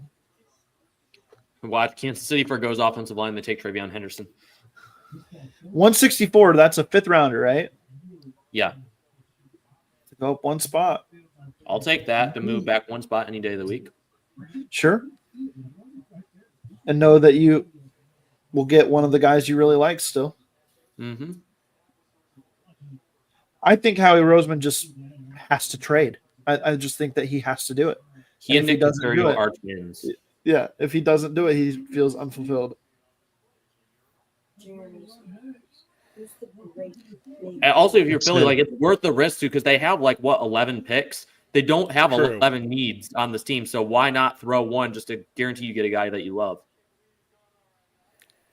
That's true. I did, after I asked that, I was sitting there thinking, Philly does have. It is Jahad Campbell. It is Jahad Campbell. Yep. I like that pick. I like that pick a lot. Should have kept that. I could have had that right in the mock. This has not been the greatest mock, guys.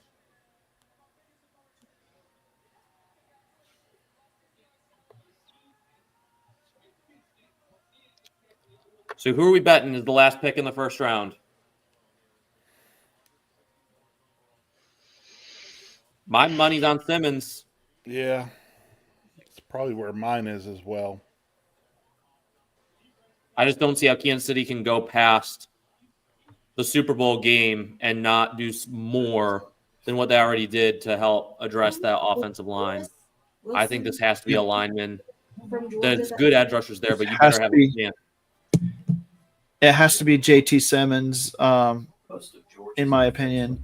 Or, maybe the medicals have them spooked and they want to go somewhere else, but it's got to be O-line here. Defensive tackle would have made sense, but they're all gone. Yeah, maybe they see the value in Will Johnson sitting there after he's fallen. They could afford to add an extra secondary guy. I think though they would go edge rusher first because they could use another edge rusher as a rotational guy. I think Pierce or Green would fit. I think Green's a little bit better schematic fit for them. But man, there's a lot of good defenders that are still going into day two, more than what I thought there were going to be. There are a ton of good defensive prospects. Absolutely. He was we watched him in the combine. Darius Alexander's still there. Let's see. Those of you that are in the live chat, put something in the live chat. Who do you believe is the best player still available on the board? So we've got Will Johnson, Mike Green, Nick Emenwari, Luther Burden, Donovan Ezeraku. Of course, you still have Shador Sanders. Put in the live chat who you think the best player available still is on the draft board, regardless of what team you follow. Let's see what the consensus is as to who we think. Are we the only ones that think Will Johnson is still? It's crazy that he's still here.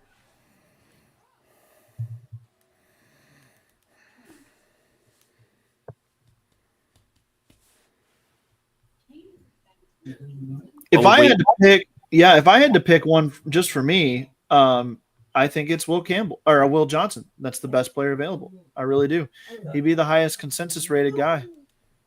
Now, let me ask you guys this question, because the Steelers do have a need at corner. We talked about the Steelers maybe having a magic number for one of the quarterbacks. What number is that for a guy like Will Johnson where you say, okay, it's worth packaging a couple picks to go up and move up and get a guy who could potentially be elite? No later than 40 for me. If Will Johnson's there at 40, you consider making a move up? Yeah.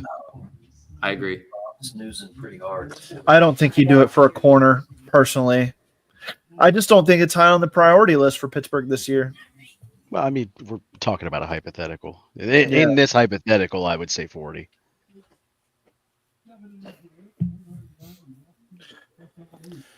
Let's see here. There was a question in the chat here. JSTR67 says, what QB do you think will be left at 83? I think there's going to be a couple of them. Howard McCord, Ewers. Yep. Did any of the remaining guys between Sanders, Milroe, and Shuck, what teams do we think they go to? Like, I know that you guys think that the Browns take one of them, and I wouldn't be surprised if they do. The Saints would be one. Who's the third team that takes a quarterback if it's not the Steelers moving up for one? Is it the Dolphins? Is it what other team is in there that you think could potentially throw a ring into all of this? I'm completely ignorant to this, but who's the backup in Tennessee? Will Levis. I mean, that's a perfectly fine backup to me. Yeah. I keep looking at the Colts and I keep looking at the Seahawks too.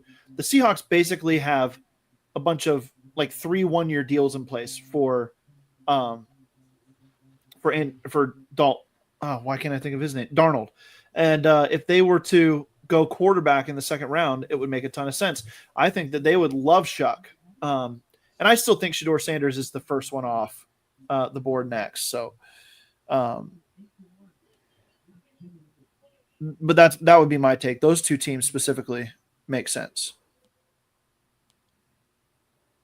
If we had to bet, just randomly throwing out a name, and I don't know, Rich, if you have somebody that you have your eye on for the Steelers at 83. I know it's a long ways out, but if you're just throwing a name out there for fans to keep an eye on, what's one guy that you would have circled as I think he could be a good fit for the Steelers, or if not a certain player, maybe a position? Probably more position.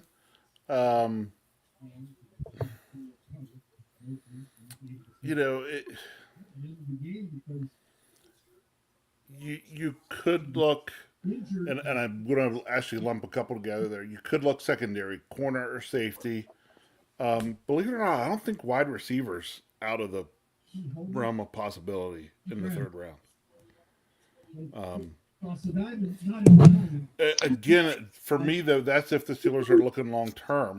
And say, hey, we get a receiver we like, complement DK Metcalf with the idea that potentially after next year you're not going to have George Pickens. But that's also hard to do, not knowing exactly what you have in Roman Wilson and things like that. But I don't think that's out of the realm of possibility. Yeah. Yep, I agree with the wide receiver prospects there. Also, Dave and I had talked a lot too, though, that really the third round might be where your value comes in at running back. Mm-hmm. That's what I was going to say. DJ Giddens. Yes, and that's exactly the name I was going to bring up too. DJ Giddens was a big name that I would consistently see in the mock drafts in the third round. Yep. That's also where Will Howard, usually comes in as well. Savion Jones, the linebacker out of LSU, the edge, he was consistently getting mocked there. And then one other one that Dylan Sampson was who I had mocked at running back in the third round to Pittsburgh. The one guy that's he's probably later third. He might slip into the mid third. Jack Sawyer, the linebacker out of Ohio State. He might be an option there as well. So I see there might be an option for an edge rusher in the third round. However, now that there's no second round pick, I'm leaning away from that. Yeah. I like Will Howard and I like Kyle I McCord. think they're back in But line. I think this is the perfect scenario of what we've seen the past couple years after the top guys are gone, which this year it's primarily second round guys. I think once that batch of guys go, after the top 5 quarterbacks go, I think you're going to see the other guys probably drop to day 3. Very similar to what we saw last year, not with quite as big a drop, but I still think we see a drop maybe to day 3 after teams have that initial rush for the quarterbacks, because at some point in time you're running out of teams that need a quarterback, or at least need a quarterback immediately. Maybe the Rams jump in, but I don't think they're a guarantee either. William Kelly agrees with you, Andrew. He would like to see them get the boy from TCU, wide receiver Jack Besh. I haven't been his biggest fan, but he's got some good traits. I'll tell you one thing he'll do is catch the football every time you throw it his way. He doesn't drop the football. So he is a motivated young man after all that he's gone through this past year. Well, you can't just leave us hanging on that. Come on, Andrew, tell us. Well, I don't actually know the story. Okay, so his brother was one of the ones that was killed in that terrorist drive in New Orleans a few months back. That's right. So his brother was one of the ones that was killed that day. So he, not long after the Senior Bowl, he did send to honor him. I think he wore his brother's number and all that, and he ended up getting that game-winning touchdown in the Senior Bowl game. So very motivated. it is Josh Simmons to the Chiefs to close out the first round. They stuck where they were, and they still got their guy. That had to be their target from the beginning. It had to be, in my opinion, based on where they were picking and the opportunity to potentially trade up. So I think 3 teams landed the guy that they were like really hoping to land. It was the Colts taking Tyler Warren.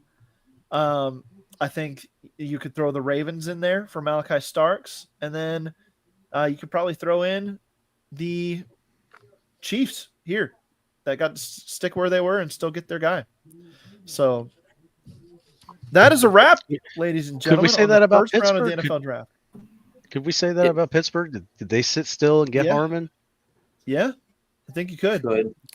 I'm going to count that one as a correct pick. I had the Chiefs trading up to 19 to get Simmons, but I did have the right team, so I'm counting that. I think I finished with 9, so I came 1 short just because I changed that Jahad Campbell pick to James Pierce with Philly. But I wanted to ask you guys for 1 winner and 1 loser, separate from the Steelers, because I know that we're all pretty satisfied on different levels, but we're all pretty satisfied with what the Steelers did in the first round.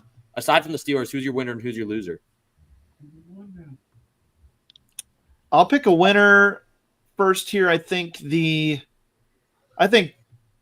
big winner for me is the Colts. I just think that was like the guy that we never thought was going to get to 14, and he somehow gets there. That's just a huge win for a team that wanted that guy. Like he was going to be number 1 on their big board, I think. So to land him at 14 was incredible for them. The loser is tough in the first round. I think you'd have to probably go with the Panthers not being able to trade back, reaching on Tet McMillan. That's kind of the loser of the first round for me. Corey? Well, as I'm looking back through this first round, a lot of it went chalk. I think if you were going to say that there was any real disappointments, Tet McMillan's first one that jumps out, because I think that was the biggest one up front. But I think that Shamar Stewart to the Bengals was also kind of disappointing for that team. I think they could have made a better choice there. As for a winner, I think it's those teams that we were just talking about, those teams that didn't have to move and they still got their guys anyways. The Colts getting Tyler Warren, the Chiefs getting Simmons. Those are 2 big pieces that they needed, and the fact that they didn't have to spend capital to go get it is just icing on the cake for it. Rich, do you have a winner or a loser? It's going to pain me a little bit to say this, but I actually have to throw the Browns into the winner category for their trade back. Yeah. And what they picked up for it. So And on the loser side, I'm probably also going with the Bengals. That their pick kind of shocked me a little bit. I mean, yeah. I just thought they had other places they could go defensively than where they did there. There's just one that they're either going to feast or famine on that one, probably. That's either going to be a TJ Watt kind of pick or a Devin Bush kind of pick. Well, we see how they treat their TJ Watts. They're trying to get rid of Trey Hendrickson. Yeah. They might be able to do that now with Shamar Stewart there. Yeah, true. He could be a trade guy tomorrow. They may have to accept a second-round pick at this point. I don't think anyone's giving them a first. Yep. But hey, listeners. Oh, go ahead, Andrew. You never gave your winners and losers. Sorry. Oh, I agree with Carolina. They'd be loser. Cincinnati, at least they went defense. I get that's the one positive thing I'll say about what they did. But loser, yeah, I would have to say Carolina. I think the Giants were smart, even though Jackson Dart I do not have rated as highly as even Jalen Milroe. I have Milroe rated higher. I think they were wise in not taking the quarterback at 3 and trading back up, getting that 5th-year option on a quarterback. But the pressure is so off Jackson Dart. He isn't the first one at that press conference that has to speak. It's Abdul Carter. And now he's the second guy. There's a whole lot less pressure now. They didn't sell the farm to go up and get him. They got a guy, and Brian Dable might be able to keep his job. So I think that what they did made a lot of sense. So in that sense, I think they were a winner. They played it wisely. But I think the last 2 picks in this draft, Philly, Kansas City, Super Bowl teams, home runs with Josh Simmons and Jahad Campbell. Right there, Malachi Starks, the Ravens. A lot of teams in this back half got some really solid players. Yeah. Well, listen, great show. Had on a lot of people. Dave is back. Let's see if we can get Dave in here if he wants to be in here. See if he. Did I actually come up this time? I tried to enter in and it wouldn't let me come. Sorry, I wasn't paying attention. No, down on the bottom there, but. Yeah, you have to adjust the 5 people spacing here, I guess. Gotcha. I wasn't paying attention. I was just getting other work done. Because I had to disappear after the Steelers pick to do the breaking news, did the roundtable with Jeff and Brian. I hadn't got to come on here and just to say, just mainly to you guys, thanks for doing this tonight. And I don't know who exactly is going to be back tomorrow night and who isn't, but we'll be back 7 o'clock tomorrow night. So we'll probably come on around 6:30ish or so. I think Coach is scheduled for 6:30. Coach KT Smith. Yeah, I think he's one of the first ones on. So this should be hopefully another fun night. Except it's going to be got to wait even longer. It's probably going to be around the same time that it was tonight, unless they're doing stuff. Did you guys talk about? Because that was a big question that was brought up in the other one. Were the Steelers going to? You think they find a way to get a 2nd-round pick? We did talk about that, and we kind of all agreed that they were just going to kind of let it play, let it come to them. So so I think the only way you even think about getting it into the 2nd round is if you find a trade partner to give you a 2nd for George Pickens. I just don't think that's going to happen. I don't think and honestly, all that's going to do is create another need of something else to draft. If they don't have to take a wide receiver in this draft, they don't. They can, but they don't have to. I mean, we're still getting the draft pick back whenever Roman Wilson takes the field. Yeah. I mean, think about it. You've got a 1st and a 3rd, an extra 1st and a 3rd this year in Falatanu and Wilson. If you really want to look at it. And that's why I say I didn't want a wide receiver in round 1, didn't want a wide receiver in round 3, because you took a wide receiver in round 2. And that would be back to back, the way I kind of look at it. But I'm just so happy for this pick. And then I couldn't believe right after that the Chargers, even with Najee Harris, they went 1st-round running back. I just kind of thought that was interesting. So yeah, it was. And the Giants, they come back in, they take that 2nd quarterback. Andrew, I've been saying it all year that we're overvaluing these quarterbacks in the national media, especially, that they try to push these guys into the first round all throughout the draft cycle.